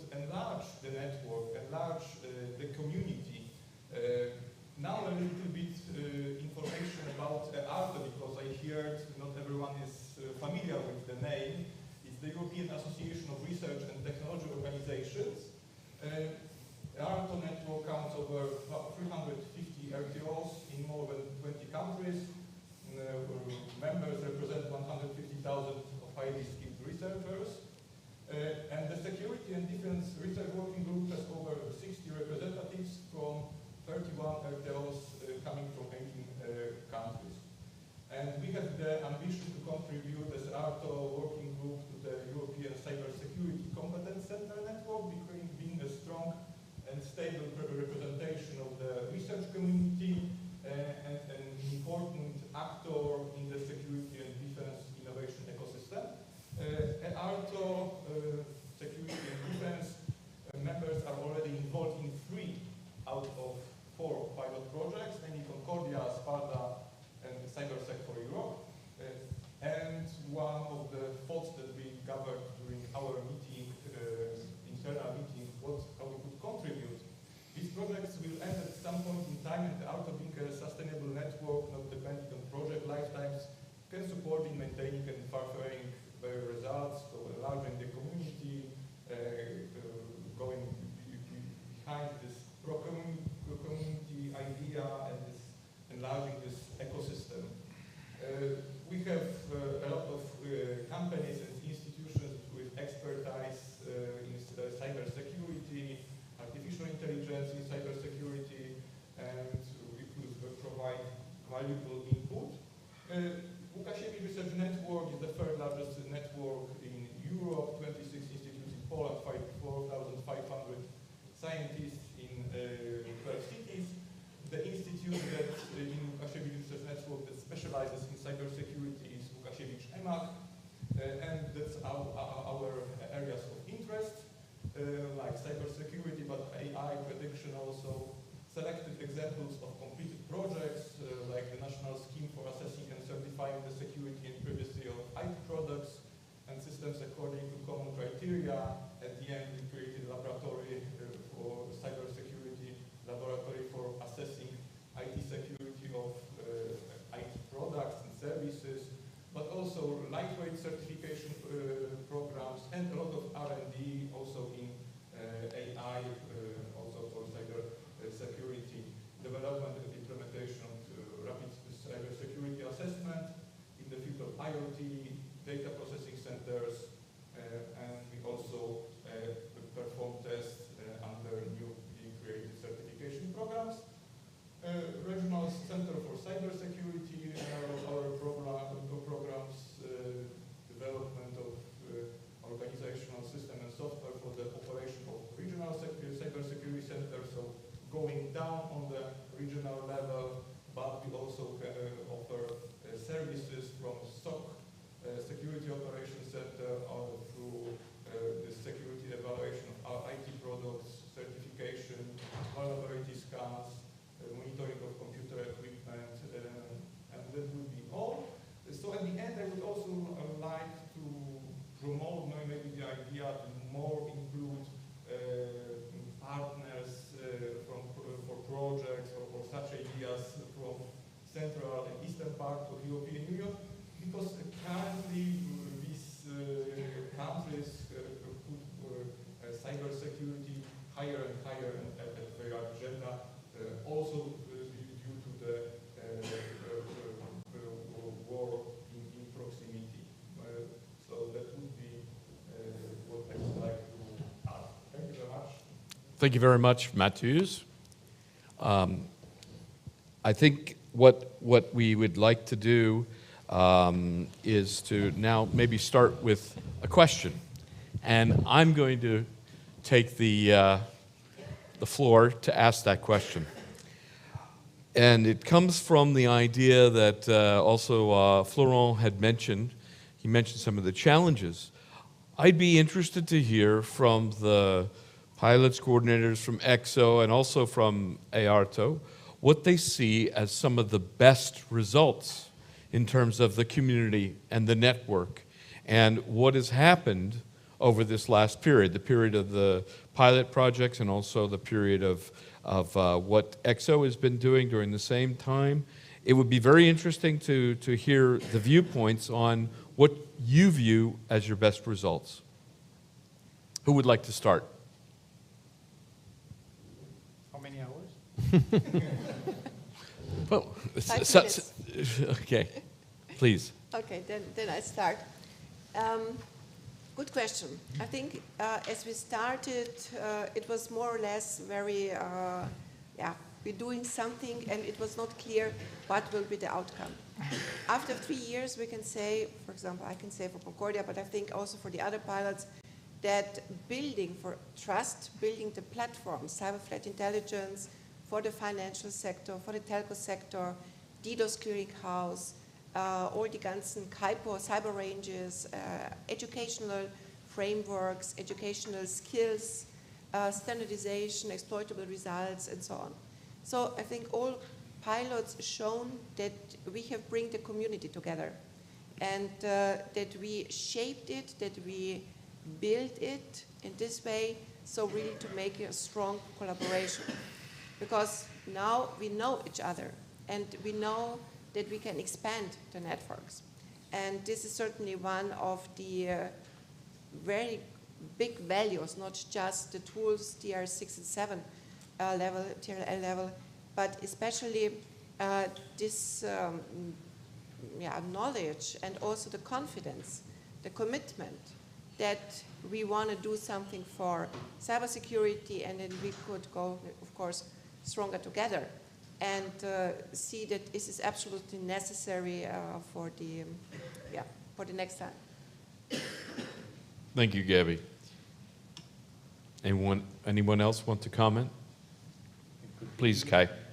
Gabi has described very nicely that indeed the pilots as such and the pilot and ECSO collaboration is actually one big achievement. Actually, I had in some interaction with some people in the breaks, and they said the fact that so many different people from so many different backgrounds are coming together here and discussing this is already a major achievement. And I said, well, for that the European Union has invested 64 million euro, or is investing it still, and that's quite a bit of money. And then the person said, yeah, but compared to what there is, actually 64 million euro is not so much money. I've seen other areas where much more money has achieved much less. So from that point of view, I take that as an, let's say, audience certified achievement, an ACA. And I think other things are indeed, as actually Gabi has described, communities, and indeed what we know there is a number of communities and sub-communities that have met together. So one example I would say is we've seen people from the application side, and we have people seen from the research side or from certain technology sides, and they haven't been talking together and very much. Now they are talking. And not all of them together, but those people who have a certain interest in something are talking to somebody who has an offering on something, and having that matchmaking enabled, I think, is a major achievement. And that has then, I think, contributed to some of the achievements in terms of demonstrators and that we've seen from all of the pilots in different areas, be it maritime, be it industrial, be it, anyway, you have seen the list in the morning from all of them. And all of those wouldn't have happened if the communities hadn't been talking to each other. I think that's a major achievement. Then European footprint outside, again, it wouldn't have worked out, let's say, standardization activities showing Europe outside, including, I would have thought, the initiatives that Luigi is embarking on Friday, where we wish him best luck, I think, to send that European treasure trove to the US is something that only works if there's a European Union European community in here that can actually inspire that and fill the trove and everything. So I think communities enabling things, that is probably a major thing, and then the enabled things are achievements. Maybe just a short add-on. I would absolutely agree, because we see, for example, in the World Economic Forum, I'm also in the Council on Cybersecurity, where there's also a lot of doing with cybersecurity, quantum, and so on. And there are communities that are talking together, but it's not such intense collaboration as we have within the pilots and across the pilots. And just to say, the CISO framework or the community, I can agree. I know this, and there are also other communities with much more confident data and information. Mm-hmm. But what we try to steal is not only to meet from the geographical part, but also vertical. And it's necessary that the CISOs are talking to them, but it's but necessary that they are talking also to the Absolutely. others. Yeah. Yeah, so if I fully agree with what has been said. I think that the groundwork was already laid out by ECSO to a large extent, and groups within ECSO created the pilots for some of the pilots, that's clear. But the thing with the pilots is that all of a sudden we had resources to work on specific topics, work on solutions, work on governance, work on a number of things, and I think it brought a major leap forward because the resources were there. Exactly, and so I think in the last 4 years we really saw a large increase because a community, you can have a community of interest where people have the same interests. That's one thing, but for me, a real community, for me, it's something that is warmer and more fuzzy. That you also support each other, you work together, you work towards a common goal, and we saw that within the pilots, and we saw it across pilots in the focus groups. The governance focus group was a nice example where people have been discussing, exchanging best practices, exchanging ideas, learning from each other, not arguing but debating together to get towards better solutions. And I think that's one of the things we can clearly claim that we have supported and accelerated through the pilots. And I think it worked very well that we built that community that worked on a number of topics together and that came up with very interesting results. And that's a contribution of the pilots and was possible to a large extent by the fact that there was resources to work together on all of those topics. I don't know if you want to add something to that. Florent, do you have some comments to make about what you felt are the best results from the pilots in this period? Much has been said already. I think the feedback I have, and I mentioned this a little bit this morning in my presentation, is the results we've been able to achieve not only within our communities within our groups of interest to take and to communities of interest to go back to Wim's definition, which I think is very good. Not only this group, but also extending beyond this and going beyond our comfort zone in terms of who we're interacting with and on which terms. And that means not only going across academia, industry, and institutions, but also moving towards areas where scientifically, technically, humanly, we're not always very comfortable because these are not the people and the communities we interact with on a daily basis. And so what these additional means allowed us to do was to go and reach out to external parts and new parts of the community that we weren't accustomed to, and do things together that push us beyond our comfort zone. And I strongly believe this is key because of the drawbacks that I mentioned and the challenges I mentioned a few minutes ago. To overcome those challenges, we need an incentive. We need something to do together and to move forward on this. Of course, and this might lead into your next question, Mark. I'm sorry if this bites into it. Of course, this is. In my view, this is still something that's work in progress. And we've definitely made progress, leaps and bounds of progress since 3 years. But this is, I think we should also remain very cautious about talking about the community, a community. All things considered, the European community in cybersecurity is quite large. Even when you just limit yourself to whoever is answering some of the surveys that are being issued at European level, and it's only a fragment of those folks that we're addressing through ECSO and the 4 pilots. So. We might discuss this in a few minutes, Mark, but we should also keep in mind that there's still a lot of ways to go in terms of creating and sustaining a community or a network of communities. Thank you very much, Florent. Luigi, you had some comments? Well, the success of the community, let me say. The results, yes. The results.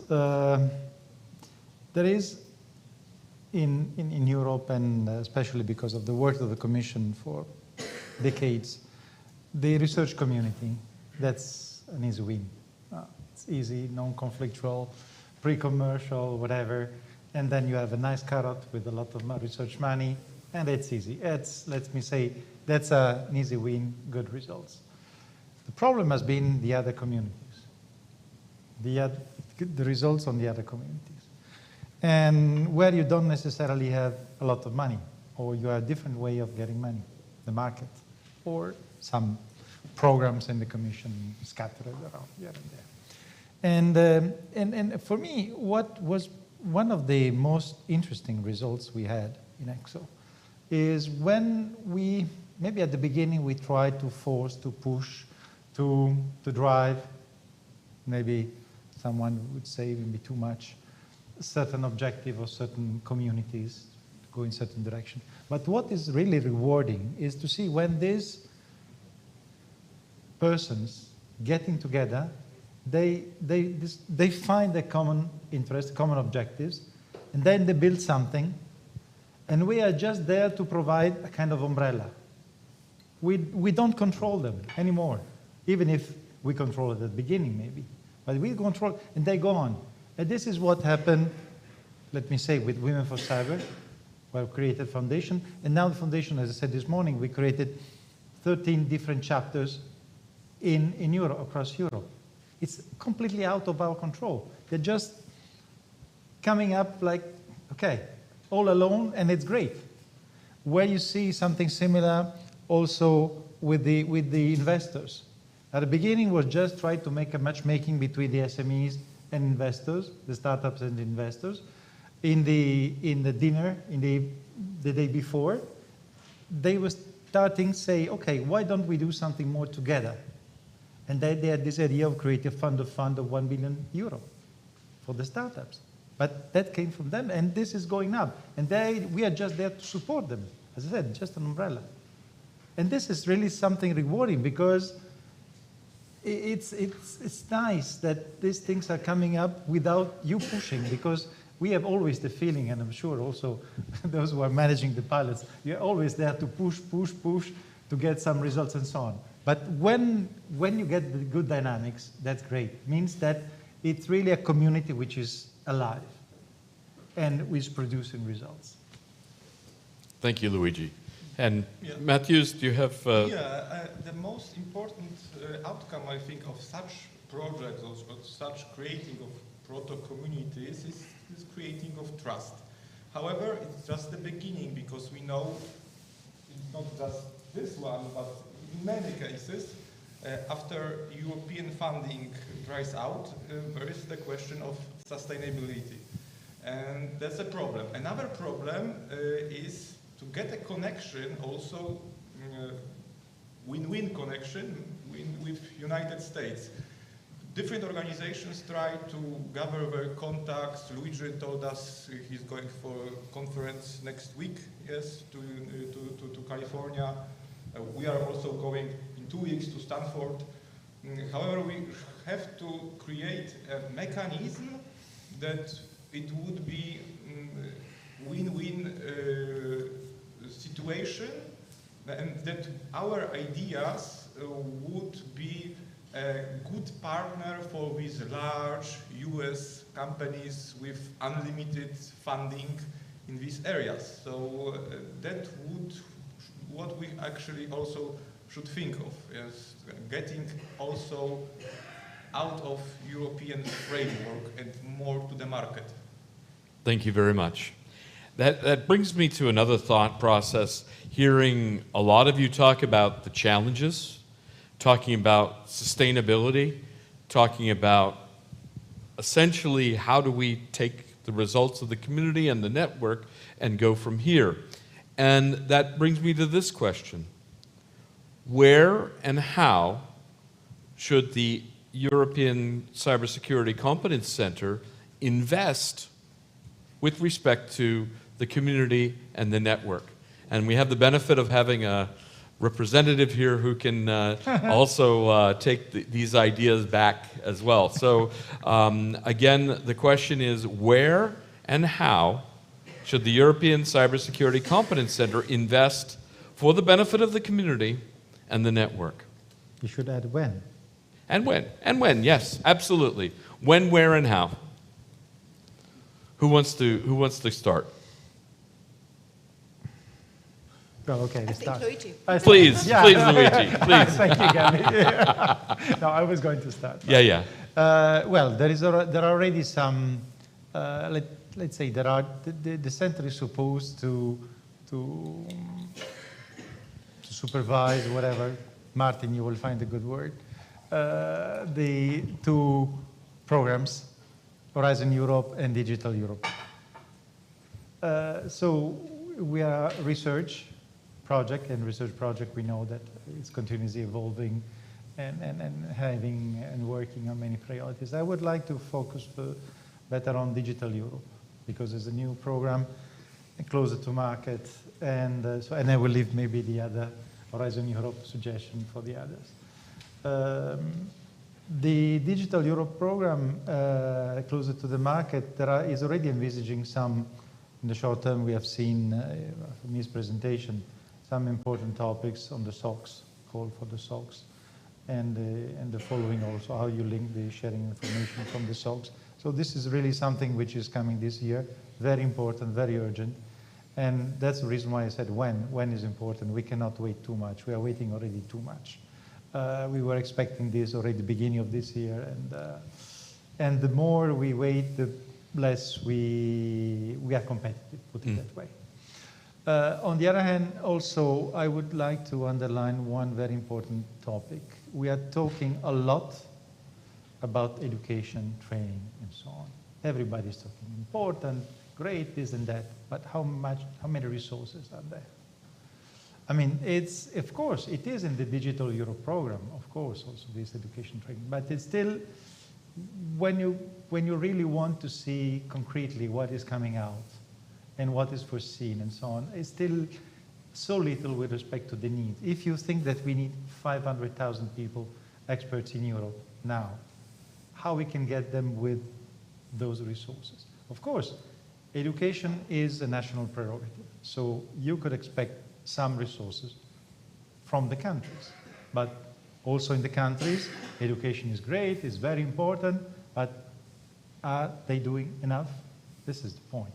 This is where I think this should be really a coalition with the country and the Commission, but also the private sector, to do more in education. Because education, it could be the long term, if you start from the kids, and you prepare the future market, but also could be the near term because you have those who have to choose the career, and they will be on the market in a few years. And this is our strategic, to keep competence. I mean, European Competence Center, this is the word competence. Are we going to develop and keep competence in Europe? Interesting. Gabi, please, yes. I need to a little bit oppose to you. It sounds that we pilots are just doing research. We are not doing just research. We are doing just development. No, Gabi, you are more expert in research part. That's the reason why I said we are closer to. Yeah, I prefer you talk about that than me because that's the point. Okay. Because I think, as we said, or I said in the morning today, we will see that half people. The workforce in the future will work in startups, because startups are certainly a good answer for Europe to not become a digital colony, but really to evolve in terms of technology. And you are completely right. We need competence, we need people, skilled people, but we need, and I think it's not just the resources. Resources are good. But if somebody would say, you have here 1 billion, make me 500,000 top skilled people out. I'm not sure if this will work. So we need to think more strategically. Strategically in terms like building this ecosystems for education, coordinating efforts, sharing, having a more reasonable approach. And of course, you will not have this 500 or whatever 1,000 skilled people if you have a digital colony in Europe. They will not be here. they will go outside. And I think it's two parts we need to do. First, to develop this in terms of IT, and the second, building startups, and the third, building of our competencies. So it's much more broader it's a than strategy. just money. Yep. It's a strategy. It's a strategical approach. And for the competence center, certainly there are priorities. The pilots are doing roadmaps. They're saying what could be the next priorities that need to be funded. But I completely agree. Everything what we are doing is too slow. We need to be faster, and we need to be more agile, especially, well, if you would ask me 3 years ago, I would say, okay, we have time, no problem. Just have our comfort zone and do our research, do a little bit of startups and so on. I think the time is over. We don't have our comfort zone anymore, and we need to be pushing forward a little bit more and hope the pilots will provide a ground, a good solid base to push this really fast further. Maybe I continue based on that one. I think one of the major things that is maybe not on the agenda at the moment for the ECCC, but I think is essential, is actually to have at least one task thinking bigger. And we say 64 million is impressive, and I know many, many cybersecurity people were impressed by the 64 million that they put up, and I was very happy and proud to be able to contribute to the management of 16 million of those. On the other side, when I look at these space projects, and let's look at two examples. Let's look at Galileo and look at Airbus. This, I think, is a kind of dimension that we probably need to think about, and let's have a look at how much investment was needed to, let's say, maybe Galileo was kind of a startup, so it was something that was, of course, some ideas existed before, obviously, but there was an idea to do something. It was kind of from the scratch, and it was a big investment. Airbus was a federation of existing competence that was amalgamated to be competitive in the future. And I think these examples we also need to keep in mind, besides startups, or maybe we need to say, hey, our startups may have a Galileo style of things, but we need to have a diversity in the funding models. I fully agree that startups is something that we want to start because that's how we can get people. And again, early startup funding is kind of working even in Europe now. The difficulty is things basically once they went after the first million or they got their first million, that is where the bigger millions are coming. That's still where Europe is relatively weak, and that's where the bigger millions and the bigger funding needs to come in that we know and exists in the space area. So this with regard to funding.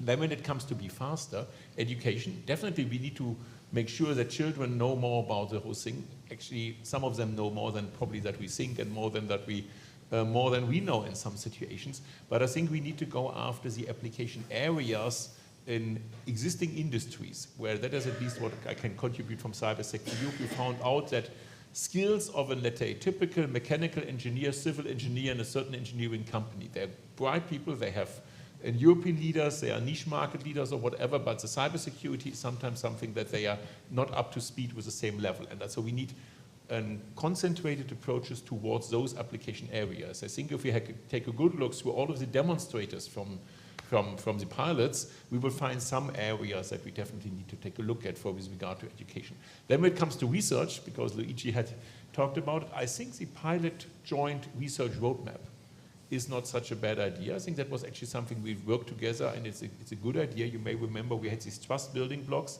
we had this system of systems things, and with this dealing with interruptions, dealing with disruptive elements, of which we have given a list. Not going to go into details again. If I would add something, I would say what we need again, I have been asking this before Cybersec for Europe existed and any other pilots existed. I think we need something like a project that can bring citizens also on board with the whole thing. For example, the European Digital Citizen Surf Machine. The thing that I can give to my mother, who's 80 plus now, and if you want to participate in the net, you take this. At the moment, she has an old computer and she has an pad, and both of them have their weaknesses. Some of them are more convenient. You can imagine the pad is more convenient than the rest, and I wonder what will happen to her if she does certain things. I want to have a device that I can safely give to my mother and say, enjoy the internet, maybe not everything, but the reliable parts, the parts that you really need, and you don't need to panic each time when something happens, and you don't need to call somebody every time when something goes on. It should be as reliable as maybe a Volkswagen Beetle or something like that has been reliable, and Golf or Fiat, something that is a normal, reliable something. And I think that would be a good goal if we were going for a moonshot thing that is actually at the same time having an effect on Earth.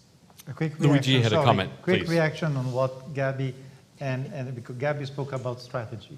And Kai said we need technical experts and so on. Not only, because if you look at the global strategy and listening to what the investors are telling us, the investors not to the 1 million, to those who are giving 10 or 20 million today to the startups, to the SMEs in Europe, they say, you with that millions, you don't have only to do don't have to do technology only. You have to hire or develop marketing skills, marketing people. Well, you can also, and not only STEM. Marketing people, because we are not as good as the Americans or the Brits to sell our good technology and products.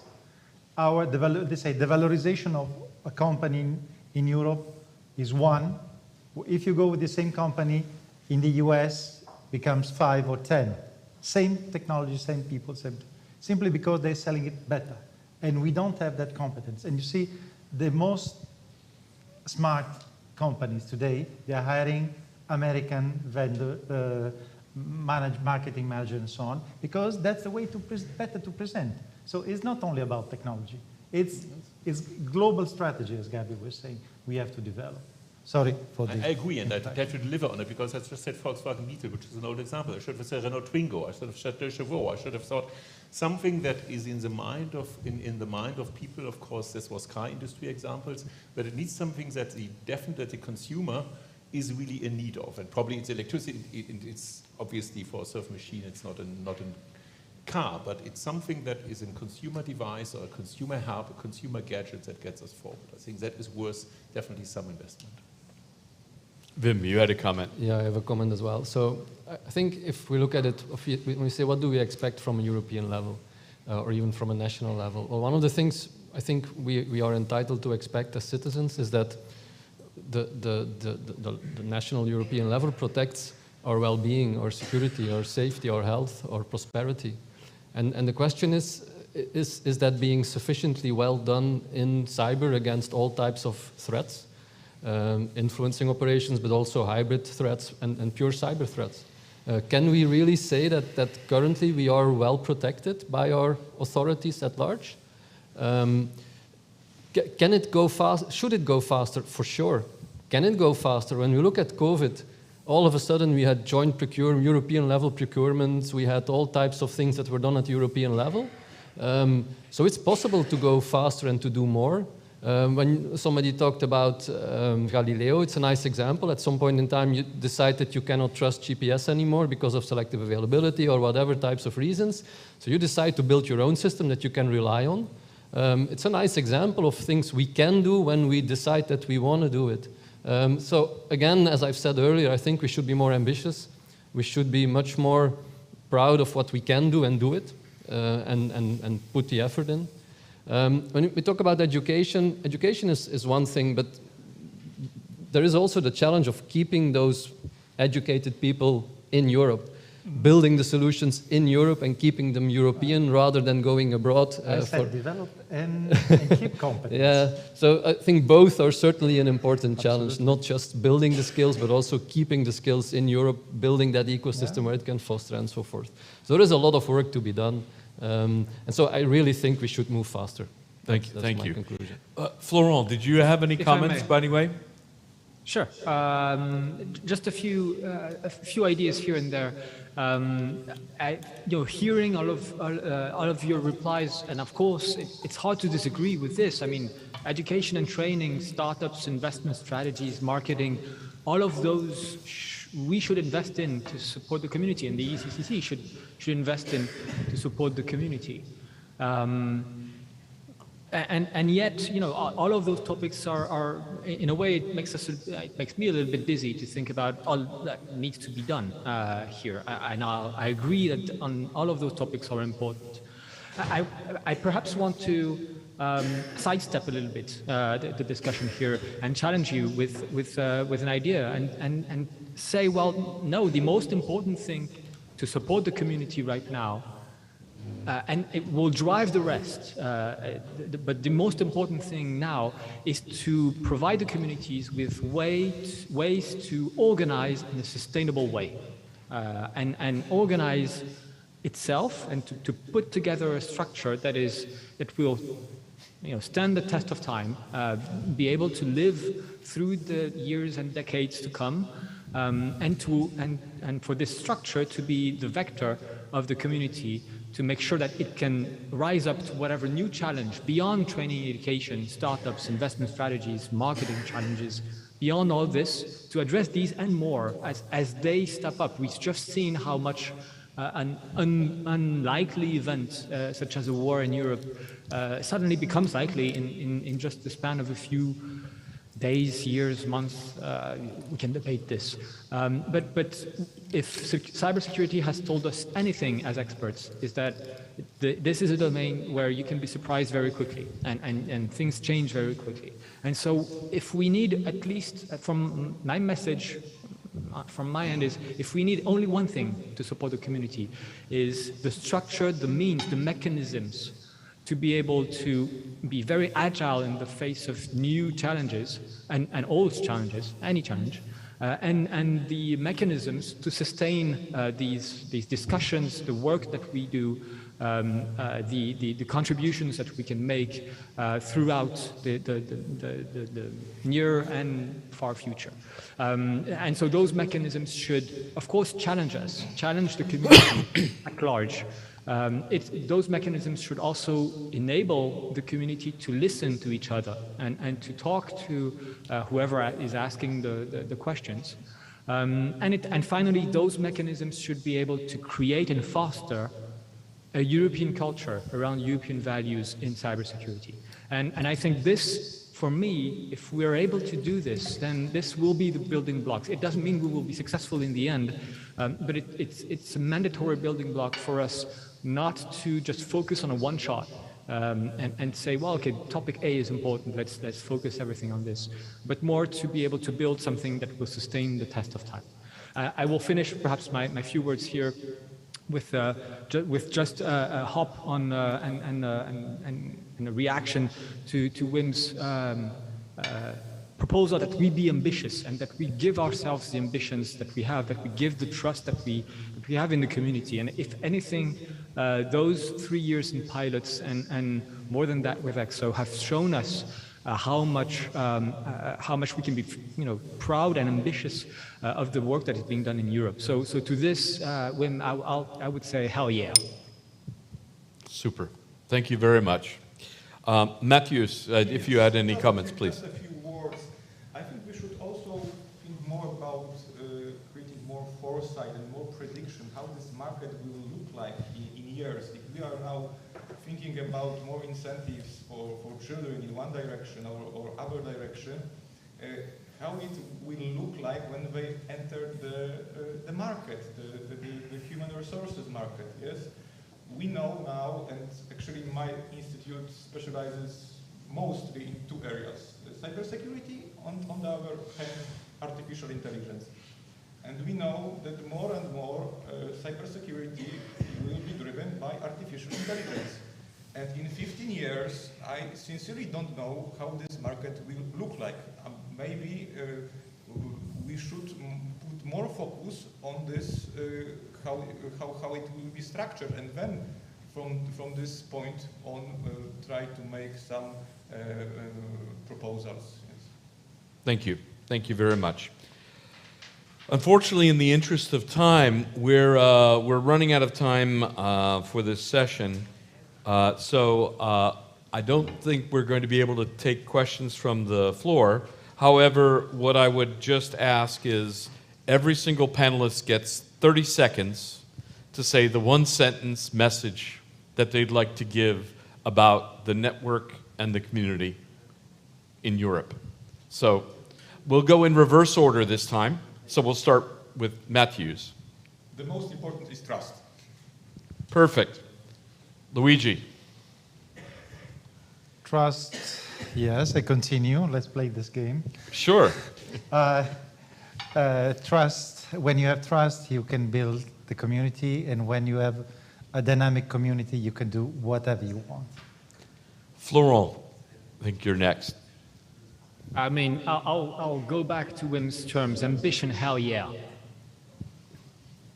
Super, super. Wim. I would add grow the network. Yeah. Grow the network. Excellent. Gabi. Think big. Think big. Super. And for the size that we want to achieve, I think we need to take the citizens with us. Otherwise, we will not get the support and trust that we need to mobilize the resources that we need. So we need to have the citizen in mind. We need to be able to explain to the citizens what we're aiming for and why is it good for them. Thank you very much. And just to thank the panelists, we have a small gift, which I'm going to hand to each of the panelists and say thank you very much to everyone. Yep, everyone gets another gift. Thank you very much. So there's a gift for each of the panelists. A standardized gift. As, the standardized gift. And if you've gotten one, you get another one. For every panel you're on, you get a gift. Thank you very much to the panelists. And we're going to have a short break now before the evening session starts at 1800. Thank you very much, everyone.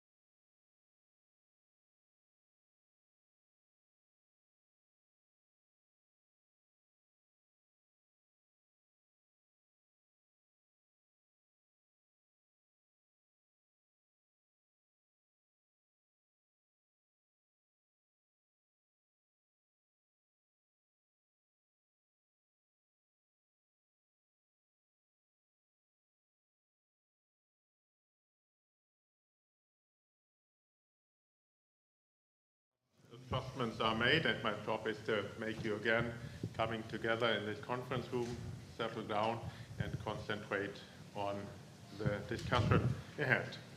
Good evening, ladies and gentlemen. Good evening, and a special good evening to the panelists of this evening, who are all distinguished experts in their field.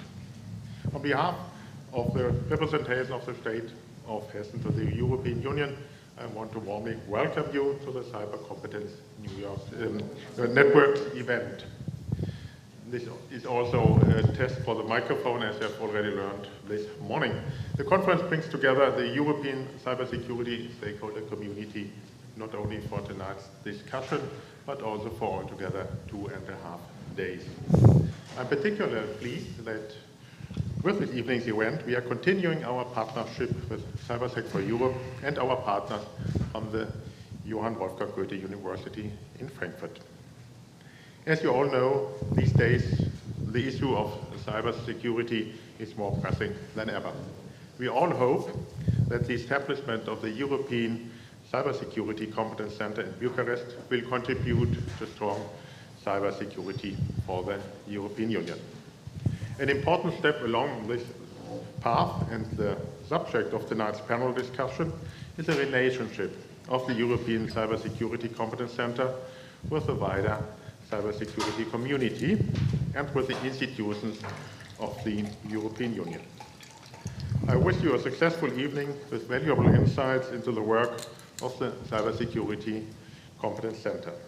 And afterwards, you can continue your social networking, which had already started, which is much easier now that it can be done in person again and not via a video conference. And now I give the floor to the experts and to Rannenberg especially. Thank you very much. Thanks a lot, Frank, and thanks a lot to the Hessen representation here. You're seeing in front of you a proud citizen of Hessen that actually is happy that Hessen has these kind of facilities to enable projects and to facilitate these kind of discussions that we are having. And at the same time, I'm very happy and proud that we have a distinguished panel of experts here with us that can talk to us and that we can talk to about the European Competence Center. And it's experts also, but it's also stakeholders in several areas. So it's this, as you've seen probably from the program, it's Katarzyna Pruzak-Jorniak, Vice Chair of the ECC board, so representing the member states and all of the member states stake into this whole activity. We have Lorena Borgs-Alonso, virtually coming, speaking to us, representing the Commission, who originally, of course, set up this whole initiative. She's Director for Digital Society, Trust and Cybersecurity in DG Connect, so overseeing all of these activities. Then we have Dr. Rappe. And Dr. Rappe is the chair of the NCC in Germany, so again, a member state representative, an example of how the national communities are now building up. She's from Bundesamt für Sicherheit in Informationstechnik, so one of the existing organizations that are now, well, making its way into this whole new type of ecosystem. Then we have Luigi Rebuffi. You've seen him before today already from ECSO, and I don't think I need to introduce him again. And then Fukami. Fukami has introduced himself this time as cybersecurity servant. Some of you know that he has a lot of background and experience, both in groups like Chaos Computer Club, being stakeholder, let's say, from the citizen and independent NGO side, from several companies and SMEs. So quite a broad perspective of background that he's bringing to the table here. He's also an associate with us as pilot, and we were always happy about his input. So that's how this mixture is happening. You may see that the member of the European Parliament that we had on the list dropped out on very short notice. This has to do with the negotiations about a government in a federal state in Germany, which is not Hessen, so I'm totally offended by that, of course, if somebody takes somebody more important than Hessen, but anyway, we'll take that, and I gave him, he promised that he'll bring in cybersecurity messages into the regional government negotiations, and I said, okay, with that promise, and we will measure him afterwards, we can leave him off here, otherwise we would be really unhappy. But otherwise, and we still have a great panel, so from that point of view, I think he's there where the need is biggest. And with Katarzyna, I think we can start. The first question actually that I asked the panelists is, what is your view based on your expectations and when we started this whole initiative, and how do you see today's state compared to your expectations? So we will have that for one round. Then we will have a round where maybe there is some interaction between panelists on reacting to other panel statements, and then we're looking forward to your questions and comments. We've reserved a lot of time for that. So be prepared and prepare your questions and comments. But Katarzyna, now I think it's time to start with you. Yeah. Thank you very much. And first of all, thank you very much for the invitation. And I'm very happy to be here and be able to present my views. So looking back, what I can say, when the center, the regulation, I was negotiating that act within the Horizontal Working Party. And it was in fact my first task when I came here, 2.5 years. And I thought that it would be really an easy task because we already had a general approach, so more or less should be a quick one. And that was after quite a heavy year when I was implementing NIS and GDPR back home. So yeah, my expectations were that it would be easy, but it turned otherwise. Well, we had some challenges. And I still remember when I look at Martin explaining us so patiently and responding to all the questions about the legal nature of the center. I think it's a topic for a thesis for someone who would like to deep dive into, because well, the center is a special kind of animal when we are thinking about this. It has this dual role. And having this in mind, we had challenges also to make sure, because of this dual nature of the center, that it's not yet another implementing agency, only responsible for the funds, but it has this broader task, strategic task, as we call them in the regulation, to make sure that indeed the center makes sure that all the expertise that is there is aligned, that all the stakeholders are there in place, and that all the framework that is foreseen in the regulation works. Of course, the center was not created in a void. We already had discussions in parallel about Digital Europe program, about Horizon programs, so we had to make sure that somehow the center with the tasks and strategic objective fits into what is already in DEP and Horizon. That's when, and we had some impasse in this topic, in this challenge, but then our great Croatian president back then came up with a great idea of agenda to make sure that the center has a strategic document when all the strategic objectives will be foreseen. So yeah, this is a document where we would decide what in fact the strategic objective of the center are. And of course we had to make sure that all the framework, the organization framework with the NCCs and with the community strategic advisory group is correctly written in the regulation, and it works in practice. So these were the challenges during, I would say the main challenges during the negotiations. And when I now look forward, what are my main expectations for now is to finalize the setup of the center, to make sure that we have all the necessary documents in place. We have to now focus on this one, especially to make sure that the community works and the national coordination centers works, because then the regulation foresees that we have this bottom-up approach. So national coordination centers gather community members, they assess them, and then the center registers them. So we are working very hard in the governing board to make sure that all these documents necessary for the center's functioning are in place. And hopefully we will have them soon, and the center will be ready to act. Thank you. That will be for the primary comments. Thanks a lot, Katarzyna. And I think next speaker is Lorena, and I think we have her on virtual stage, or we'll get her on the virtual stage. I'm very jealous, and I really apologize, but I initially would have loved to be there, but I had another event immediately before this one, so it was absolutely impossible for me to teletransport myself and be in two places at the same time, so sorry for this. Thank you very much for the invitation, a pleasure, very nice to see the colleagues of this panel. I think that your question is very good because I had forgotten, I was asking my team, when did we adopt this proposal? The proposal for the European Cybersecurity Competence Center was adopted in September 2018. So you see how much has happened since then. It entered into force in June last year, but already between 2018 and June, the landscape in Europe, the cyber landscape had already radically changed, but in the last 2 years, basically, it has exploded. We know what the situation is, and even more today. On the one hand, due to the COVID-19 pandemic, we saw what happened in terms of rise of cyber attacks, and now with the invasion of Ukraine by Russia, even if some of us were expecting the situation from the point of view of cyber to be much worse, I think that it has been a real wake-up call. It is being to what could happen, what is the potential. I think that we all have imagined what could have been or could still be a real cyber war.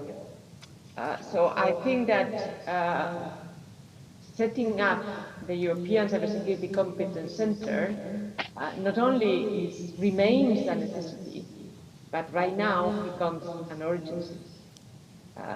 Because it is absolutely urgent that we improve in the European Union research and industrial capacities on cybersecurity. And for that, we need very quickly to set priorities for investment. We need to pool resources across the EU to deliver on those priorities, and we badly need to overcome the fragmentation of efforts that we currently have and to build synergies. So I think that it's not radically different what we need to do. It's just that now, if anybody was hesitating about the need to do this, clearly now has no hesitation. Now, this doesn't mean we have been inactive. A lot has happened since the entry into force in 2021. As you know, we are, as requested by the regulation, acting on behalf of the center until it becomes financially autonomous, and we are really very much waiting for this to happen. Because I can assure you in terms of resources, this is heavy, but we are working very closely in setting the structures, in close cooperation with the Romanian authorities, with the ECCC governing board, and in parallel, of course, running the calls for proposal on the projects for Horizon Europe and the Digital Europe program. So what I want to stress is that a lot is happening, that the national coordination centers are increasingly interacting, that they are coming together, that they are defining strategic priorities. So what we want is happening. The board has met twice already, and we are about to meet even physically very soon. And I think that what is really very urgent now is that we deal with the urgent priorities we have, which is to set the strategic agenda, to have all the specific contributions, and we have working groups of this, to interact as a network, and of course, something which is extremely important is to have this cyber community very active. So next to the competence center itself and the national competence center, this third pillar is, in today's world and today's geopolitical context, is extremely important. It's really as essential and even more as the other two pillars to build this community. So the 4 pilots together with ECSO, many of those members are partners in this pilot, are a very, very important part of this community from the EU and beyond. And my wish is that all this really comes quickly into functioning, because as I said at the beginning, we don't need to reinvent the wheel. What we decided is the right thing to do. We just now need to quickly put it into practice. Thank you very much for this first round. That's what I would say. Okay, thanks a lot, Lorena, and thanks a lot for switching context so quickly to us after the other meetings that you had. I hope we're good company for you. And next in our good company is actually Dr. Rappe. I've said already she's leading the German NCC, and obviously she has expectations and things to tell us. The floor is yours. Thank you. So yeah, as Kai said, so if you ever wondered how Germany, as one of the biggest member states, is setting up its NCC, I might be the right one to ask. I'm Dr. Rappe, and I'm head of the section Technology and Research Strategy at BSI, the Federal Office for Information Security in Germany, and I'm also the alternate representative in the governing board for Germany. So yeah, I was also asked about my expectations 2 years ago. And so as it was already said this morning, we already have so many networks and groups of interest like ECSO, and we have the 4 pilots, and we have our national groups like Bitkom or the Cyber Alliance.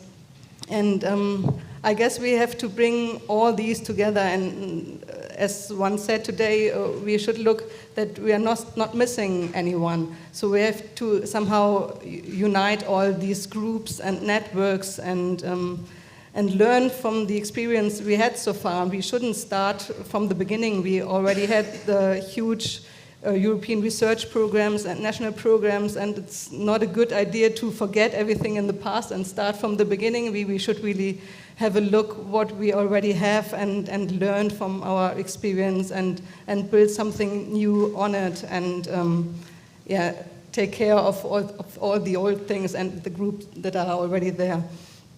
And yeah, maybe you call me a dreamer, but one of my biggest hope for the European Competence Center is that we are able to reduce the complexity of the application process somehow. So I guess it would be great if we could make EU funds as accessible as possible. So yeah, my wish is that an application, the success of an application really depends on the expertise and the technical knowledge and the projects, of course, and not on the experience the people have in the application process. So I don't know, yeah. I don't know if we can achieve this, but yeah, we at the Federal Office or in my section, we have always been on the lucky side that we are the ones who give the money to the projects, not the ones who apply for it. And now it's the first time that we, by ourselves, have to apply for a call and for the cascading funding and capacity building. And now I see how time-consuming this process is and how complex. And I really hope that we can reduce it. So yeah, I'm really happy that I have such a great team in my office. And but yeah, we don't have any experiences with that, and so we are really lucky that we have a consortium with also other people who are experienced. So we have a chance to get the money for it, since yeah, you really need experiences in this process. So yeah, I wish that the technical experts are able to spend more time on their ideas and projects and innovative stuff. And yeah, to bring Europe forward and spend less time on administrative matters. I'm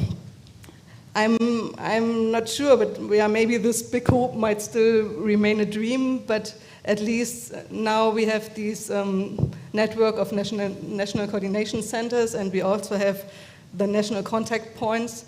And so if we can't really reduce the complexity of the process, at least I hope that we are able to help the community in this administrative process to get the funds in this way. So yeah, that's my biggest dream. And along with this, I guess we also have to tackle structural problems. So we have the problem that we have to find skilled academic staff with salary competitive with the industry standard, and also with a better perspective for job security. Now we just have short projects, and it would be great if we could have longer projects and a better perspective for them. That comes along with the other things. So yeah, spend more time in really the important topics, and not think about other things. So yeah, but of course we also have to train staff to counter the shortage of academic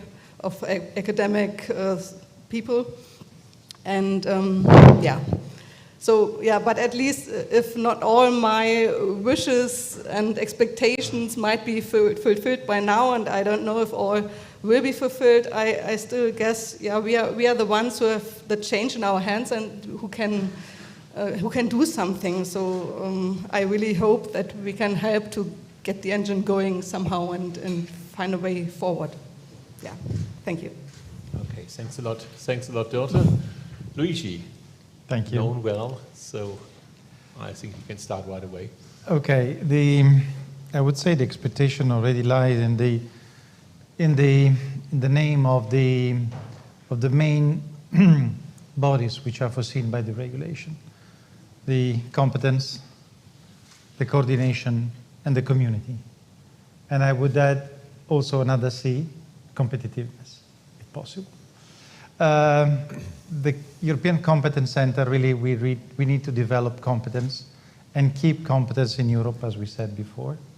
And not otherwise we invest in good competence, and when is the time where the competence mature, this is maybe going away to other countries outside Europe. The coordination, National Coordination Center, this is maybe already a quick win. While the European Competence Center maybe will take a certain time to get organized, to start producing results and so on. This is already, we are discussing with the Commission how this will evolve, and also how ECSO can help this period which undoubtedly will take to get together all the stakeholders at European level and to bring up to speed. The National Coordination Center, for me, is really one of the key points, and already quick win, I would say, in this process, because already from 2016, when we have created ECSO, we have seen the need to have a national coordination. There are certain countries which are more mature, other countries which were less mature. In certain countries, like in Germany, you had the BSI already for 30 years. In other countries like France, you had the ANSI for 13 years now. But look, Italy, which is a major country, they created the agency only last year, September of last year. But this has been pushed, and the discussion in Italy lasted for 10 years. So somehow there was this push of creating this coordination also at national level, which pushed countries like Italy, but also other countries, to get organized around an agency and around the structure, this national center, which will really help and push the gathering and the coordination at national. This is really the big change for me already now. Then the fact that you coordinate in the network, this is already another major factor which will contribute to the evolution. This is major expectation, major results that you can get already now.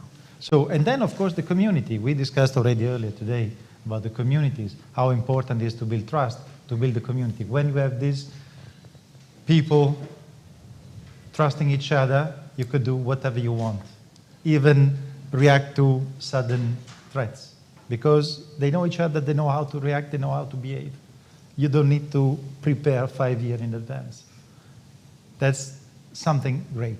And at the same time, you have to build competitiveness. So there is a traditional approach from the Commission, from research innovation, for which also the center is dedicated. But as we said many times, also in other sectors, it shouldn't be only about research innovation. You should go to the market. You should go bring competitiveness to our economy, to our sector, not only the supply of cybersecurity, but also will use cybersecurity, protect themselves in the digital transition. And so this is, the rise of competitiveness goes along with the competence and the coordination. And for me, this is really something where I think there is some expectation that still the private sector has to see how to be reached, because for the moment, the private sector see the center and the national coordination center still as a public-public endeavor. We still have to see how the private sector will get in.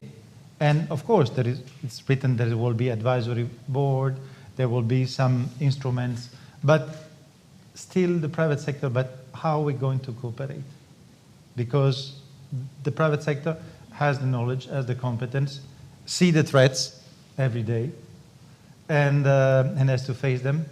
And on top of that, also we have, I know Kai is something very close to Kai, the citizens. How we bring the citizens close to all this story. Not only for the privacy issues you like, I know, but also for the way they behave, the way we educate the citizens, and we bring them to this domain, being part of this, how we fulfill this 500,000 experts we are missing. Okay, so thanks a lot, Luigi. So what we've seen so far, we've seen that it's important that member states agree on something and that was achieved. We've seen organizations moving into different shoes and moving in different roles than they were moving before, which is obviously very worthwhile an exercise, and we should profit from that experience. And we've seen now that moving member states by some European initiative already something, but we still need to take more of us with us. Fukami, what is your view on, before on I start, all of that and on the whole initiative? Since I'm here on the panel to spice things up a little bit, I would like to start with a note. Whenever I mention an organization or like criticize something, it means an organization, not people. So for example, if I criticize the BSI, I don't mean dirty or like people who actually do fantastic work. I just talk about them as political entities. So to start, I would like and to have a little bit of reality check. Who of the people in the room has ever reported a vulnerability that they found? 1, 2, 3, 4, 5. Okay. Who of the 5 people ever got into legal trouble or got threatened by a vendor? Okay. Then I don't need to ask any further question, but so a lot of what I hear is about trust, and of course, like the idea of having these type of programs is great. But if I hear the term trust, I have a very clear understanding what it means. It's always mutual, and it is not like we as the Commission or we as the government trust us. For people like me, it's a threat. It's not, you know, like when you are forced into submission or when you are forced into trust, that is not trust. That is like one thing that I would really like to make clear.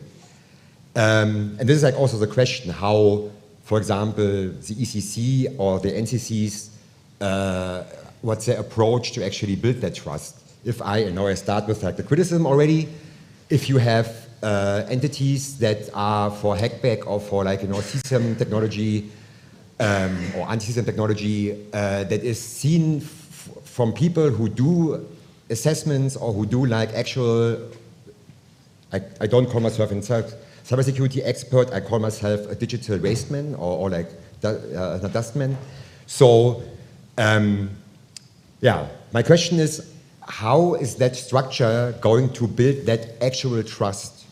The other part is when it has, when someone says, oh, we have to get normal citizen into the boat of cybersecurity, I said, no.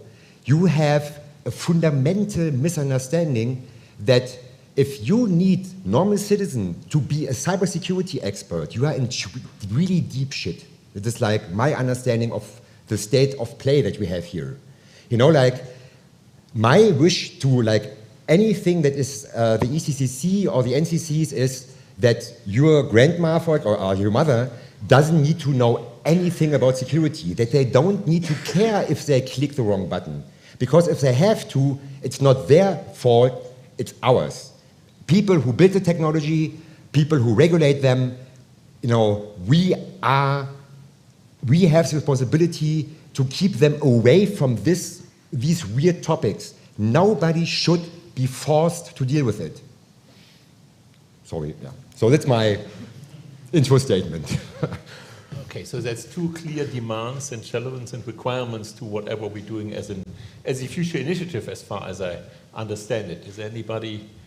And that was the first round, obviously, of expert statements that turned out to be diverse, which is good. Anybody having an interest in reacting to any of the comments I can we've seen react. so far? What you said, of course. Well, today you learn how to drive a car. Tomorrow you don't need it, because there's automatic driving. Nevertheless, today we still need to teach people to drive a car.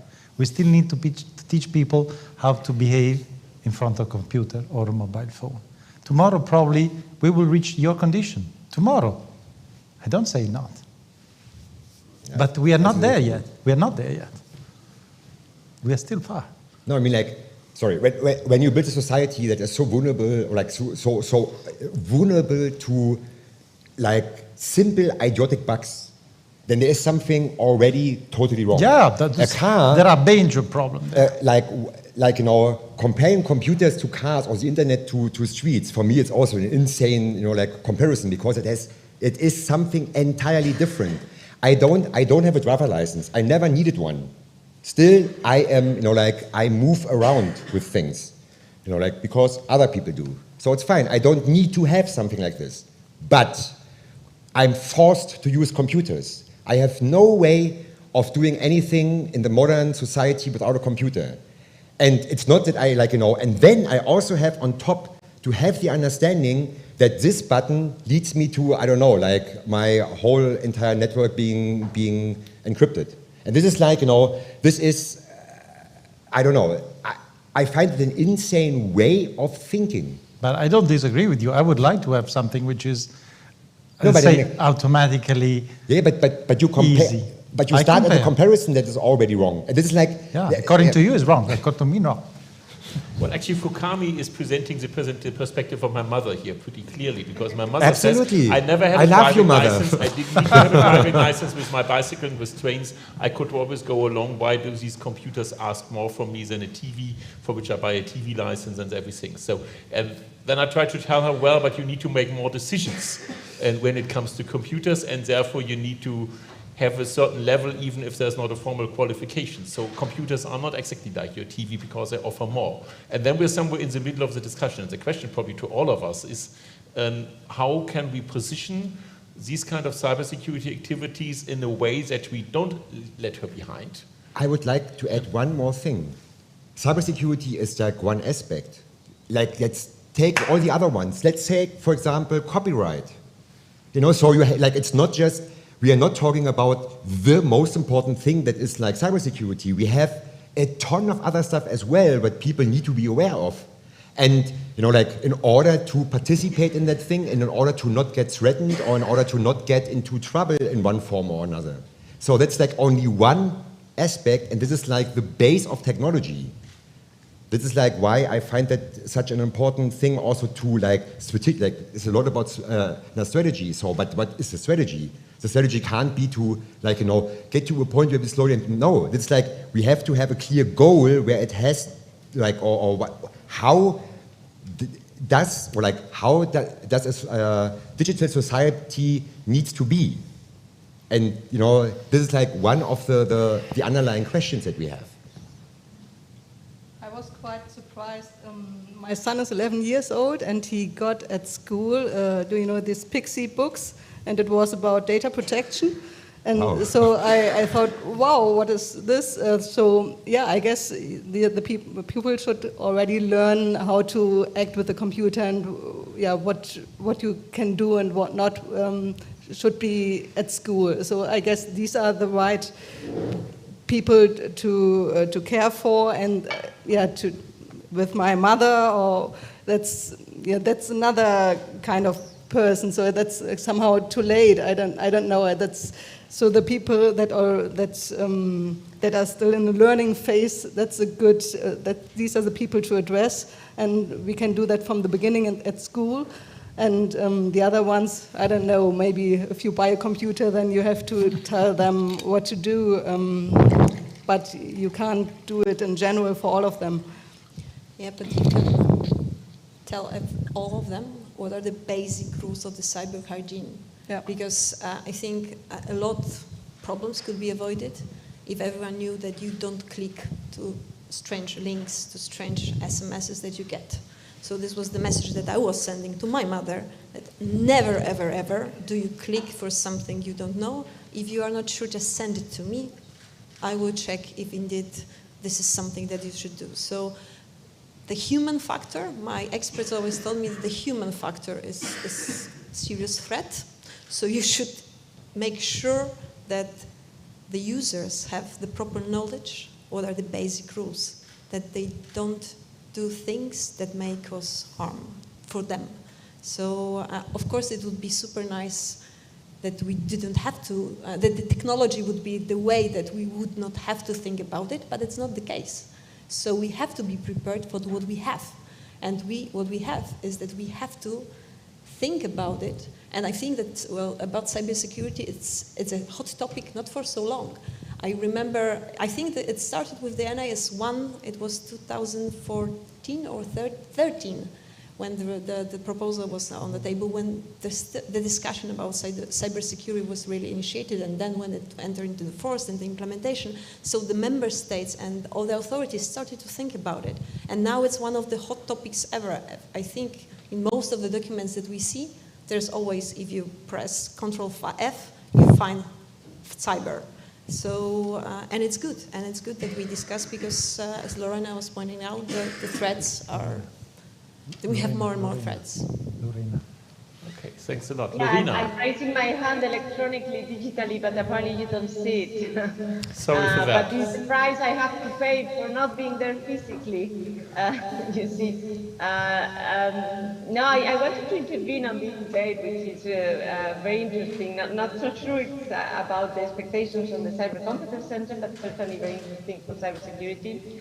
And I have a very first comment, which is that it's not only the mothers that have difficulties, the fathers also have difficulties. For whatever reasons, we always talk about our mother or our grandmother. I can say that my father and my grandfather, when he was alive, also had difficulties digitally.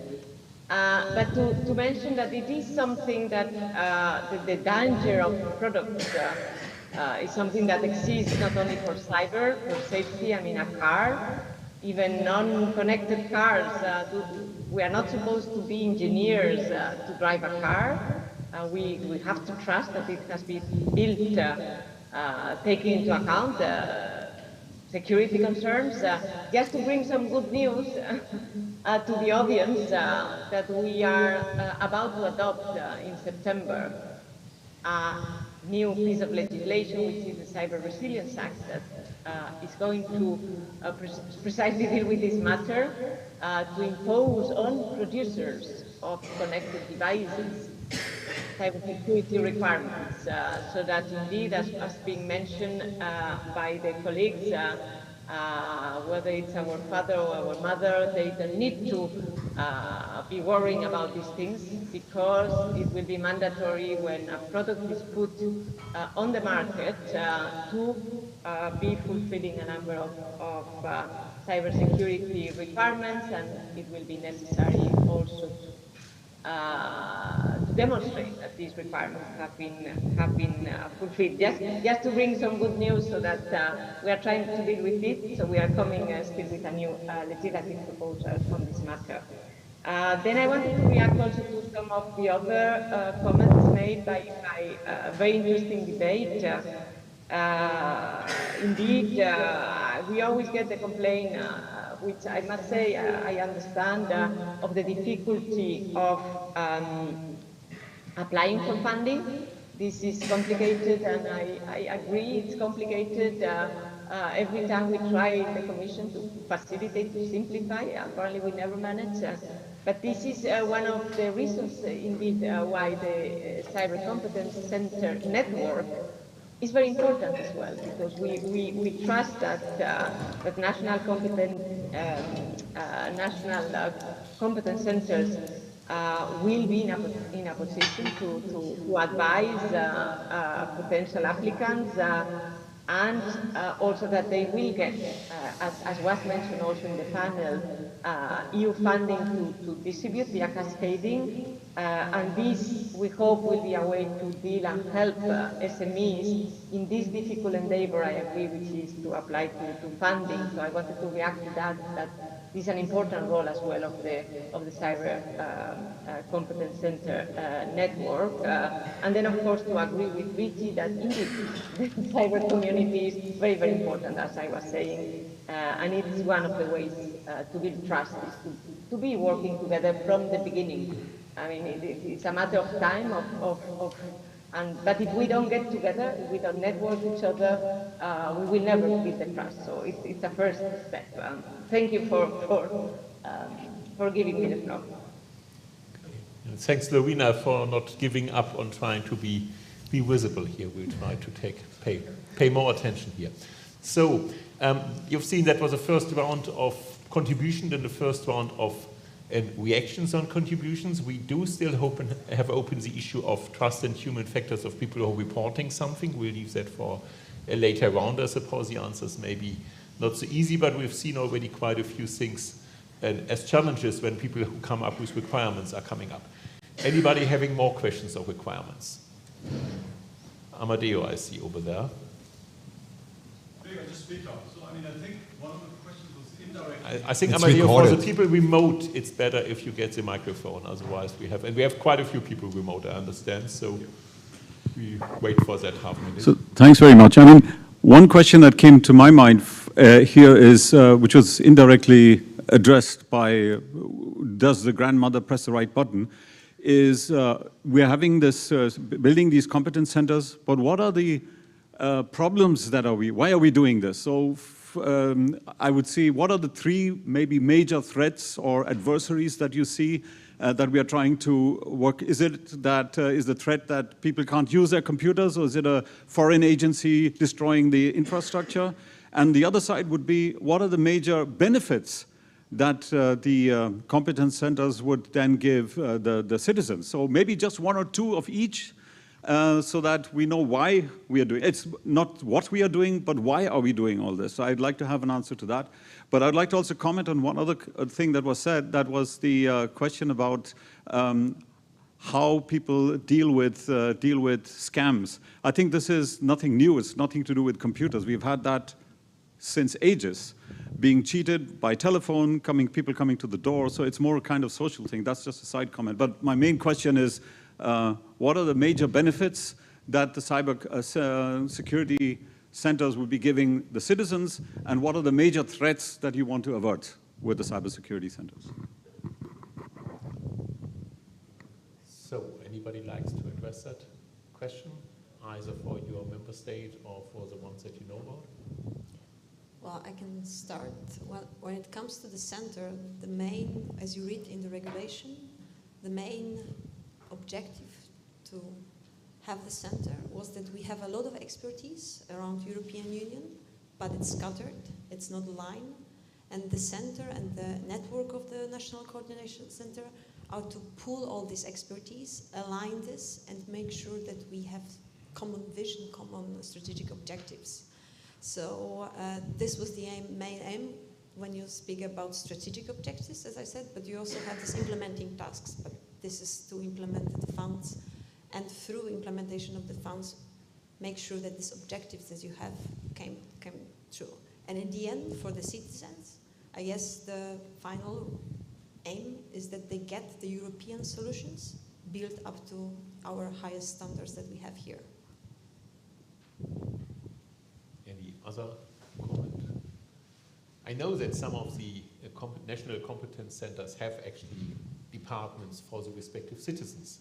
I don't know whether there are plans already to make these departments work together with the NCC efforts, or whether this will be will be things separate. Actually, I'm asking that from, also I think it's a European challenge from the following point. Dörte gave an example from her child that actually was, I think, profiting from a very smart catch that the German Data Protection Commissioner did, because he took a very famous children's book meme and concept, these called of pixie books. I don't know how much they're known in Europe actually, but in Germany they're extremely popular. And he called that one for data protection and hygiene treatments, actually, in a very nice picture book. I saw that picture also. It obviously arrived at the school of Dörte's son, which is good. And the question is now, this is a very German metaphor of, and a German concept that what I think was very successful in Germany. Would it work elsewhere in Europe? Do we have a European-wide something that all children are impressed about, that we, for example, can say, we need to do this, or do we need to have a more federated approach, like we need to look what impresses our children in different countries? Yes, we need an exchange on that if we want to do this kind of children treatment between the competence centers, but it may be indeed different solutions to deal with. And we can try to take the Pixie book as an example, whether anybody outside Germany have heard about that, or whether we need to find the European equivalent in all of the member states for that. That would be an interesting challenge. And is that on the agenda of our centers? Like, how do we approach the citizens in their specific environment? So let's start with anybody outside of Germany knowing about Pixie books? Nobody, obviously. Okay, so great German example that we need to see how we can translate it into European something and see whether US and Europe can profit from it. So probably we need some kind of these federated collaboration examples, like I have a certain concept, it may not be working one-to-one elsewhere, but it may be useful. And do you foresee the instruments in the ECCC and in the NCCC to facilitate such kind of interactions? Or is it something that you would like to put on the list and say, hey, we need this, obviously, because we want to learn from each other? I find the discussion a little bit disturbing, actually. It's like, you know, the point of, on one hand, the discussion, yeah, we have to have, like, you know, well-educated people to work and to cooperate in these type of environments, like, you know, the structure. But I really also, like, you know, I don't see a vision. It's like, you know, oh, we have, like, you know, everything is, like, you know, complicated and kind of dangerous, and we have to educate everybody to not, you know, to understand super complex type of concepts. And on the other hand, it always boils, like, you know, the discussion is all about, oh, the user has to deal with it. So we might, you know, we as highly educated people build something for the people, like, you know, down there in order to, you know, protect themselves. For me, that is an insane way of thinking. And what I really like, what I really kind of miss is there is no vision. The only vision is, yeah, okay, like we you know, like we come together, we build a community, we trust each other, and then everything gets like fantastic. And it is like, I don't see that. No.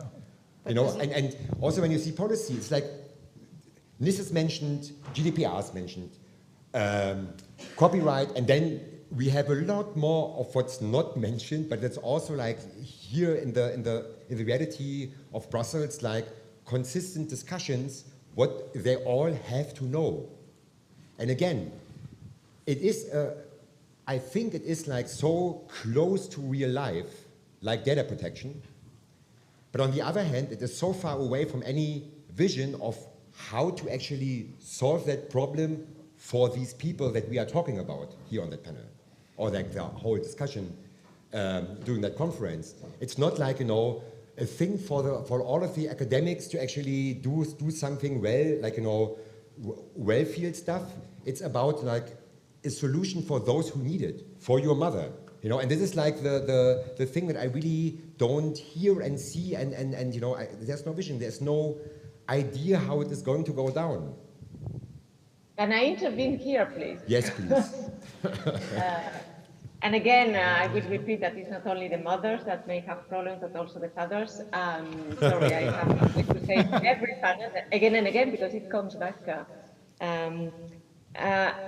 I think that we might be mixing things here. As I said from the beginning of my explanation, what we are trying to deal here with a big problem we have. A big problem we have which is that right now, the level of threats and incidents has increased exponentially, and not only in terms of numbers, but in terms of impact. It's huge due to supply chain attacks, to ransomware, to even threatening the life of citizens. So I think that you are right to focus on the ultimate beneficiary of what we are doing, which is the citizen, who is in risk. So I fully agree that that's the ultimate objective. Now, the citizen is going to benefit if we are organized, if we don't duplicate, if we don't waste money. We are wasting money if member states are investing in a completely fragmented way, because there are plenty of synergies that we can build. If we are dealing with conflicting priorities, because we are losing then the ultimate objective, which is to help.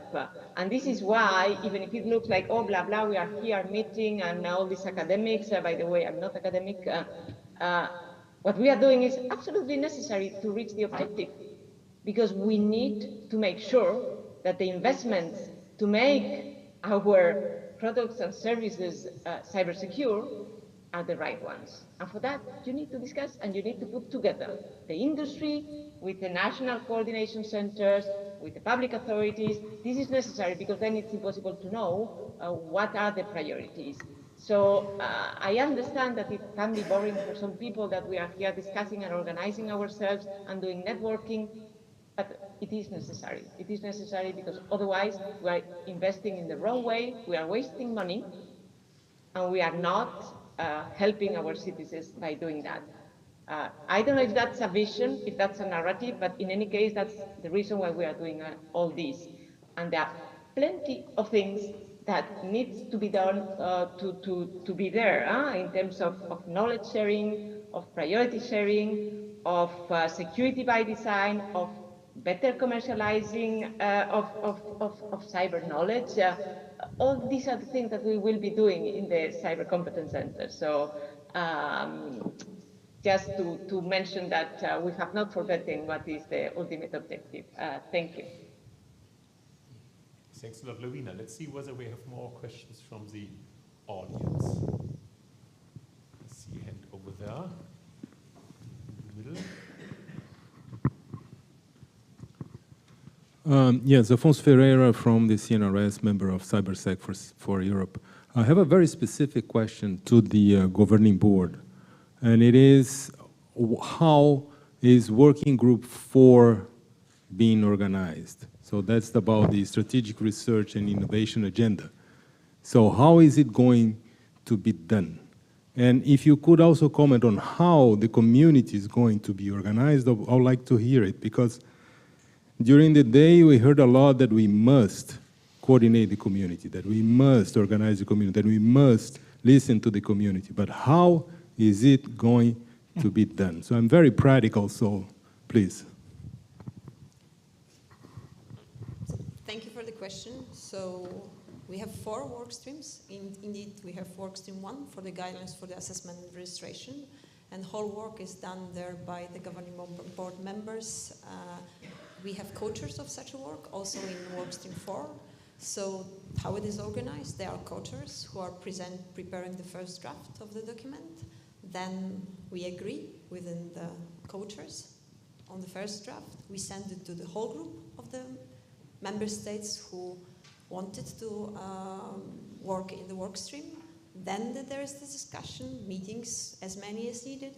Then we agree on the document. Then it goes to the governing board via secretariat to be officially sent to the governing board, because in the end, the governing board is the authority, the body to accept the documents. So formally, it is done like this. We focused, first of all, well, my NCC and me, we are co-chairing 3 work streams of 4, because we see finally setting up the center as one of the top priorities now. We have to focus, as I said in the beginning, on the formal documents to have them all done. You cannot start, well, you can, but then probably there would be not enough alignment with the community. with the assessment and the registration, if you don't have guidelines and you didn't talk through with all the entities how they see the process, because the regulation, you base on regulation, but you should think how this process will work in practice.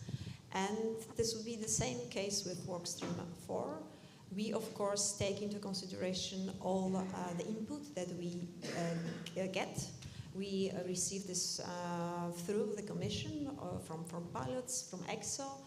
All we base our discussions on what was done already to think about priorities. We also have to take into consideration the DEP working program, the Horizon working program, and all the strategic documents that we have that were adopted.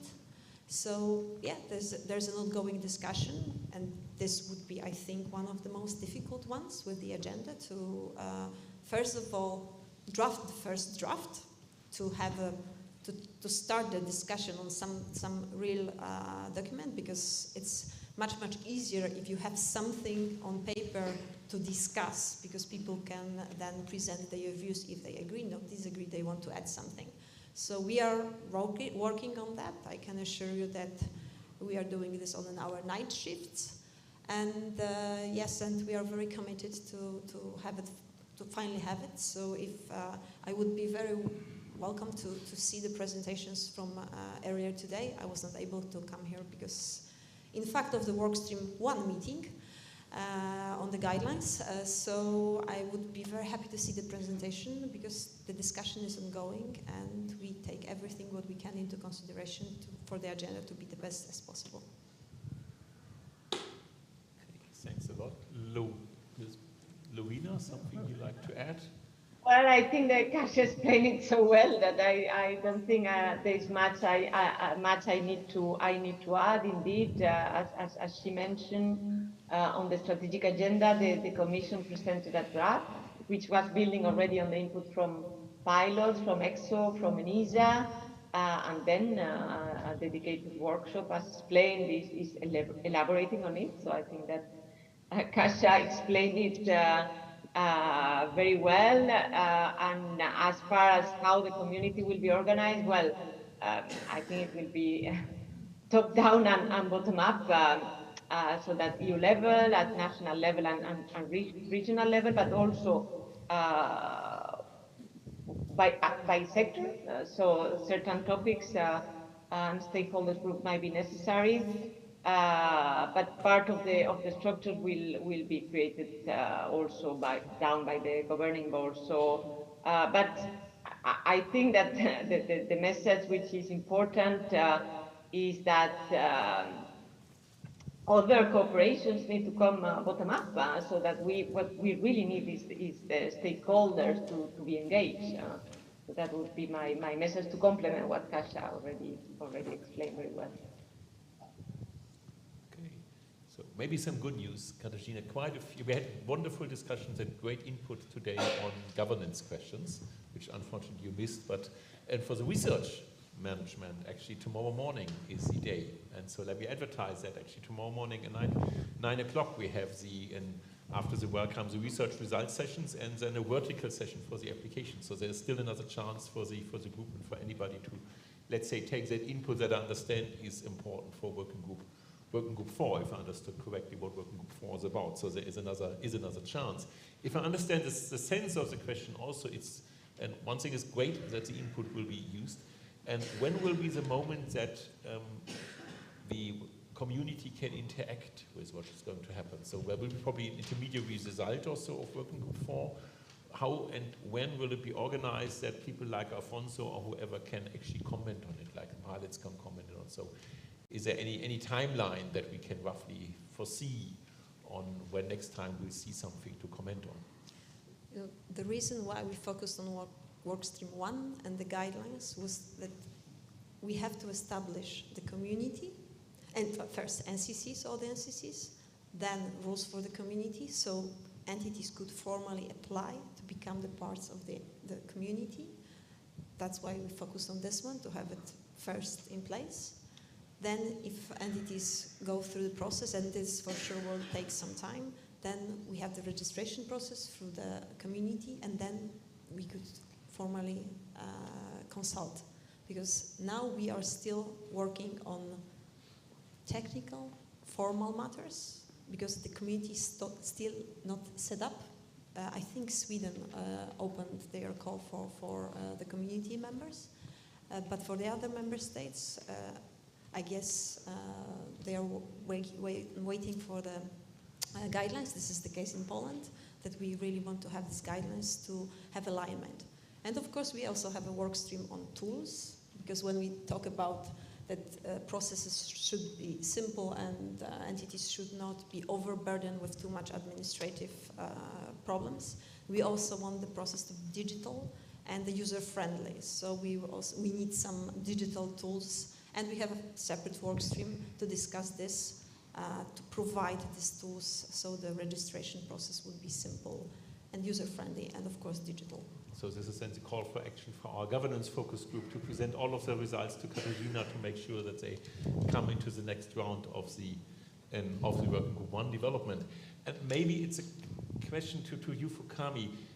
You came up with a citizen example, and you came up with the example of somebody reporting a weakness. The citizen example was picked up heavily here. We had a lot of discussion about that. Nobody so far picked up on the reporting weaknesses example. Okay. I wonder whether that is maybe because we haven't fully understood what you would like to see better. So what was your experience, and what would you expect from the ECCC to improve over the current state of things, so that indeed reports can create the impact that maybe people expect that makes the reports and goes through all the effort?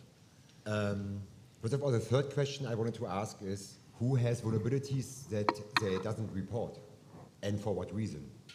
I can tell why I don't report certain vulnerabilities, and it is because it is there are vendors where it's easy. There are ways of doing that without much trouble, but it is not it is not necessarily the way how it goes down normally. And I would like to see, Germany is a good example. Lilith Wittmann, who's a person who looked at the app of one of the governing parties and directly got threatened with a police arrest and stuff like this.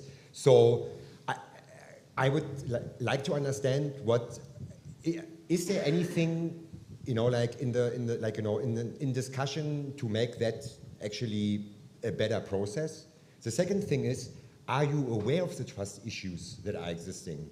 If you say, yeah, we put everybody in one basket, do you understand that there are people that are really uncomfortable with cooperating with military contractors, with people who exploit work as expert developers for intelligence communities on one hand, but also offer security services on the other hand?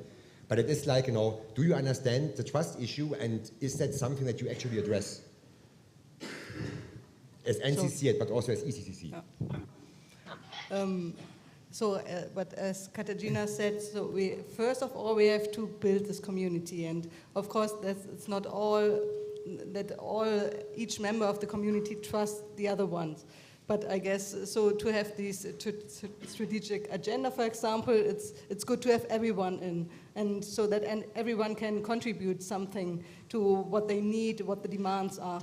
And at the end, we want to have some European products somehow. So I don't know if really need trust in between everybody in this community. That's a very good answer, because of course you don't. So my understanding of all of this is first of all, that all regional thing, I find it weird in terms of member states. I find it the same kind of weirdness in terms of Europe, because that is not a local problem. We have, software is developed everywhere, and it has to be secured everywhere. And of course, we have to secure the software that was built somewhere else, because it will end up in one part of our technology sooner or later. So it means we have to not just focus on what's here, but also on a little bit of a bigger scale, and not see it as an adversarial thing. It is wrong. But we have to do it in a way that we don't need to trust each other in order to make it work. And this is in my point of view, the challenge. To be in a network that, or like in an environment where, you know, you might actually need and want to cooperate with your adversary. And this is like, it sounds a little bit like kind of abstract and weird, but it is like, at the end, this is what I think this should be one of the goals. My experience here in Brussels with like policy discussions is a lot like, you know, it is important to talk to people that don't agree with you. It doesn't mean that you can, like, you know, integrate all of their opinions, but it is important to understand where they're coming from, why they have an opinion, and, you know, like, in order to make it, you know, like, more resilient. And if I may ask, in this discussion, I lack the expertise of the cybersecurity agency that we have, is the ENISA. Because in fact, ENISA, there are new tasks when it comes to vulnerability in the NIS, and ENISA is the one responsible for these tasks. So it would be, what I miss in this discussion is the point of view of ENISA, because the expertise is there. Because if I may intervene afterwards, sorry, I just asked for the floor. Apologies, I cannot do it otherwise but interrupting you, Kasia, because I'm not seeing. Apologies, please. Continue. I was just asking for the floor. No, please. Please go ahead. No, I didn't want to interrupt. It's just that otherwise you don't know. I only can intervene by talking, but I didn't want to interrupt you, Kasia, if you haven't finished. Huh? No, I finished. Thank you. Okay. No, because I wanted to say that indeed, I mean, the two interventions you've made, both concerning the security of products and now on vulnerabilities, these are very interesting debates, but the solution is being dealt with somewhere else. Of course that the ECCN can contribute to this, but as I was saying before, for the product security, we are dealing with it in a legislative proposal that is about to be adopted. Now vulnerabilities, as Kasia was starting to explain, NIS 2, which is the Network and Information Security Directive, which deals not only with critical infrastructure, apologies, it deals with basically every sector of the economy, because that has been the main objective of the latest reform, is to extend the scope to basically everything, including even social media. I mean, we have now all the sectors covered. This directive is proposing, indeed, a coordinated system of disclosure of vulnerabilities. And indeed, as Kasia was explaining, ENISA, which is our European Cybersecurity Agency, would hold a registry of these vulnerabilities, and there's a whole system of appointing who in member states should be communicating the vulnerabilities, and involvement of civil society, including NGOs that are already currently dealing with this type of disclosure of vulnerabilities. All this is in the new legislative proposal that this one has already been adopted, and I hope that will enter into force very soon. So just to reassure you that also this problem that I fully agree with you is very important, is also being dealt with in a coordinated way. And indirectly also that the legislative proposal on product security will indirectly also deal with vulnerabilities, because one of the possibilities we are assessing is to impose, for example, on software vendors, the need to inform of known vulnerabilities and to have some certain duty of care on vulnerabilities, at least those that are known. All this is still being assessed, but Mr. Fukami, this is just to reassure you that all these things we are taking care of as well. What will be the role of the Cyber Competence Center network here?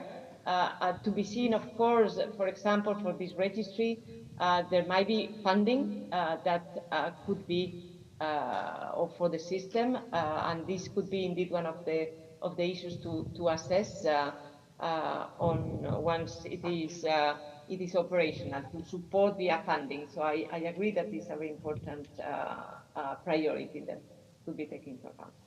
Thank you. Thanks a lot, Luigi.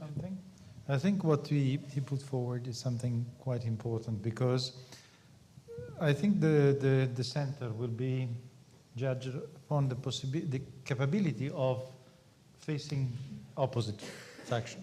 Because without that, I mean, to remain politically correct, you don't go very far. To the usual, let's say, Brussels blah blah. You don't solve the real issues for the companies, but also for the citizens. We have to come to some concrete results. And I saw this at the beginning of ECSO. When we put together different members, it was about the certification, the methodology. Then we developed and gave to the Bulgarian presidency to now implemented by ENISA. It was I never saw such a fight among members, because it was close to the market, close to the real life, not to just policy, nice and legal issues, but close to real life. And it was a real fight. And really, I never saw that in Brussels. But it was alive. And that the results was something that Bulgarian president said, thanks for giving us, because it is something we can work upon, and that has been given to ENISA. And then you know the story. So putting the finger when it hurts is not that bad, even in Brussels. But we have to see how the center, in Bucharest, but also at national level, will be able to bring together to overcome this politically correct statement. And you know that probably, you have confrontation among public sector, among different countries, different point of view. The point is that when you bring in also the private, how you are able to have them see the different point of view and converge, not to a minimum, let's say, compromise, but something which is high enough to be successful and concrete. Good point. Any further comment, question from the audience? I see over there a hand.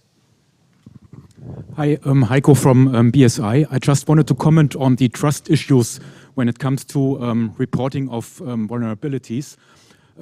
We also have some good examples where it went well. We had several issues with the COVID testing centers in several countries, in healthcare apps, and it was possible to manage it in a trustful and transparent way to the public audience. And there's some potential.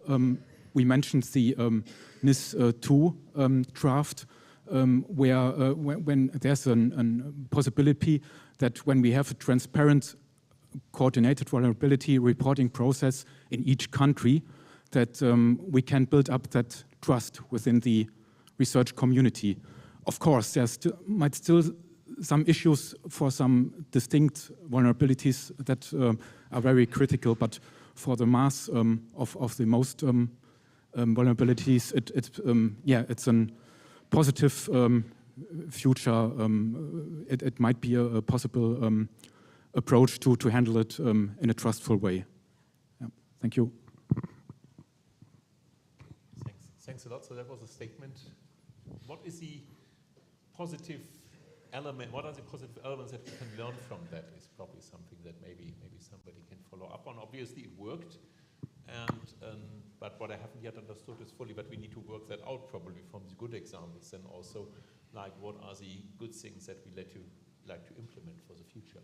I leave anybody who wants to contribute on that one and give them a moment of time, and I put in a question in here that would have probably come from somebody that we couldn't have on the panel here. That was Wojciech Wiorowski, who unfortunately had other things to do, even though he wanted to be with us also. You know, he's the EDPS. And the question that I'm pretty sure that would have come from him was, data protection is obviously a very core element in relation to cybersecurity. How are we going to include and involve the data protection communities into all our activities? Is that something that we do informally anyway, or do we have any institutional setting for that already, or will we set up one? Obviously, that goes mainly to the people who design the political processes at this moment in time, but is there something, or is maybe something happening already and just I don't know about it? And do we have an idea how we deal with that?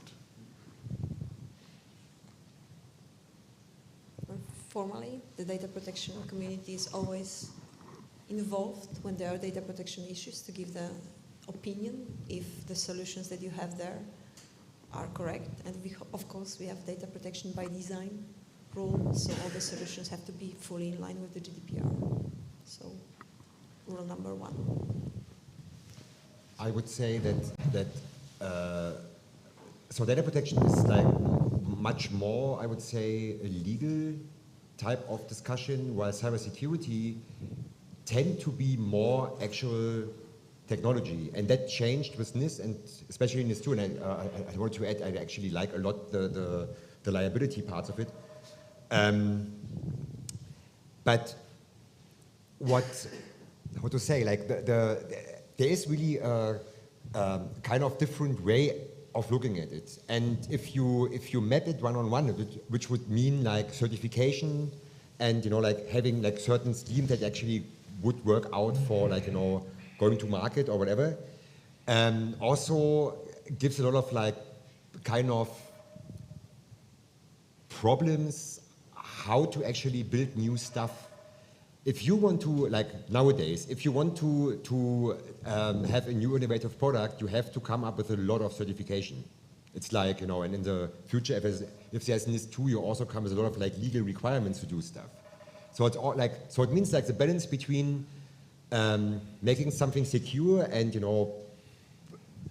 like okay from a privacy and data protection perspective, and on the other hand, the need to actually act a little bit faster than like good engineering and so on really needs to be. The certification process takes forever, and once certified, the product might already be on a completely different stage, although also got better. But yeah, I think there, in the long run, like it's really difficult if you have to have all of these requirements at the same time and not putting them together. So now you have to have a data protection person in your company, and in the future, or like already like people who do the security part, and then later on you have to have like people who deal with liability issues. So it means like sooner or later that has to be kind of unified to be understood as a same type of thing. In the moment, it's very much divided. I have very often that thing, you do data protection or you do security. And this is like, while it was like, okay, in the past, nowadays, it is much, much closer, and it gets more and more impractical to actually divide these two parts. Especially from a regulatory perspective. I do not fully understand this division, because if you want to make sure that there's data protection, you have to have security. No. First of all, there's no data protection certification scheme in the moment when you have, for example, when you send data to the US. There's nothing existing. What you have to do is, it's a legal process that's like SECs or whatever, like that is an insane process, but it has nothing to do with the real technology. It has to do with how you, like, what are the legal aspects of, like dealing with the type of thing. That is something different.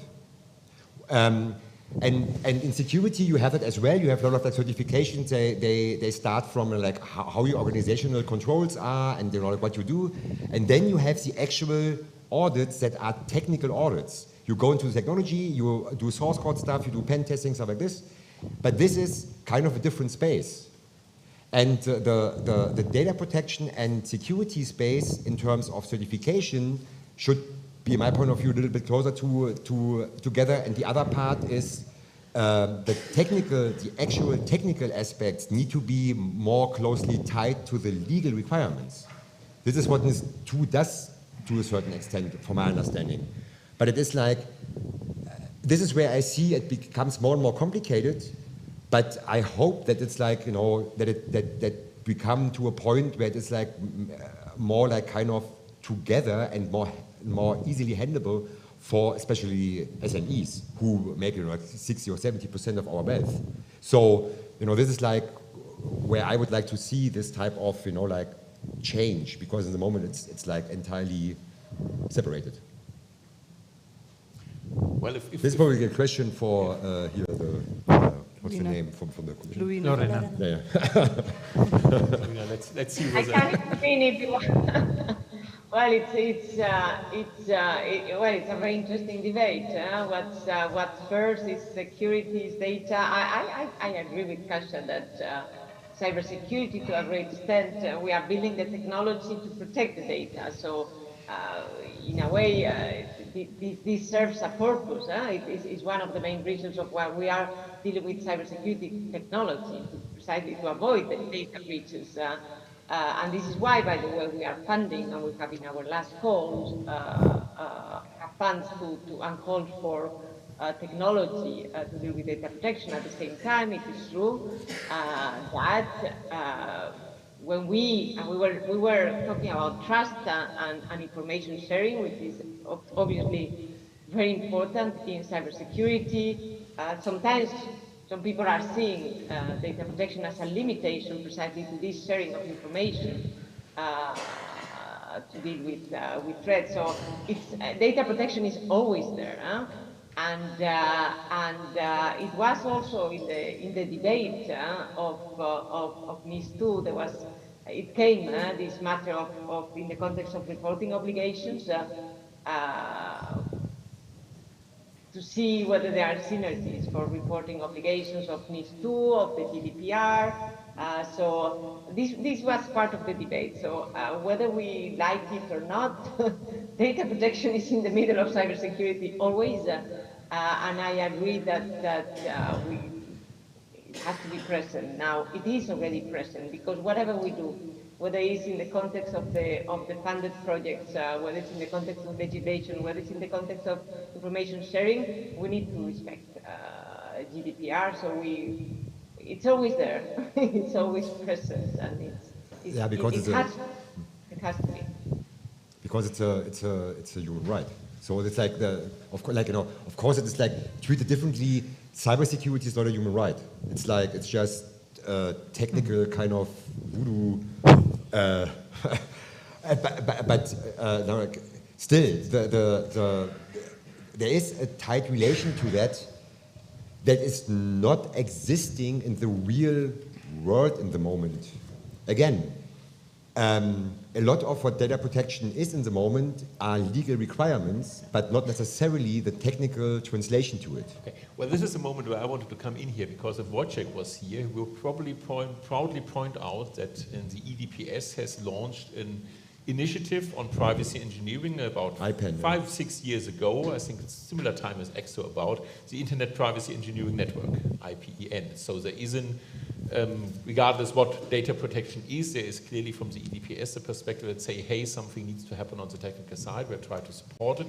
We're trying to build a community for privacy engineering. And the question is now, how can we as competence centers make use of that? And is that something that we have already embarked and envisaged, or is it something that we need to embark further on and work further on, and to make sure that it does happen? By the way, the next IPEN meeting, I think, is to get in back-to-back with the ENISA Annual Privacy Forum on both of them in Warsaw, so it's a good opportunity in 2 weeks, and a bit more than 2 weeks' time to enjoy both of them. But that's actually the point. So the EDPS says, yes, we do technology also, besides all of the legal stuff. Are we prepared for dealing with that? Or is it something that we need to put on our list of activities? Well, I give the panel to think about that. Any question from the audience?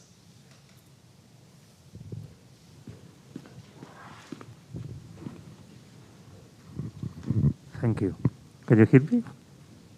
Yes? Okay, perfect. One question, just getting on the last intervention. I just wanted to ask, will the ECCC make cybersecurity a new European human right? Just to think about. That's an interesting question, given that there is a German Constitutional Court decision that certain levels of IT security are indeed now a fundamental right. That came up in the decision on Trojans in devices. And so there is some member states who have done something to that direction. So yes, I don't know whether Katarzyna, Lorena, or Daughter, this makes you bigger, this gives more resources in the end, more power to the everything, of course. Are there any plans for that? And where do we need the people who say, hey, we can maybe get you support via this avenue, where to send them?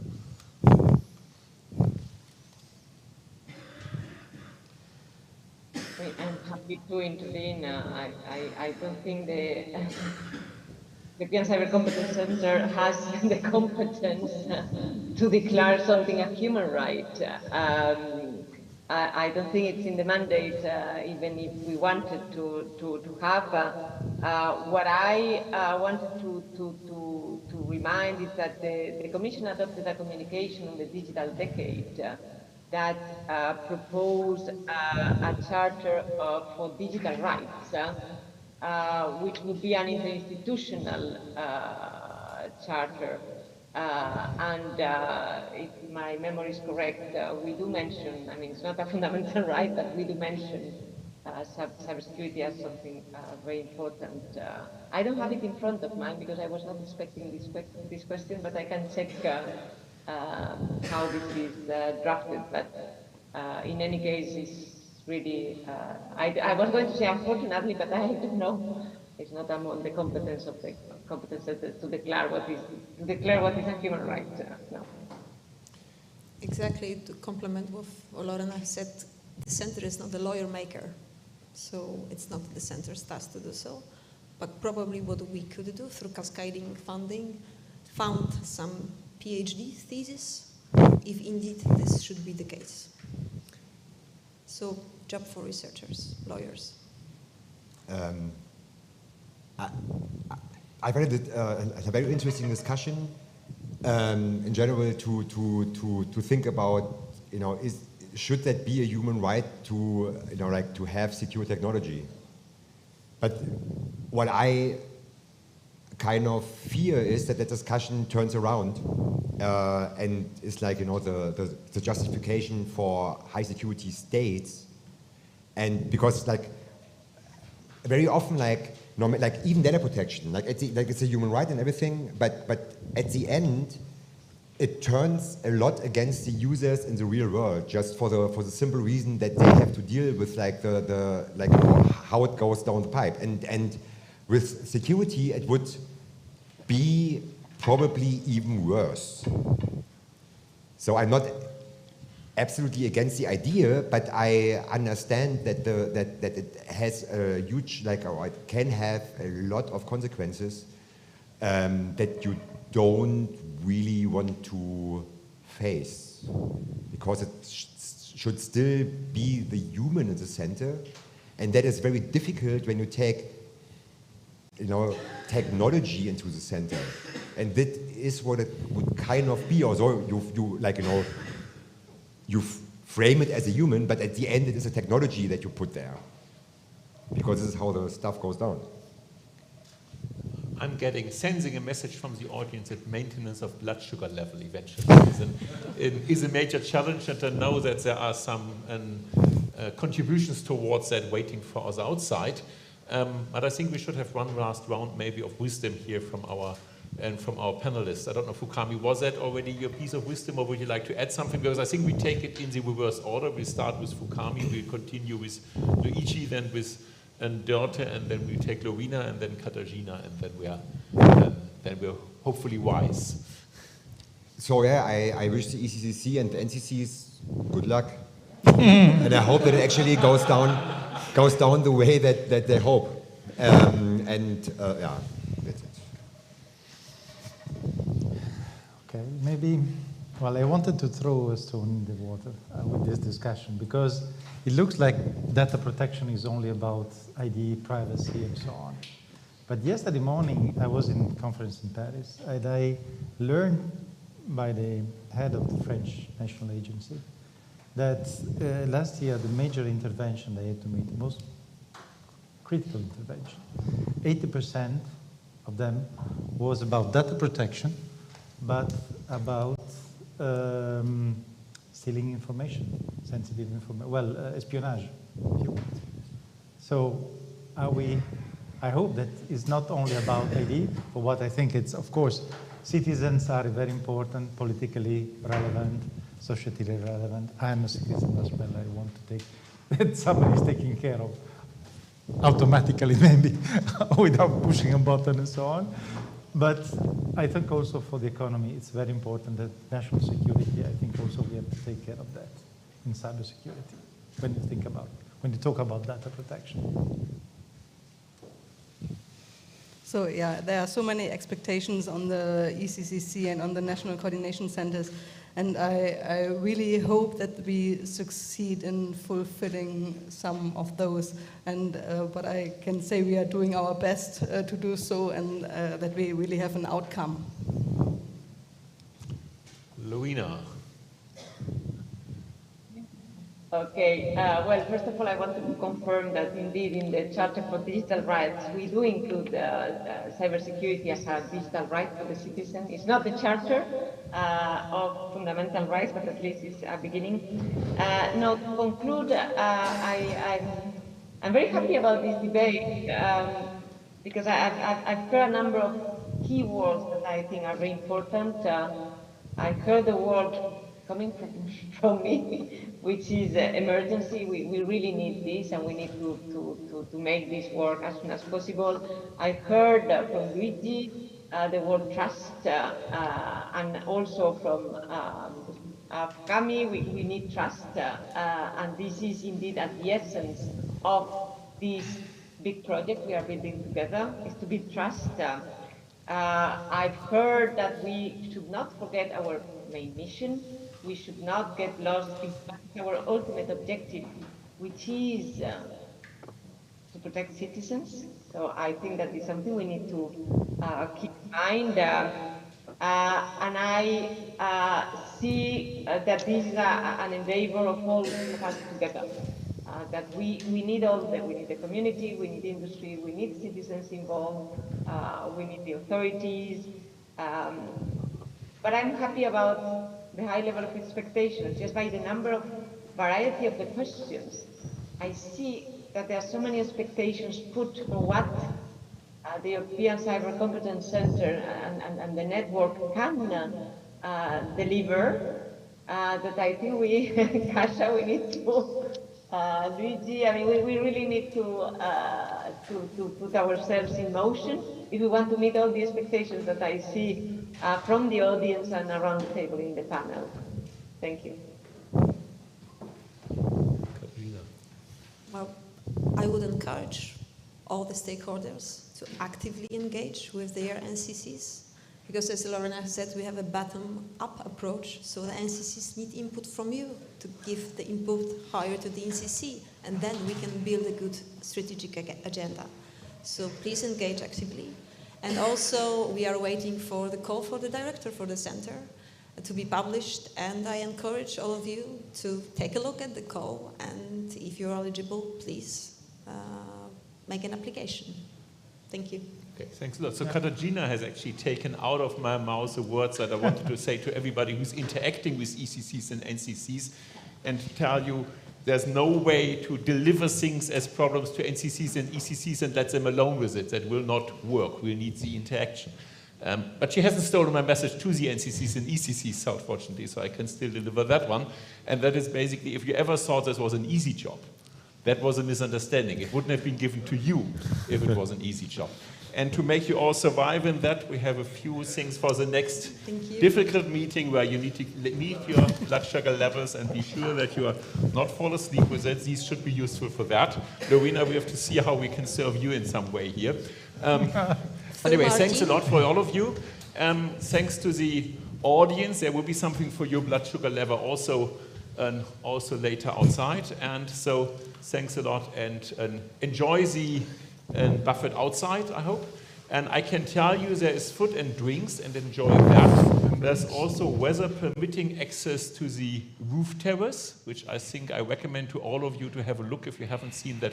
Look before there. If you want to eat and drink on the roof terrace, it's a self-service activity, so bring your drinks up to the roof terrace yourself. That is possible. And don't rely on being up there on the view and getting food and drinks over there. That may not work. So it's an do it yourself, help yourself, but get support activity like an ECCC, and that's the way I hope we do it. Thanks a lot again. Enjoy. Hope to see you back tomorrow morning at 9 o'clock. So.